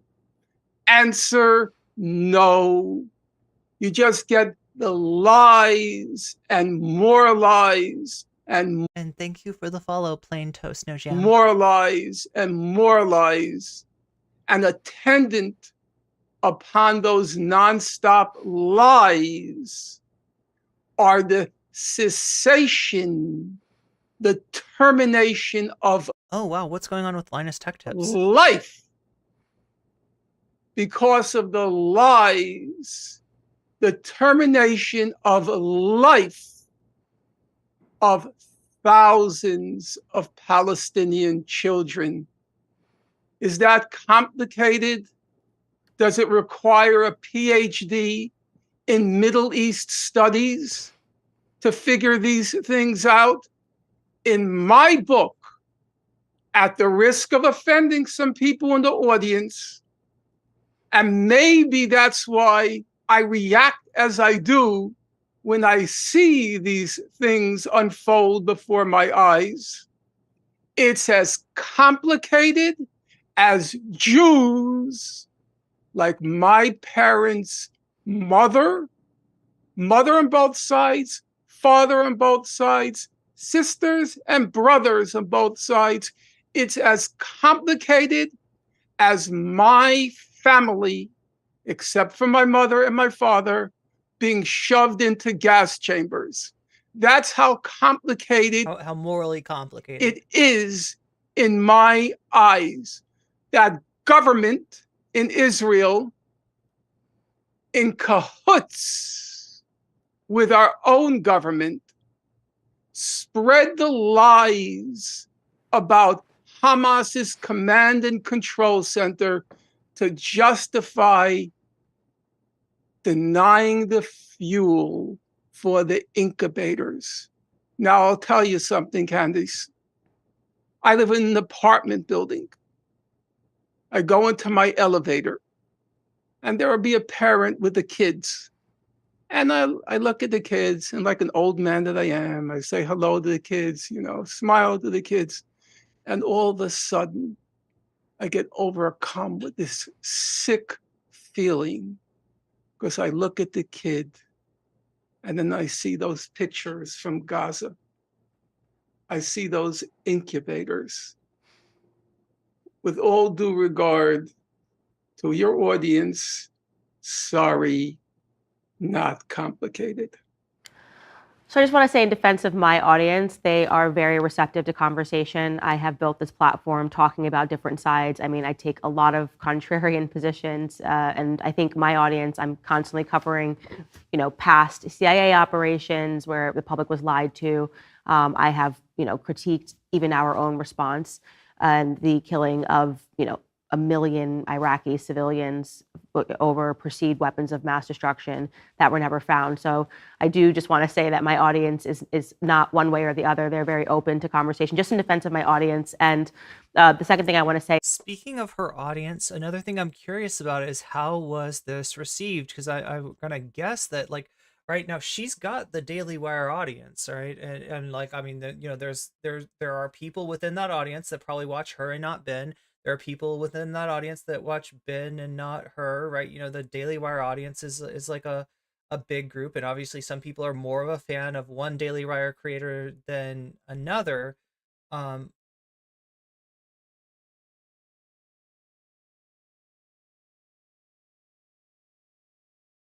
just curious where the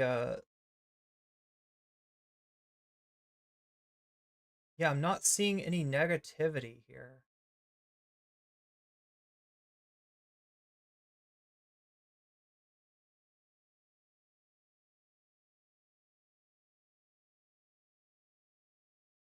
I am seeing a surprising number of people on the left saying that you gotta hand it to Candace. And just like somebody, so a wise Twitter shitposter once said, no, in fact, you do not have to hand it to Candace Owens, right? If you know a little bit more about her and if you paid attention to, what she said in that Tucker interview, her motives for having this conversation with Dr. Finkelstein are questionable, to say the least.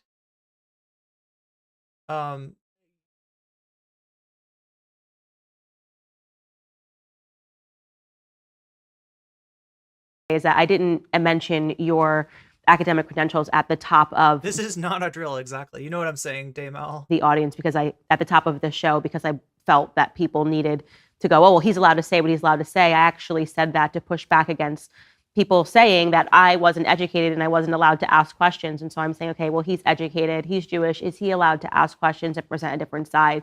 Just to let us skip through that process. Not to say that people require a degree to feel something. I mean, if you know anything about my story, I don't think that. And if you have followed my commentary, I am very struck by the lack of inhumanity that I am seeing from both sides.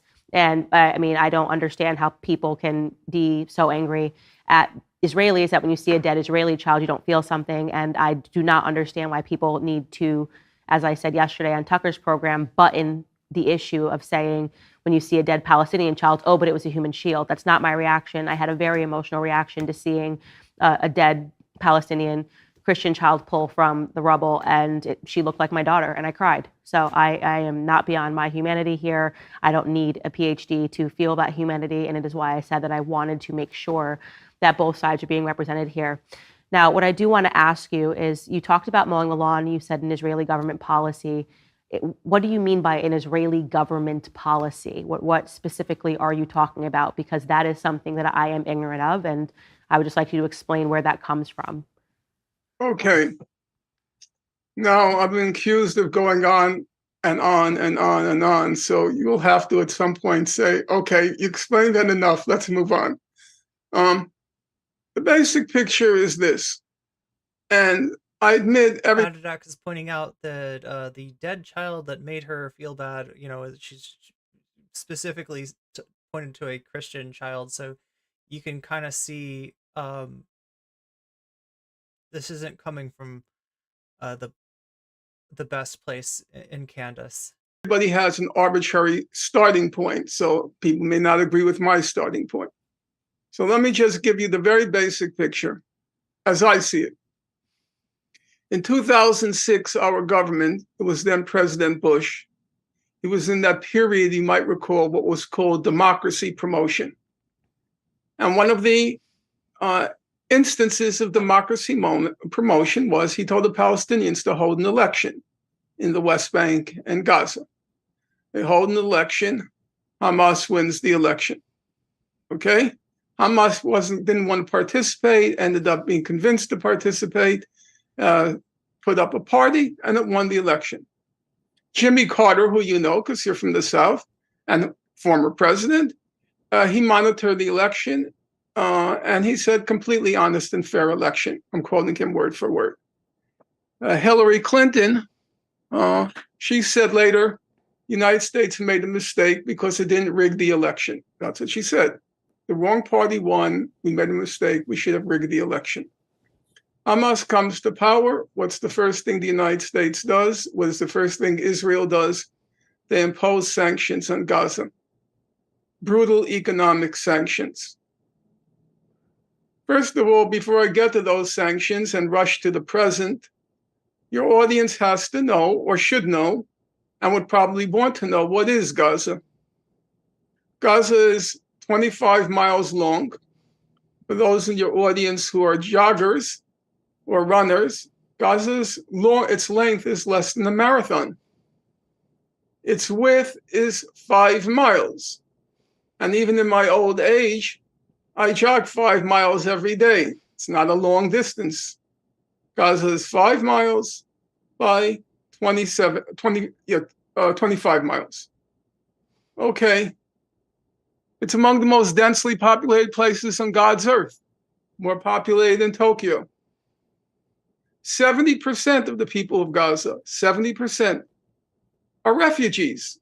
They were expelled from Israel in 1948, and they and their descendants ended up in Gaza. Thank you, mods, for shouting out Morgan the Fae. If you're not already following Morgan, we've got this convenient... Wait a minute. How was I not following? See, check and see if you're following, right? Hover your cursor over the heart on the shout out, right?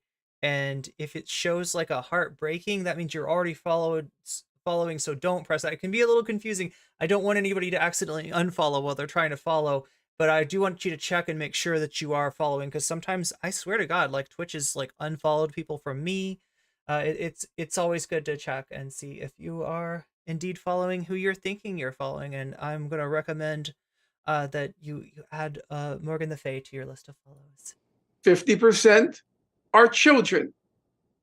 That's Gaza. Candace is a millennial. She probably doesn't know a whole lot about Carter from a regional approach. Yeah, and she did, say in the beginning that she's not super well versed on the history and the background. Among the most densely populated places on God's earth, a tiny parcel of land overwhelmingly composed of refugees and their descendants and children. That's Gaza. So, a brutal blockade is imposed on Gaza in 2006. What does that blockade look like, or what does it mean? It means nobody can go into Gaza and nobody can leave Gaza, with the rarest of exceptions. What do you mean by that? Sorry, and I'm really sorry for being ignorant. You should ask. Yeah, you should so ask. Hamas, because people don't understand that. Yeah, Hamas was voted into power in 2006 by the Gazans. It wins the parliamentary elections. Yes, right. Correct. So if they are the government, what do you mean that despite this, Gazans can't leave or enter that territory? Candace, if you have the time, I appreciate the questions. Because if you don't know, then 95% of Americans don't know. And so we need to go through it. Israel controls the exit and the entry to Gaza. Israel controls the airspace. Israel controls the waterways. Israel controls everything, what goes in. There was a period when Israel denied chocolate, as in bonbons, it's very serious, couldn't go into Gaza, wouldn't allow baby chicks to go into Gaza. So the phrase that was used to describe the blockade policies and the limitations on the goods that could go into Gaza was actually that they wanted to put the people in Gaza on a diet, meaning a limitation of the calories that a person, yeah, exactly, Adadak, put them on a diet. You can see how gruesome and like, I hate to invoke Orwell, but Orwellian, right, in the colloquial sense, that these the way that this is spoken about, right? The way that the impact on the lives of people of Palestinian people in Gaza are euphemized is grotesque. It wouldn't allow potato chips to go into Gaza. There was a period when Israel had an explicit policy of giving Gazans, it was calculated, a starvation plus diet. News update: there will be Israeli security control from the Jordan River to the Mediterranean Sea at all times, says Eli Cohen of the Israeli foreign minister, speaking on Channel 12. Yeah, I wanted to. I didn't have a good point to cut in there and mention things that Kit Marlowe is adding to the conversation here. But there was also some revelations about the October 7th attacks. Some of what we heard in that breaking news, right? And breaking news is always a phrase that's used to bash Hassan over the head with, right? Saying that he's talking about predictions that he's made about the Russian invasion of Ukraine, and talking about his commentary on the hospital situation but literally the entirety of the news went along with a version of events for October 7th, which now seems to be have been grossly misstated, right? What we're getting, what Marlowe's mentioned is that there were burning victims in the, there was a rave being held not far from the Gaza border, and there were people, in that situation, Israelis who were burned. What you didn't hear, because you heard that part, you heard about the burnings, right? What we didn't hear, what we didn't know until now, is that there were also, Palestinians in that group who were burned, and the fire actually came from Israeli ordnance. So, the some of the most gruesome stuff, right? When it gets thrown into this breaking news and reported in a certain way, the description of the inhumanity and the brutality of those attacks was used as not just a casus belli, right? Not just a justification for Israel to go into Gaza, but a justification for brutality and a justification for not caring about civilian casualties, right? And that story was distorted. That story was distorted in a way to justify the unjustifiable. And so many people went along with that. So many people went along with that. A diet that just hovered above starvation. It controls everything in Gaza. There are people with severe medical conditions who want to go to better hospitals in, say, Jordan. They cannot leave. Yeah, right, Temples. That's why they show us the tunnels under the hospitals, and really, in terms of that proof too, in terms of this like giant like military complex, which was supposedly down there under the hospital, right? The evidence is pretty scant. They found supposedly like 10 firearms behind an MRI machine.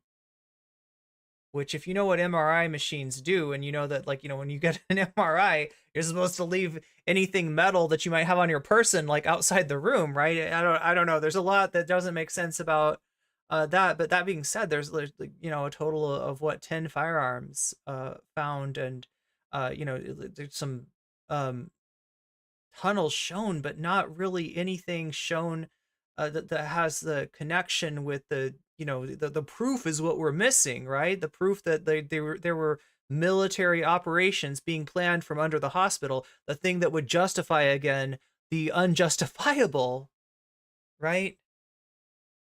It's not actually, the receipts are not actually present there.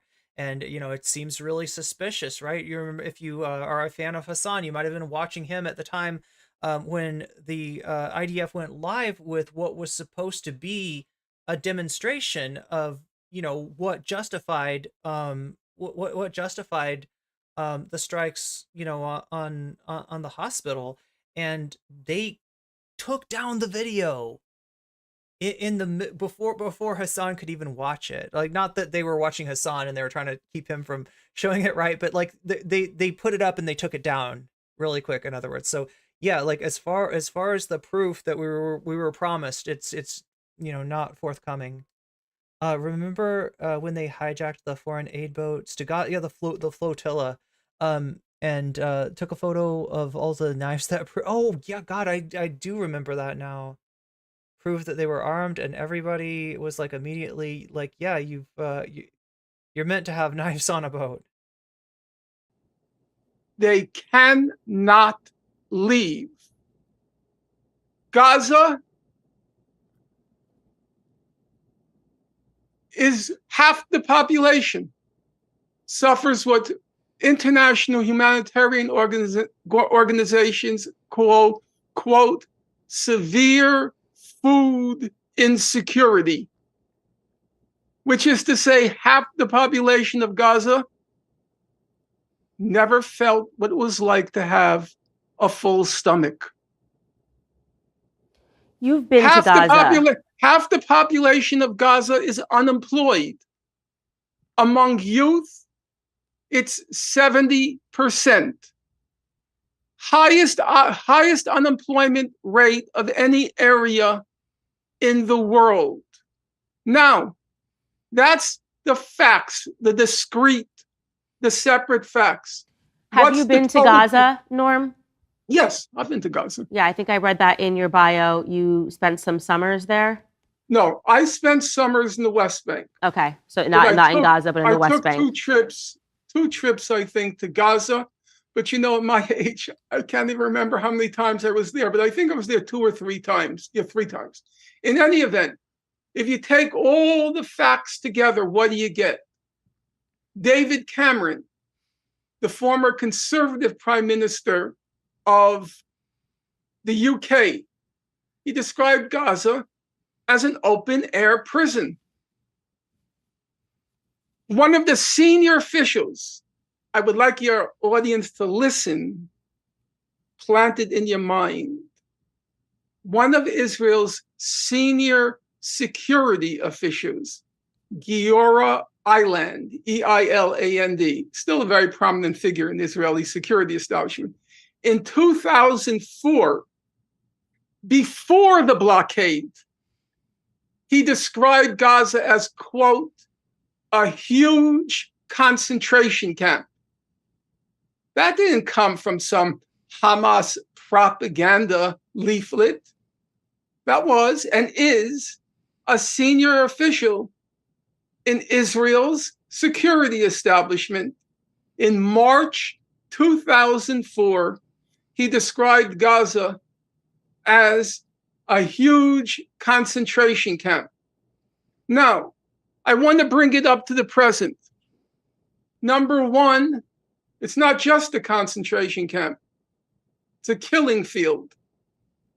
Because every few years, as I've already said, Israel goes in and mows the lawn in Gaza, kills in Operation Cast Lead 1,400 people, Operation Protective Edge 2,200 people, and that's leaving aside a slew of other operations. So, what's the bottom line to bring us up to the present? The bottom line is, you know those young folks who crashed the gates of Gaza on October 7th? Those young men, probably down to the last, had been born into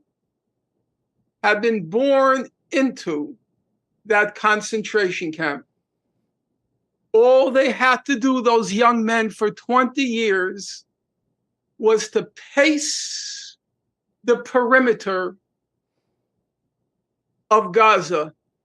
No jobs. So, you know, he's saying pace the perimeter of Gaza euphemistically. He doesn't realize, he doesn't mean that realistically. He doesn't mean that like literally, right? And why would you not pace the perimeter of Gaza, right?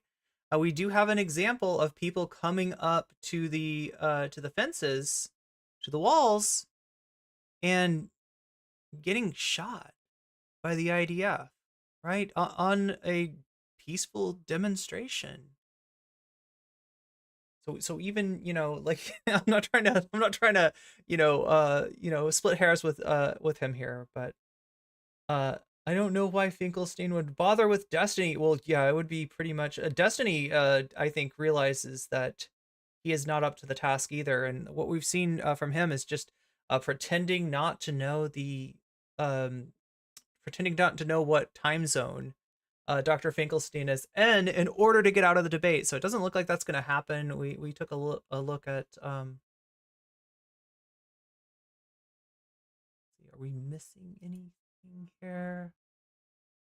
Doesn't look like it. Yeah, and so we saw the good side and the bad side of Dr. Finkelstein. This is article in the New Yorker, I think that was published from his Substack here, Transgender Cult, right? So I'm trying to, present the, man in whole, as it were, the good side and the bad side of Dr. Finkelstein, and we're finishing up with the um, interaction, really strange interaction with Candace Owens. I am not entirely sure about, her motives, given what we saw from her on Thursday in her conversation with Tucker Carlson, given um, her posting legitimately like Groyper dog whistles, like, right?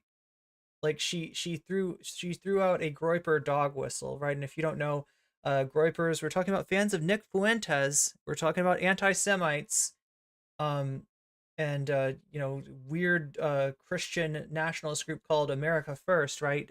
Candace Owens essentially reiterated their slogan, right? So I'm really, really unsure about her motives here, or his knowledge really of what he's stepping into. But so far, it's been him talking and her at the most asking questions. No food, no past, no present, no future. That's Gaza. Now, wait, why is that not showing your I don't know why it's not showing your sub, but thank you for the sub, Anarcho Arachnid. you might say, okay, he's trying to make an apology for those young men. I'm not going to make an apology. I'm stating the facts. Now, Candace, in our own history, we had the slave rebellions. Okay? Take the case of Nat Turner. I was recently reading about Nat Turner. Actually, a very interesting guy. Adadak says they shoot Gazans who get too close to the border when they're trying to grow food, and so not just during the protest, but also in trying to grow some food. God. Wait, his 3 choices for moderator? Oh, are you talking about in the debate with Destiny? Yeah, so the first one was Brianna Joy Gray. I did not realize the second and third were Candace Owens and Michaela Peterson. It won't let you become a member? That is weird. That is super weird. Wait, but it lets you become a member to some channels, but not others? Yeah, I don't know. I'll have to look into that. And again, chat, I didn't want to make a big deal about it because, we're talking about something that's really serious, and I don't want to like get into like, the funding of my stream, which there we go. Something happened. Something worked, right? I don't want to be, asking for, for super chats or memberships or anything, while we're talking about this, but yeah, I will try to get a better, so at first it was just Twitch sub goals, right? That like let me decide whether to extend a stream if we hit the sub goal, or to whether to, leave it. I would normally cut it at 3 hours, but again, this stuff it's kind of important. I don't really want to cut this off right now, right? So I decided to go a little long today. Normally it would be like a maximum of 3 hours without hitting the sub goal, but I'm trying to make it so that there's like, multiple ways we can do that. We've also obviously got the Twitch sub goal, and somebody pointed out to me, why not give YouTube credit for the memberships on YouTube? So I was like, okay, let's add a membership sub goal, and there's like a certain limit to memberships, or like a certain amount, there's only so many people in the chat, right? So sometimes you actually can't give a gift sub or anything like that. And so I tried to add super chats to that too. I'm gonna probably have to find something else, right? Because this is confusing. This makes it sound like I've got like like I'm getting almost $3,000 in super chats. I don't know what that number is. 643 members. I don't actually have that many.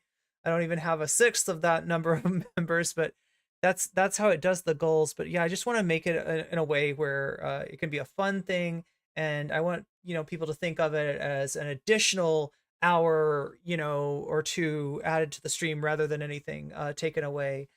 because I appreciate you just for being here. I appreciate you for liking the stream. I appreciate, you know, everything that that people do to make this stream work. And you know, with the funding, that's just like me sort of giving some feedback as far as like, you know, we can spend a little extra time, you know, if we hit those goals. So hopefully that's not too obtrusive. He was a brilliant. Wait, what did I feel like? Oh my God. Okay, so Justin Hearn, thank you for becoming a member. Thank you for signing up as a Weird Champ, and welcome to the Weird Champs. You've got emotes, just so you know, YouTube. You've got if you sign up for a membership, or if you've been given a membership, as a lot of you have the ability to post weasels in chat. You have the ability to post a lot of stuff in chat.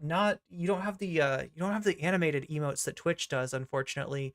But we're working on that. Supposedly there's a plugin that lets me animate emotes, but I'll look on that. I'll look at that some more, because I just I want to make it so that there's like multiple ways to hit that goal, and that, you know, everything from a Patreon membership to a YouTube membership to a Twitch sub to a super chat to a super sticker or super thanks. I want to make sure that like everything is getting counted, so that it's you know, more attainable that way.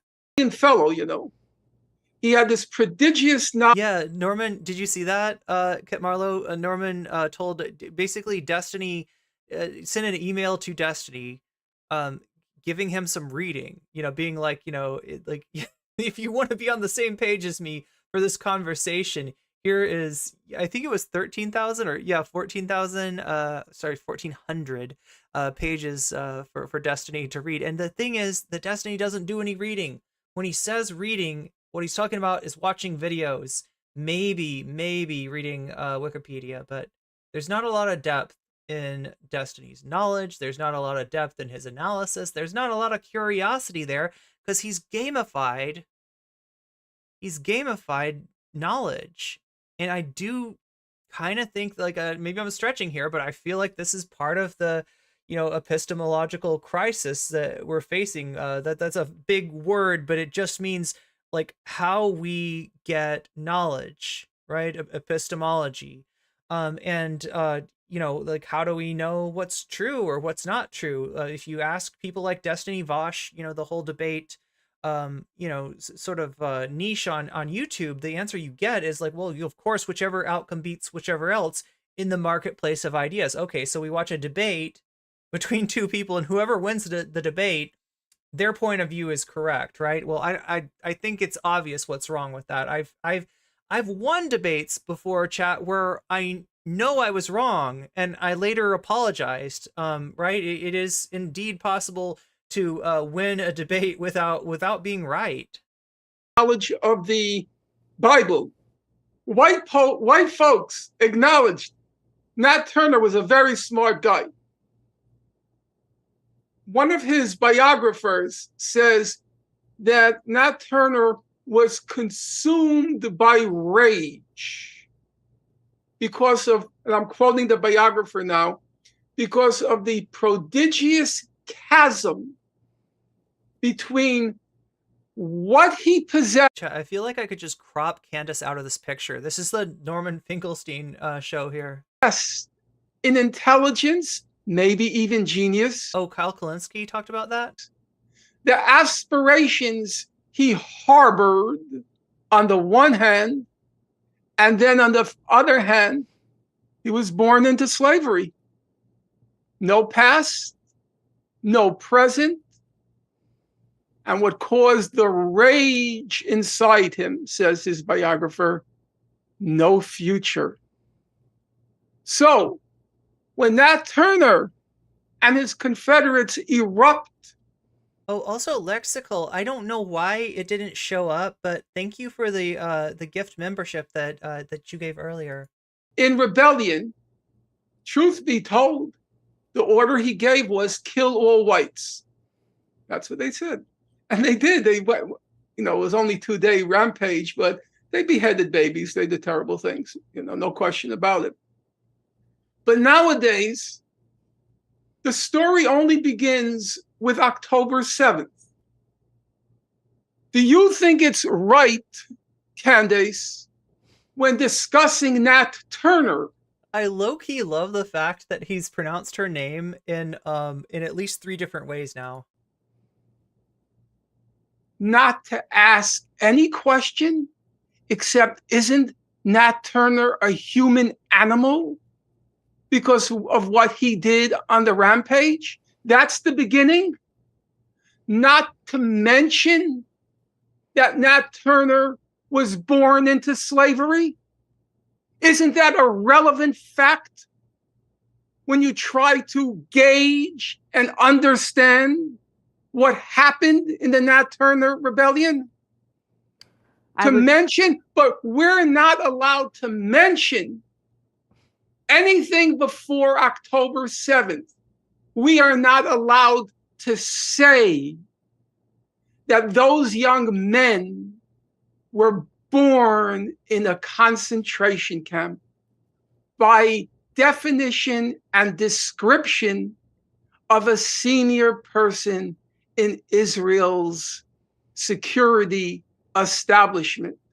We have to start with October 7th and white out, to use the current lingo, to cancel and erase their existence. Again, this is another problem I have with Dr. Finkelstein. He keeps using this word.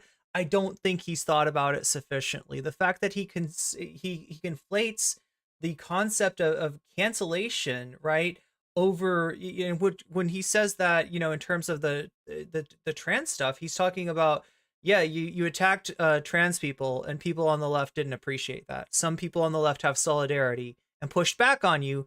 You know, conflating that with the very real, you know, blacklisting that he experienced for his academic honesty, for his proper and righteous call out of none other than Alan Dershowitz, right? Who still has access, who still has a reputation, who hasn't been pushed out, who hasn't been canceled. But, you know, the same networks that will have that creep Alan Dershowitz on, and Mr. Dershowitz, I hope you don't mind me calling you a creep, because you are. I don't think that's I don't think that claim is subject to any litigation, but you're welcome to try. But yeah, this is it's grotesque. It's grotesque that is the, you know, society that we live in, and that what Norman Finkelstein was canceled for, right? What was ostracized for, didn't have anything to do with his transphobic views, right? That's par for the course. That's perfect. You want to be transphobic and come on CNN? Come on. You want to come on NBC? Come on. You want to come on Fox News? Oh, hell yeah. Hell yeah. We want that transphobia on all those networks, right?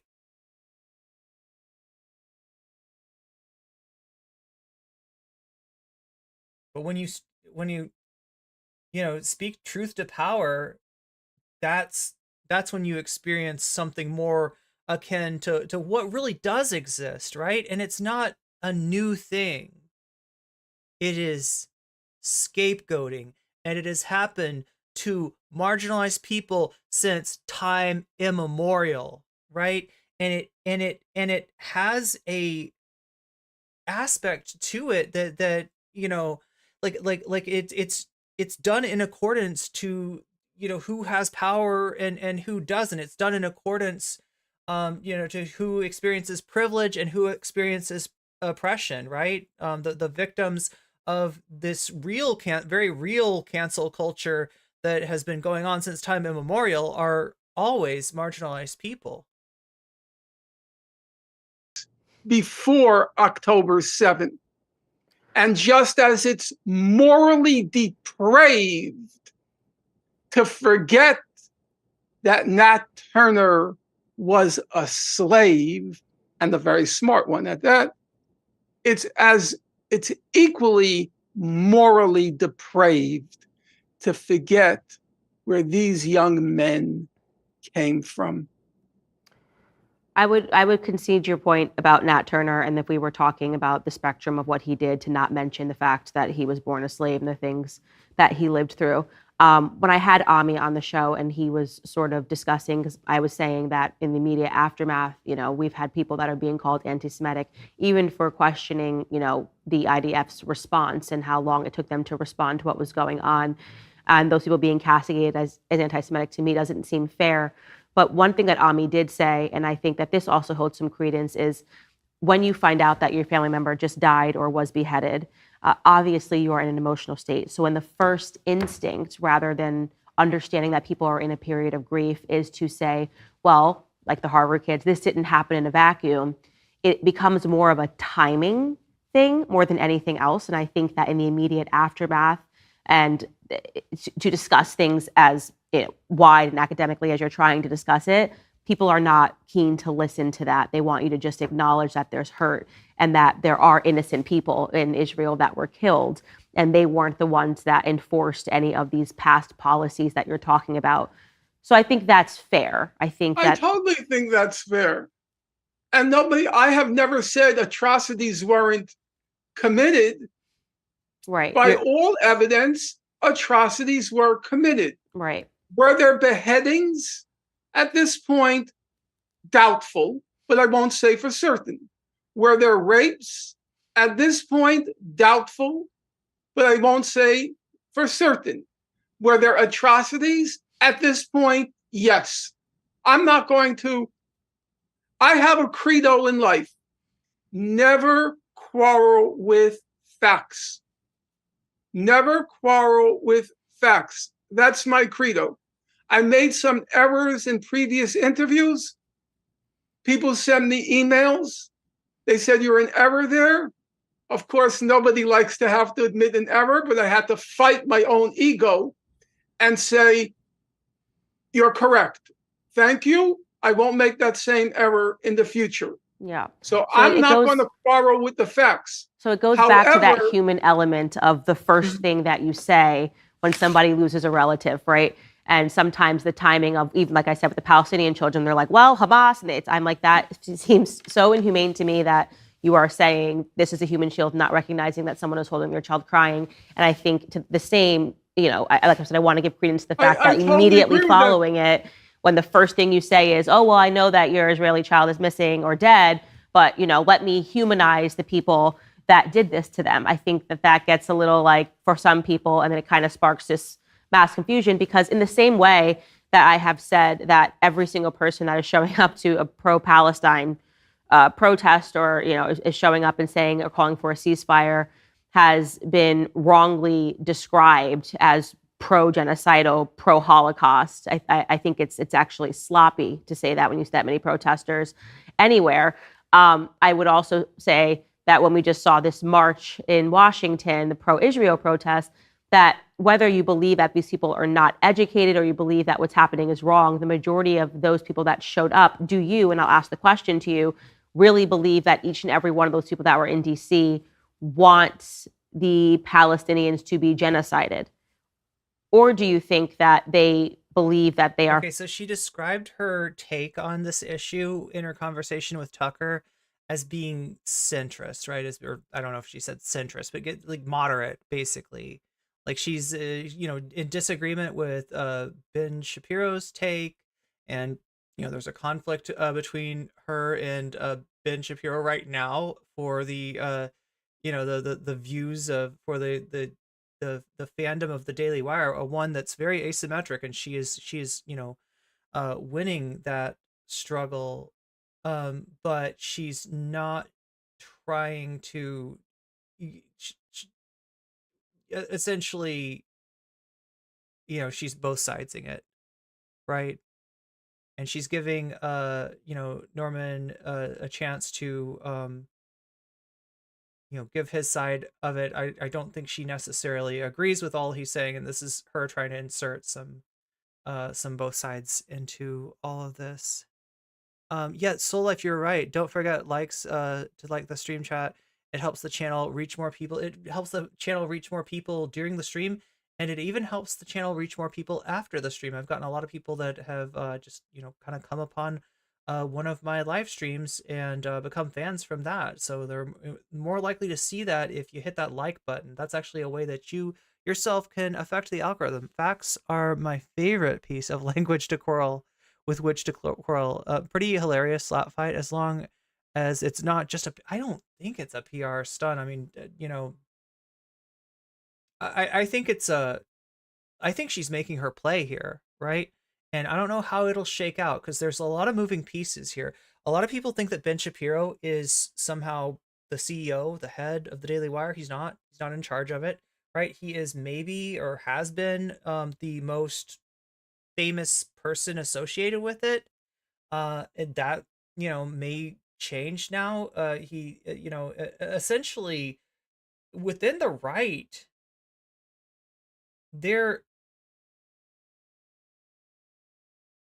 people underestimate how influential forces like Nick Fuentes, American First are, right? But you saw it in the Twitter spat between Candace and Ben. You saw Candace essentially, echo a Groyper, a Nick Fuentes, and American First slogan, that dog whistle essentially, and hide behind the Bible essentially, and then like imply that Ben Shapiro's like inserting himself into that. Like the Bible verse she cited was the you can't serve two masters one that just like, I mean, there's a lot of dog whistles here. What is essentially what I'm saying, and she has signaled that she's on the anti-Semitic side of things, and like the right wing people, the majority of the right wing people that are at odds with Ben Shapiro right now are not at odds with Ben Shapiro for any good reason, right? It is absolutely a power grab by the reactionary anti-Semitic forces of America First and the like, and that's what's happening right now. And that shows you something about the right wing, the fact that with her, with her Nazi dog whistles, she's winning the struggle. That shows you unfortunately where right wing America's at now. Fighting for a just cause. Yeah, I added some more mods. Okay, now I don't want this to become a thing where people like, I need more mods, and I really need to make sure that we keep control of the chat. We've had some issues on Twitch where things that happen in chat, streamers are held responsible for those. So I would I need more help in terms of that. When somebody's saying something that's a little bit off the like when somebody's being racist, sexist, anti-Semitic, what have you. I need help with that. I also sometimes fights erupt in chat, and there's a certain limit, right? You can disagree with each other, you can disagree with me. I don't want anybody to be called ad hominems and or anything like that, right? So I'm trying to add some more firepower to our mod team. I've added some people, and you might see that you've got now a sword or a wrench either on YouTube or Twitch. Shows where the world is right now. Or are you talking about the split between Candace and Shapiro, Polly? I wasn't sure which part you came in on. Anti-Semites on one side. yeah. It kind of split. They kind of split them a little bit, right? They got to see what it is, Polly. Is it's like they got it's like the button meme, right? And on one side it's like anti-Semitism, and on the other side it's Islamophobia, and they're sweating. They can't decide which button they want to press because they really just want to press both of those buttons, right? That's what's going on right now with the far right. Okay.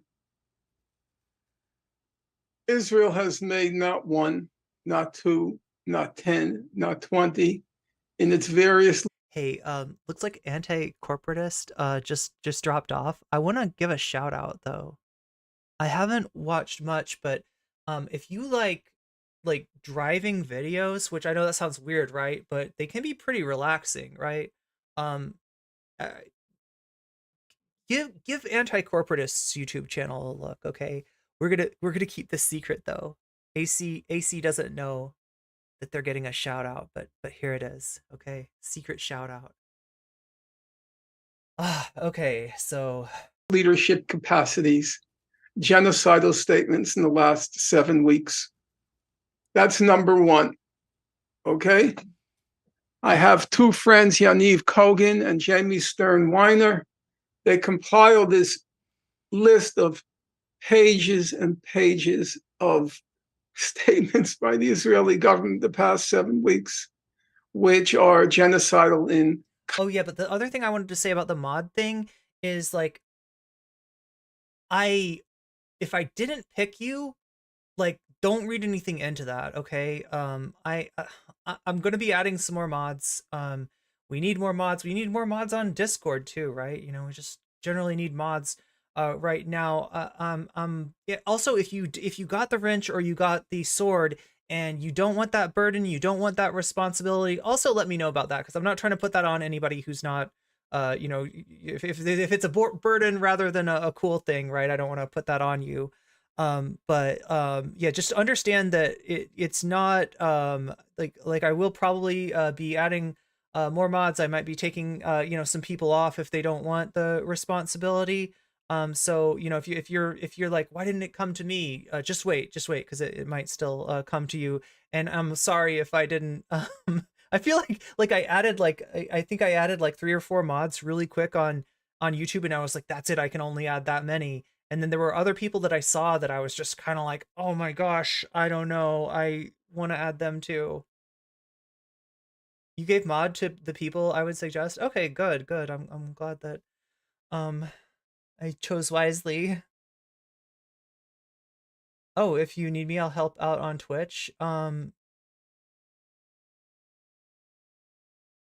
Yeah, the other thing is, yeah, make sure to, if you're not in the Discord already, join the Discord. There's actually a mod application thing. Like, if there's not a formal application, it's not like I'm like, you know, what is your job experience, or, you know, anything like that, right?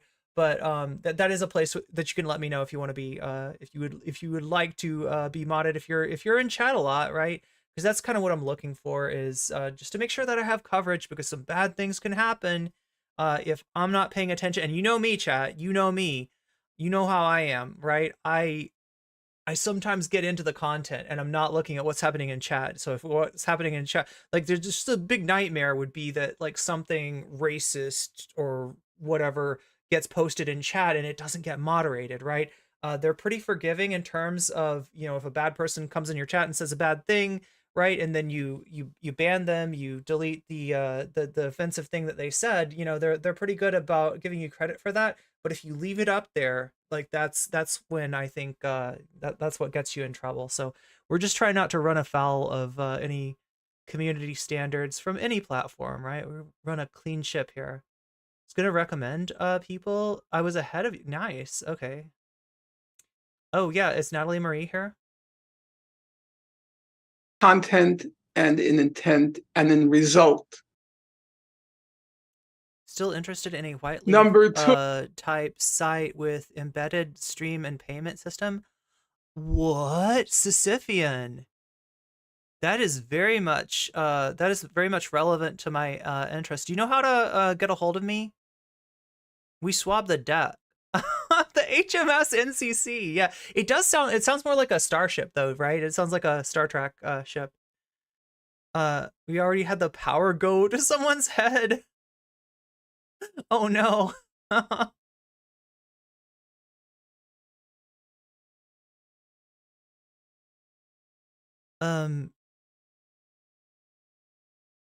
Yeah, Sisyphean, I am very much interested in exactly that. If you know how to do that, you need to join the Discord. Okay, well, you know what? This is a good time to this is a good time for me to put the Discord link in chat anyway, for anybody, anyone, anywhere who is not in the Discord yet and you want to be, right? That's the nexus. That's where you can find me if you know, heaven forbid, you know, I should get banned on one or more platforms. That's, you know, becomes even more important then. God, I should knock on wood. Even there's some wood.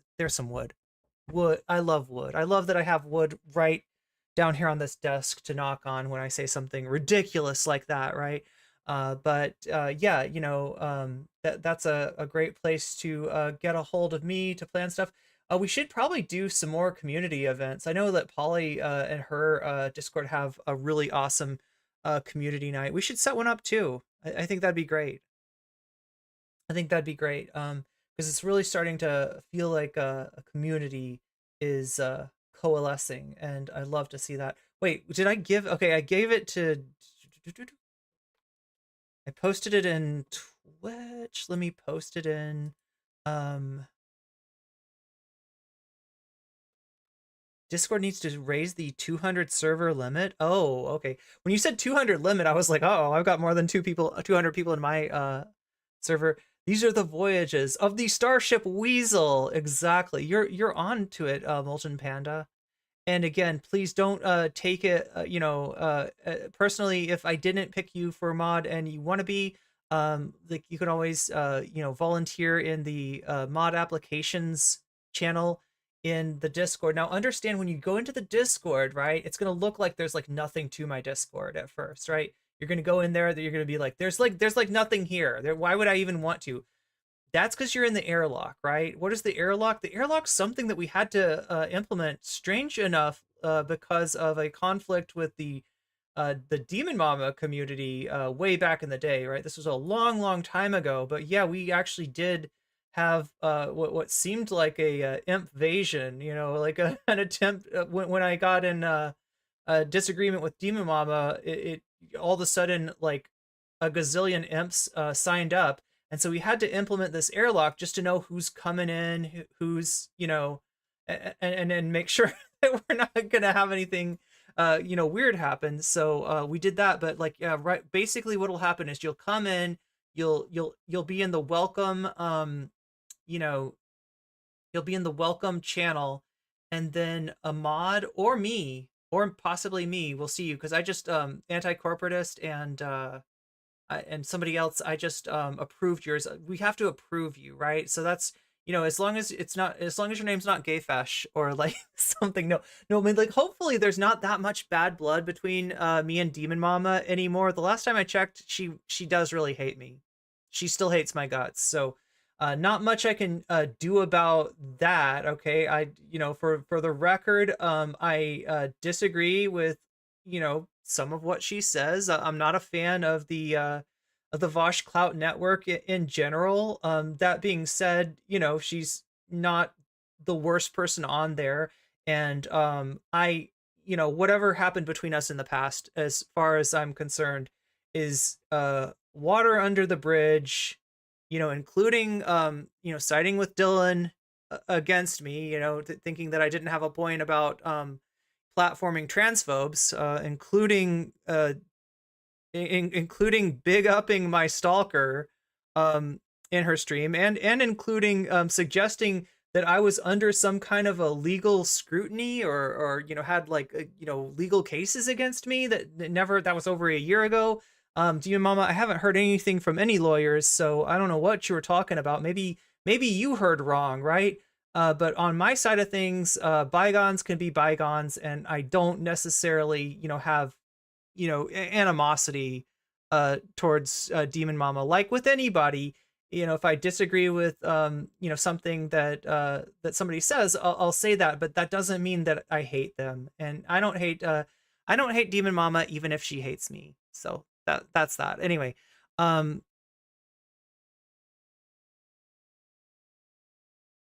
yeah, join the Discord. That's a great advertisement for join the Discord. No drama at all, just invasions. That's all. News update says Kit Marlowe, the California Democratic Convention. Wait, the Democratic Convention, or do you mean the DNC, Kit Marlowe? She can focus on hating me. Wait, Polly, what's going on between you and Demon Mama? What's going on? Is she talking shit?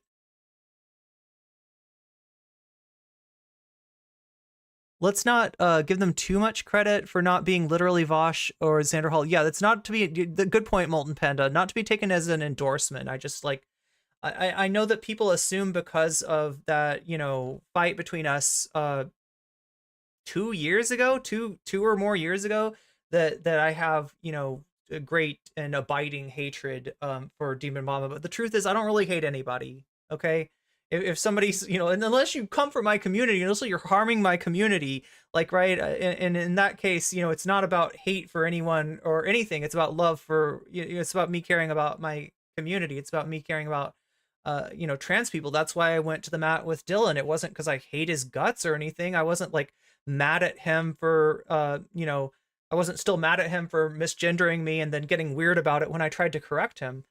She hasn't said anything publicly. You just feel the ire. That's understandable. It's an event happening right now in California Democratic Convention. What? Okay. Oh, I see what you're saying. Okay, so we're talking about the state convention. Okay.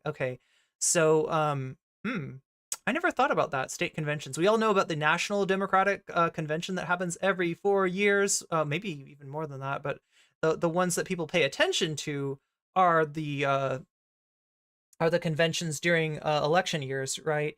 But apparently there's like a Democratic convention maybe associated with the primary, I'm guessing. Not a fan of hers with the way she was screaming.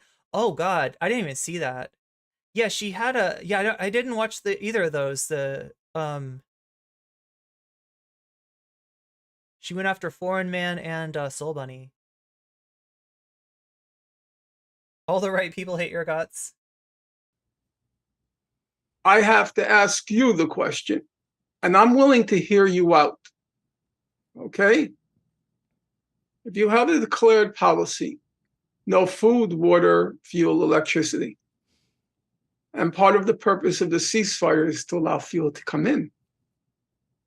If the people in Washington do not support the access of the people of Gaza, I gotta say, this is like the weirdest content I have ever covered, right? Because Candace isn't saying anything objectionable here. And, you know, like, you know, Finkelstein is, you know, on this issue, he's pretty damn good. But again, I just want to remind everybody, her motives, you know, I doubt they're good.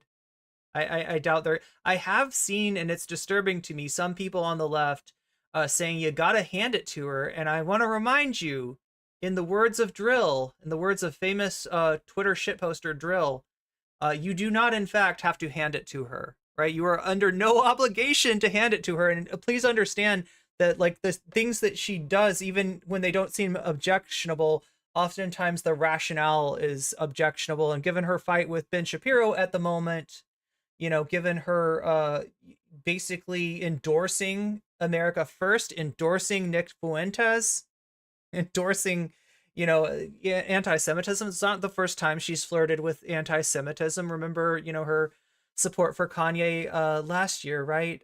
Just like, you know, understand that I guess you can be glad for her audience and the Daily Wire audience, you know, encountering Dr. Finkelstein here and his takes without thinking you have to quote unquote hand it to her, because, you know, you don't have to hand it to her. You are under no obligation. Oppose the access of people in Gaza to food, water, fuel, and electricity.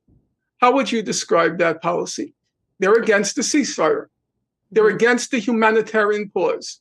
When Van Jones, yesterday at the rally, when Van Jones said he was for the ceasefire, or he said he was for, you know, I don't think he didn't use the word ceasefire, but he might have said humanitarian pause. It was clearly implied. Oh, the white leafers. That's what you were saying.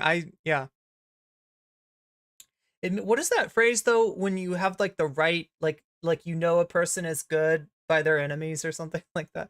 Not always true, but my boomer Discord bot left a little message in the Discord. Oh, nice. Wait, let me just look. Normally this would take. Oh, okay.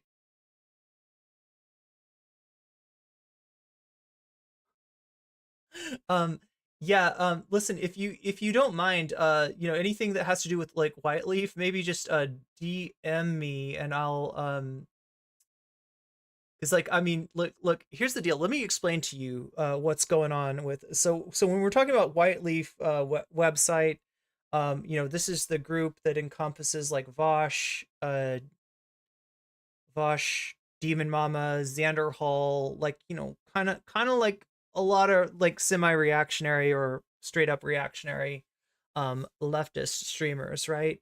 It's what we were talking about with the White Leaf Network. They're called the White Leaf Network because Vosh's sysadmin, who administers his website, right, the famous VGG, also administers websites for lots of people that are his buddies, right? And, you know, this is both, you know, something that allows them to make a lot more money as streamers because, you know, basically when they have subs on this site, YouTube, Twitch, Patreon doesn't take a cut. It's, you know, they you know, the sub supports the streamer and no one else, and that's pretty cool, right?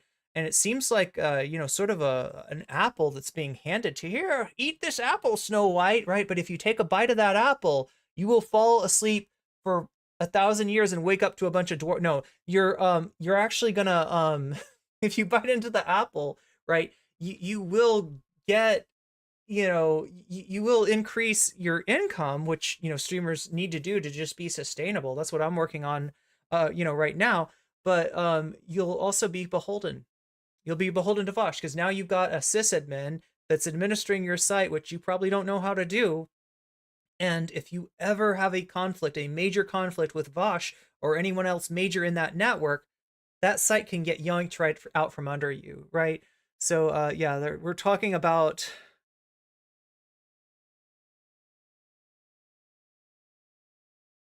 we're talking about that network, and wouldn't it be nice to be able to have an option for people to have that same deal of being able to you know, have a website with subs and donations and everything else that Twitch or YouTube or what have you you know, give you without being beholden to Vosh and his network. Wouldn't that be cool? So that's what Sisyphean is talking about.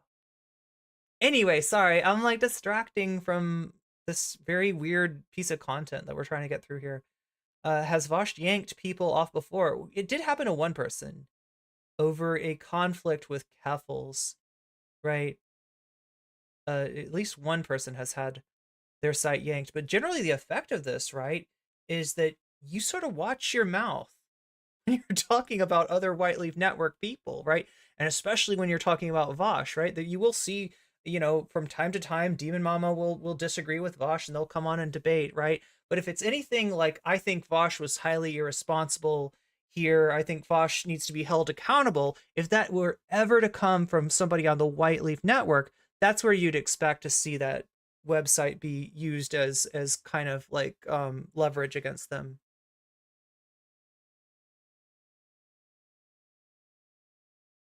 Wait, I guess I do need to join the Discord. Sounds like I just should do what Vosh does.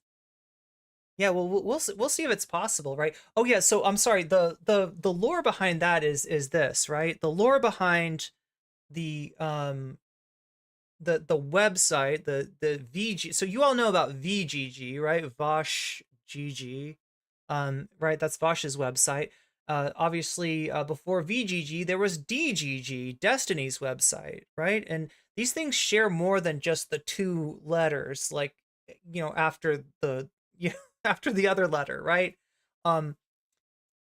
Vosh's website was actually created by his sysadmin, you know, downloading the code, which was open source at the time, to Destiny's website and adapting it, working with it, and even talking to apparently one of Destiny's you know, tech people about how to implement it, right?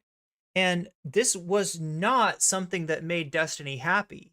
When he found out what happened, this is like the Promethean, you know, fire being taken from the gods. That was supposed to be a him thing, right? The fact that Vosh is benefiting from the work that his tech people did to create this site for him, I'm sure it burns him up inside, right?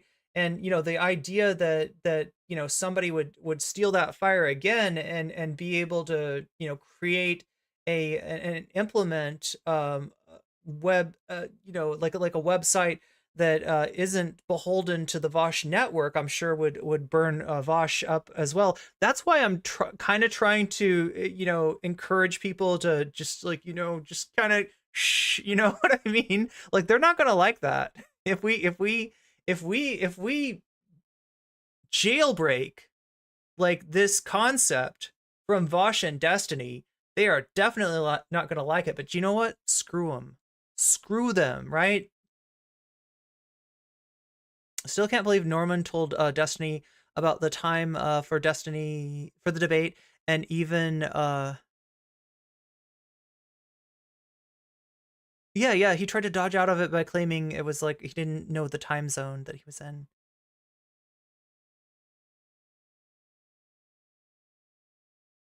Anyway, yeah, that would be quite hilarious, and I'm all here for it if anybody's got you know, up until now we haven't had the technology, but it sounds like some people are working on it, so we'll just kind of keep that on the download for now if that's okay with everyone, right? We don't need to wave it in their face or anything like that. You know, I'm sure they'll be plenty mad after it gets implemented. But yeah, thank you so much. Like look, I appreciate you know, I appreciate it when people, you know, help us bridge those gaps that, you know, make it, because like literally that's something that can make when will we have ncc.tv, right? Because I mean, like literally it makes it like, because this is what we're talking about with the goals, with the sub goals, with the member goals, with the super chat goals, like all the goals, right? They serve a purpose, and that purpose is jailbreaking me from my workaday job, right? Giving me the opportunity to do more content and be able to support myself through that content, and not be beholden to you know, to work, right? So you know, if you want to see more of me, that helps too. And in general, like, right, we're on like what, hour 4, we're almost on hour 5 of the stream. Generally I try to keep it to 3 hours. If we don't hit the sub goals, again, these are just, you know, hit the sub goal, you know, get an extra hour. I'm not trying to make it like a punishment for not hitting them.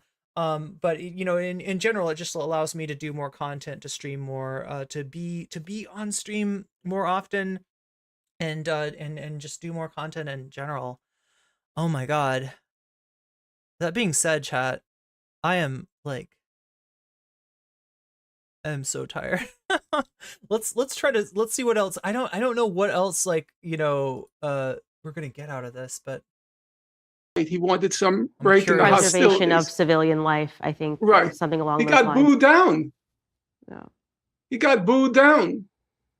So you're asking me a question about whether in each of their minds they fantasized about the extermination of every person in Gaza. To which I say I can't read their mind. What I can say is they attended a rally in Washington which supported the government's policy of denying food, electricity, fuel, and water to the people and opposed a ceasefire of Gaza. That, again, in my mind, but you can disagree with me, is not a complicated question. That is a very rational decision to support genocide. That's a rational decision to support genocide. It does not require, as I said, what do you make of their arguments? Well, if they just turn over the terrorists, then they would have everything back. So far it's been pretty, you know, there's been a lot more agreement than you'd expect here, right? So far Candace hasn't pushed back. This is her first pushing back, saying, well, you know, maybe not all the people that showed up in the, you know, the march for, what did they call it, the march against anti-Semitism? Destiny compared Hassan to Monsieur bin Laden. Wow. So far there hasn't been a lot of pushback. This is our first little bit of pushback. That's why I'm kind of interested. I want to look. We'll take it to 5 hours, chat. What do you say? We'll do 20 more minutes today. because I want to know like how this pans out, right? She's trying to kind of both sides this and be like, well, not everybody who's going to attending a rally, that whose very name insinuates that anybody that wants a ceasefire is an anti-Semite. A rally specifically against a ceasefire, right? Maybe not all of them are bad. Maybe, right?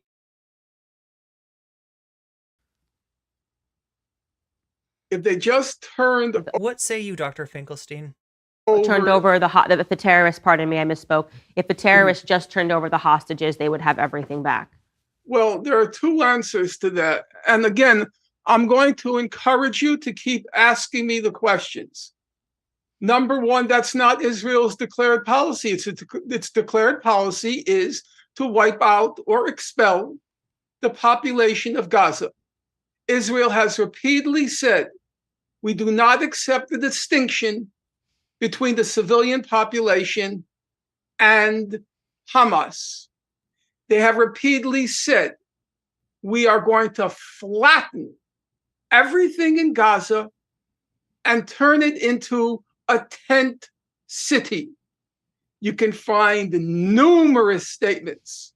So it's not true that the goal now is to... Yeah, and Kit Marlowe, what were you saying earlier about their intentions to, like, so they've announced that they are in Gaza, to stay. They've pushed everybody out of the north of Gaza and, bombed and occupied and attacked, that part of Gaza.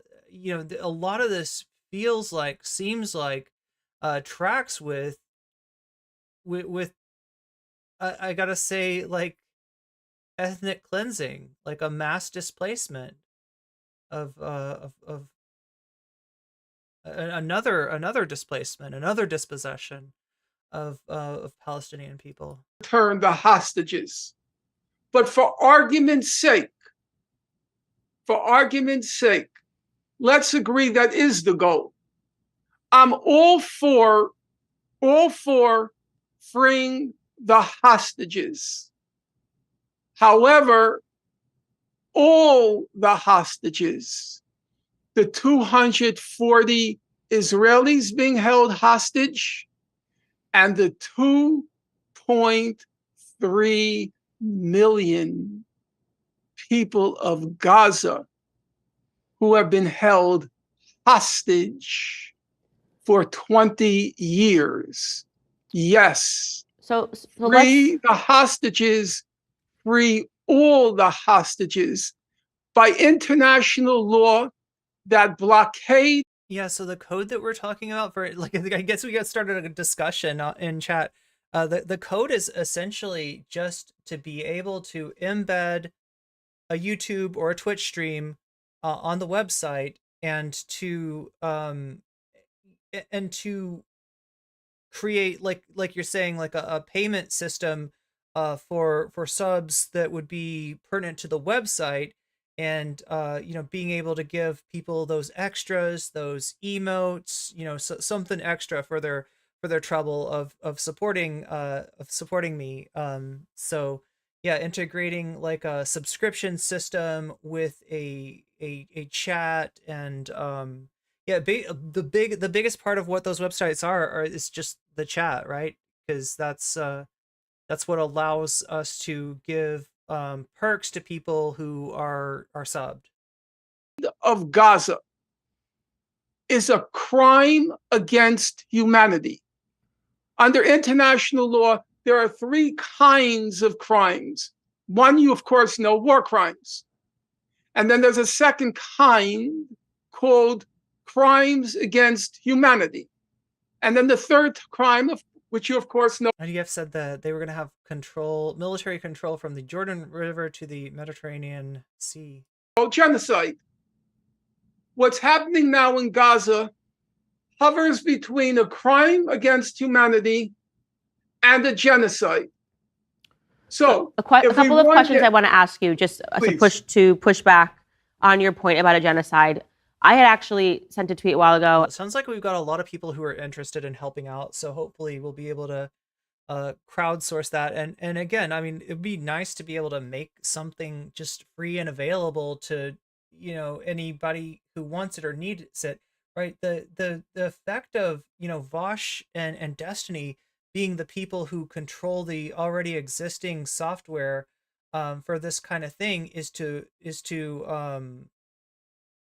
amplify the voices of their side of things, which I don't think is a good thing, and necessarily deboost, you know, anybody else. Like anybody who's not aligned with that clout network does not have the ability to it makes being sustainable as a streamer a lot harder. So you know, this would be a pretty amazing feat if we could pull this together. I was actually referring to Brian Mast's commentary in Congress, which I found to be unacceptable. The concept that there's no. Who is Candace interviewing? Why does he sound similar to Dr. Peterson? Good question, right? This is Norman Finkelstein.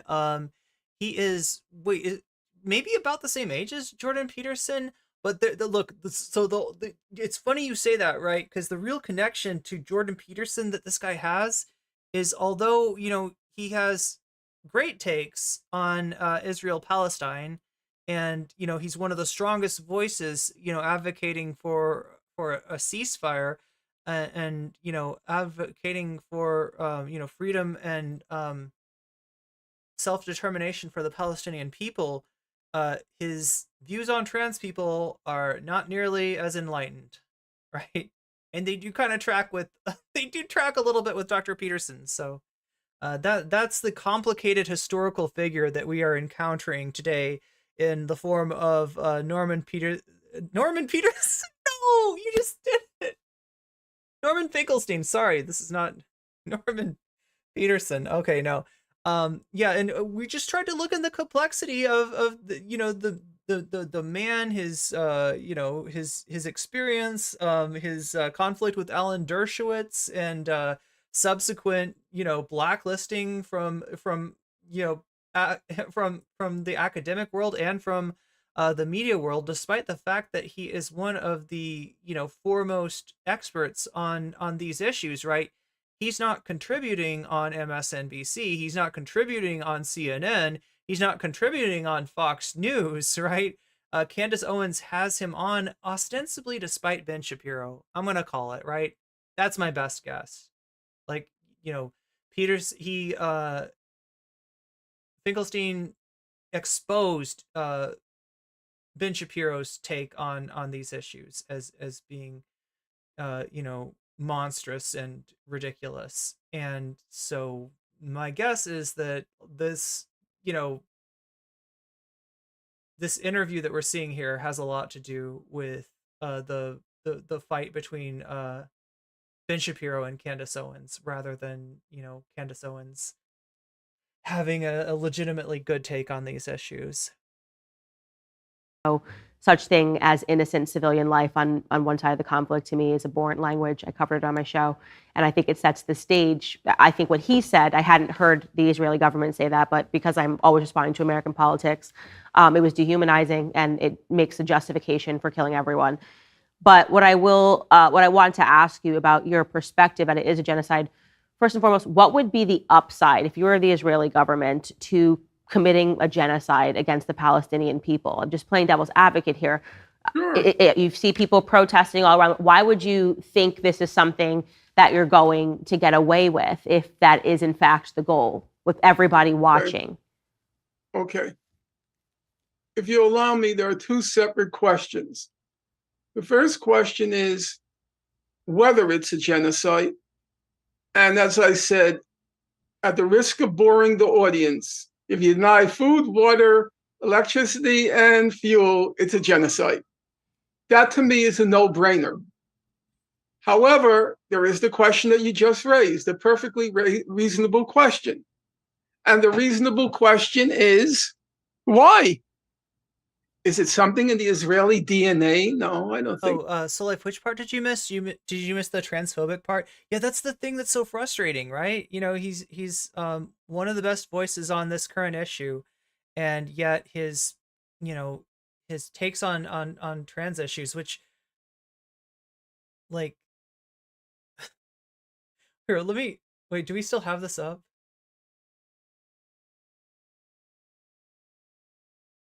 Oh wait, that's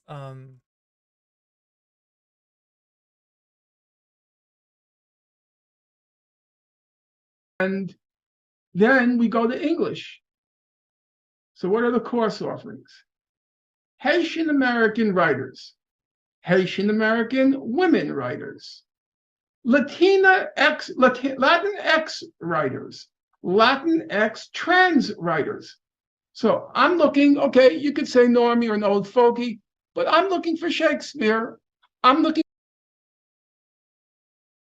That is what he sounds like when he talks about things other than this issue, and you know, it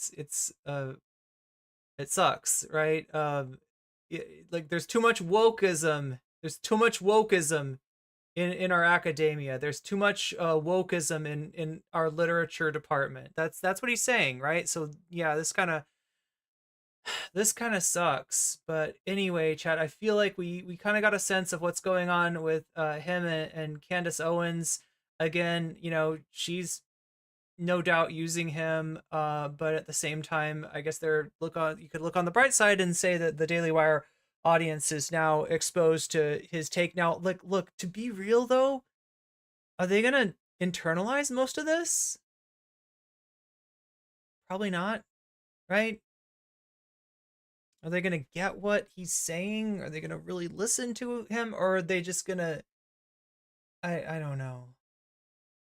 But it's there, and you know, if anybody asks you, you do not in fact have to hand it to him, right? Or you do not have to hand it to her for bringing on Norman Finkelstein. You know, they're from the 19th century British authors, because I want this person to learn how to write. I want him to look at the best, as Bertrand Russell called it. When Bertrand Russell. Okay, so this is the literary equivalent to the take that, like, have you ever heard of, like, when people appeal to music theory, like, you know, which, you know, doesn't have any complicated music theory, right? When they're talking about music theory, they're not really talking about like a comprehensive, you know, theory of music and musicality, right? They're appealing specifically to like a 19th century, so in other words 1800s, like, understanding of music which arose out of Germany, right? So it is a Western music theory that when people you know are judging music by how it conforms to that, right? It's a very Eurocentric you know, framework. And here we have, you know, you got to get where's the Shakespeare? I don't care about these you know, Latinx trans writers, these Filipino female writers, or these Haitian American women writers. I care about Shakespeare. Was asked, what should you read? He said, read only the very best. It's just so weird for him to think that there's not enough Shakespeare in like literature departments, right? Like there's entire courses devoted to Shakespeare. Best and forget the rest. So I'm looking for, not to be confused with Shakespeare from YouTube chat, who is based. Also, quality literature. There was nothing to be found. I finally found two courses, and there were probably around 30 course offerings. Filipino female writers in the English department. Now, this feels like, have you tried to do an impression on a college campus like lately, right? You know what I mean? This feels like, excuse me for being incorrect, politically incorrect, but how many Filipino female writers are there in the United States that you need a whole course devoted to it? Is this a serious department, or is it just a stupid, empty, vacuous identity politics? Identity politics. Yes! No, I don't accept Score. it. I don't accept it. You know why? As I said, because it grates on me to hear young people who are fighting for a place in life. You know as well as I do how hyper competitive the job market is now, and they're coming after work. Some of them know. What is he talking about this in the like for like a liberal arts degree? Like the general grad, you know, the component of like you gotta you gotta fulfill your literature requirement for like a liberal arts degree. Is that what he's talking about? Fault of their own, they're falling asleep in class because they're working 2 jobs. And they have so many family responsibilities on top of it.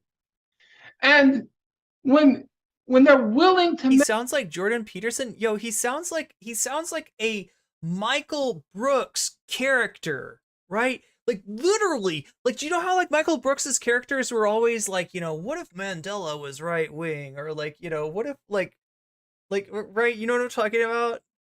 Like these are the kind of characters that Michael Brooks would do. It sounds like a not real. It sounds like a parody. make the investment, why are you giving them crap to read? Why are you giving them Ibram X. Kendi to read when they can be reading Du Bois? So it makes me angry. Not the boys, but Du Bois. W.E.B. Du Bois. Well, I don't know. You want me to read a communist black author? That sounds pretty woke to me. Like, right? This is what he doesn't get, is that the lane that he's in, as far as his argument, is like a right wing lane that would, you know, would shit on people like Du Bois. Very, very much. That would view that as being, what, you know, every bit maybe more woke than than the course offerings that he's talking about. Du Bois. The Boys is Tim Pool's fans. Anyway, chat. That is all the time that I've got for you today. I am trying to think. I do kind of want, is there an interest in me covering the Vosh versus, what are they called? Deep Fat Fried. Is there an interest in that? Because I do want to cover it. I'm not sure whether I'll get to it Monday or like, I guess I'll try to do it tomorrow. Okay. So just like, I don't know. I want to commit to stuff. I want to like give you a schedule that's going to be firm and stick, and that I don't move the times all over the place, right? Because I want you to know where to find me. But yeah, I'm thinking tomorrow we'll do Vosh. Why did I have to say it like that? Why did I have to say it like that? We'll cover the Vosh debate. If people want to see that. There was a Keffels thing I watched this morning. It wasn't related to Vosh.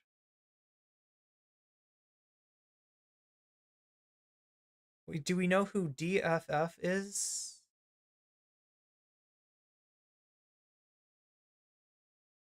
Deep fat fried frat. Yeah, frat. Oh my god. Okay, so we're talking about TJ, the Amazing Atheist, and Paul's Ego. And there's one more person that I always forget. I'm sorry, person that I always forget. You are also a member of Deep Fat Fried. But yeah, Vosh debated these people. Look real quick. Like, I can't resist, chat. I can't resist. Why is Colleen Ballinger?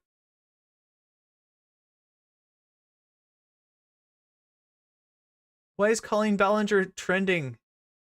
Posting a fall vlog? Only 4 months after her domestic terrorist attack with a ukulele. Wait, okay, so that she's posting a vlog? Latest from Colleen Vlogs. Fall vlog, there it is. We'll cover that tomorrow too, I guess. Yeah, so I mean, like, if there's anything to cover, I don't know, it might be pretty boring. I don't know. I don't know, if she doesn't bring her ukulele out, then what really is there to cover? But thank you for being here. Thank you for supporting me. Thank you for liking the stream. Thank you for making this possible for me. Members, subs, super chatters, Patreons. Let me show that link one more time, since I don't talk about it nearly enough. And I really want to have more people on my Patreon to be able to do more cool things over there with my Patreon. So if you'd like to be part of that, and you already do get some pretty special behind the scenes stuff, some early release stuff, there's already goodies for you over there if you want to sign up. But that's my Patreon. Yeah, make sure to join the Discord if you're not already in it.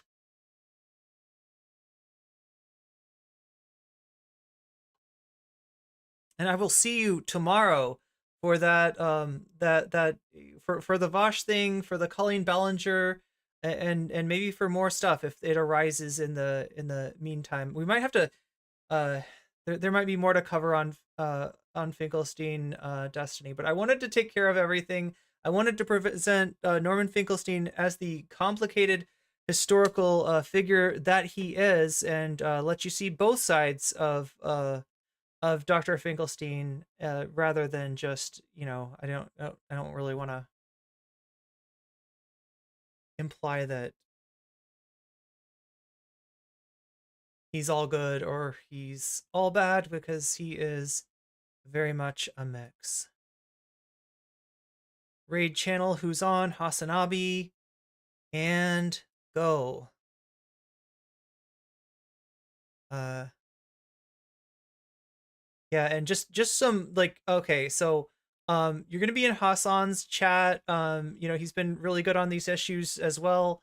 We really appreciate him, and I want to thank him. Please don't like try to like be like, you should bring NCC on, because he's not gonna be receptive to that. All right, so don't like bother him, and just I guess give support. I think last time so I don't know, he gets weird if people ask him to bring on smaller streamers. So I'm not trying to get on his show. I don't know what we'd even talk about, but do you want to support him? And he's the only one I could find on that I follow that's like politics. So thank you very much, everybody, and I'll see you tomorrow. I will see you tomorrow. Meow, meow, meow, and meow, and meow, and yeah, Discord. Join the Discord. I can't say this enough. Meow. And meow, meow vadis. Meow YouTube chat.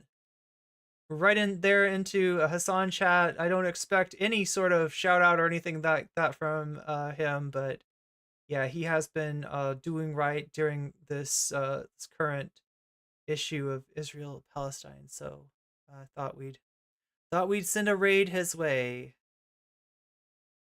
But yeah, have a good night, everybody, and I'll see you tomorrow. We'll do some debate analysis. That's my wheelhouse. That's what made me, a household name on Twitch. That and the files, right? Apparently I have files. I'm still looking for them, but apparently I've got files on everyone and anyone. So we'll go through those files tomorrow too. Anyway, much love and much appreciation, and hit like on your way out of the stream if you don't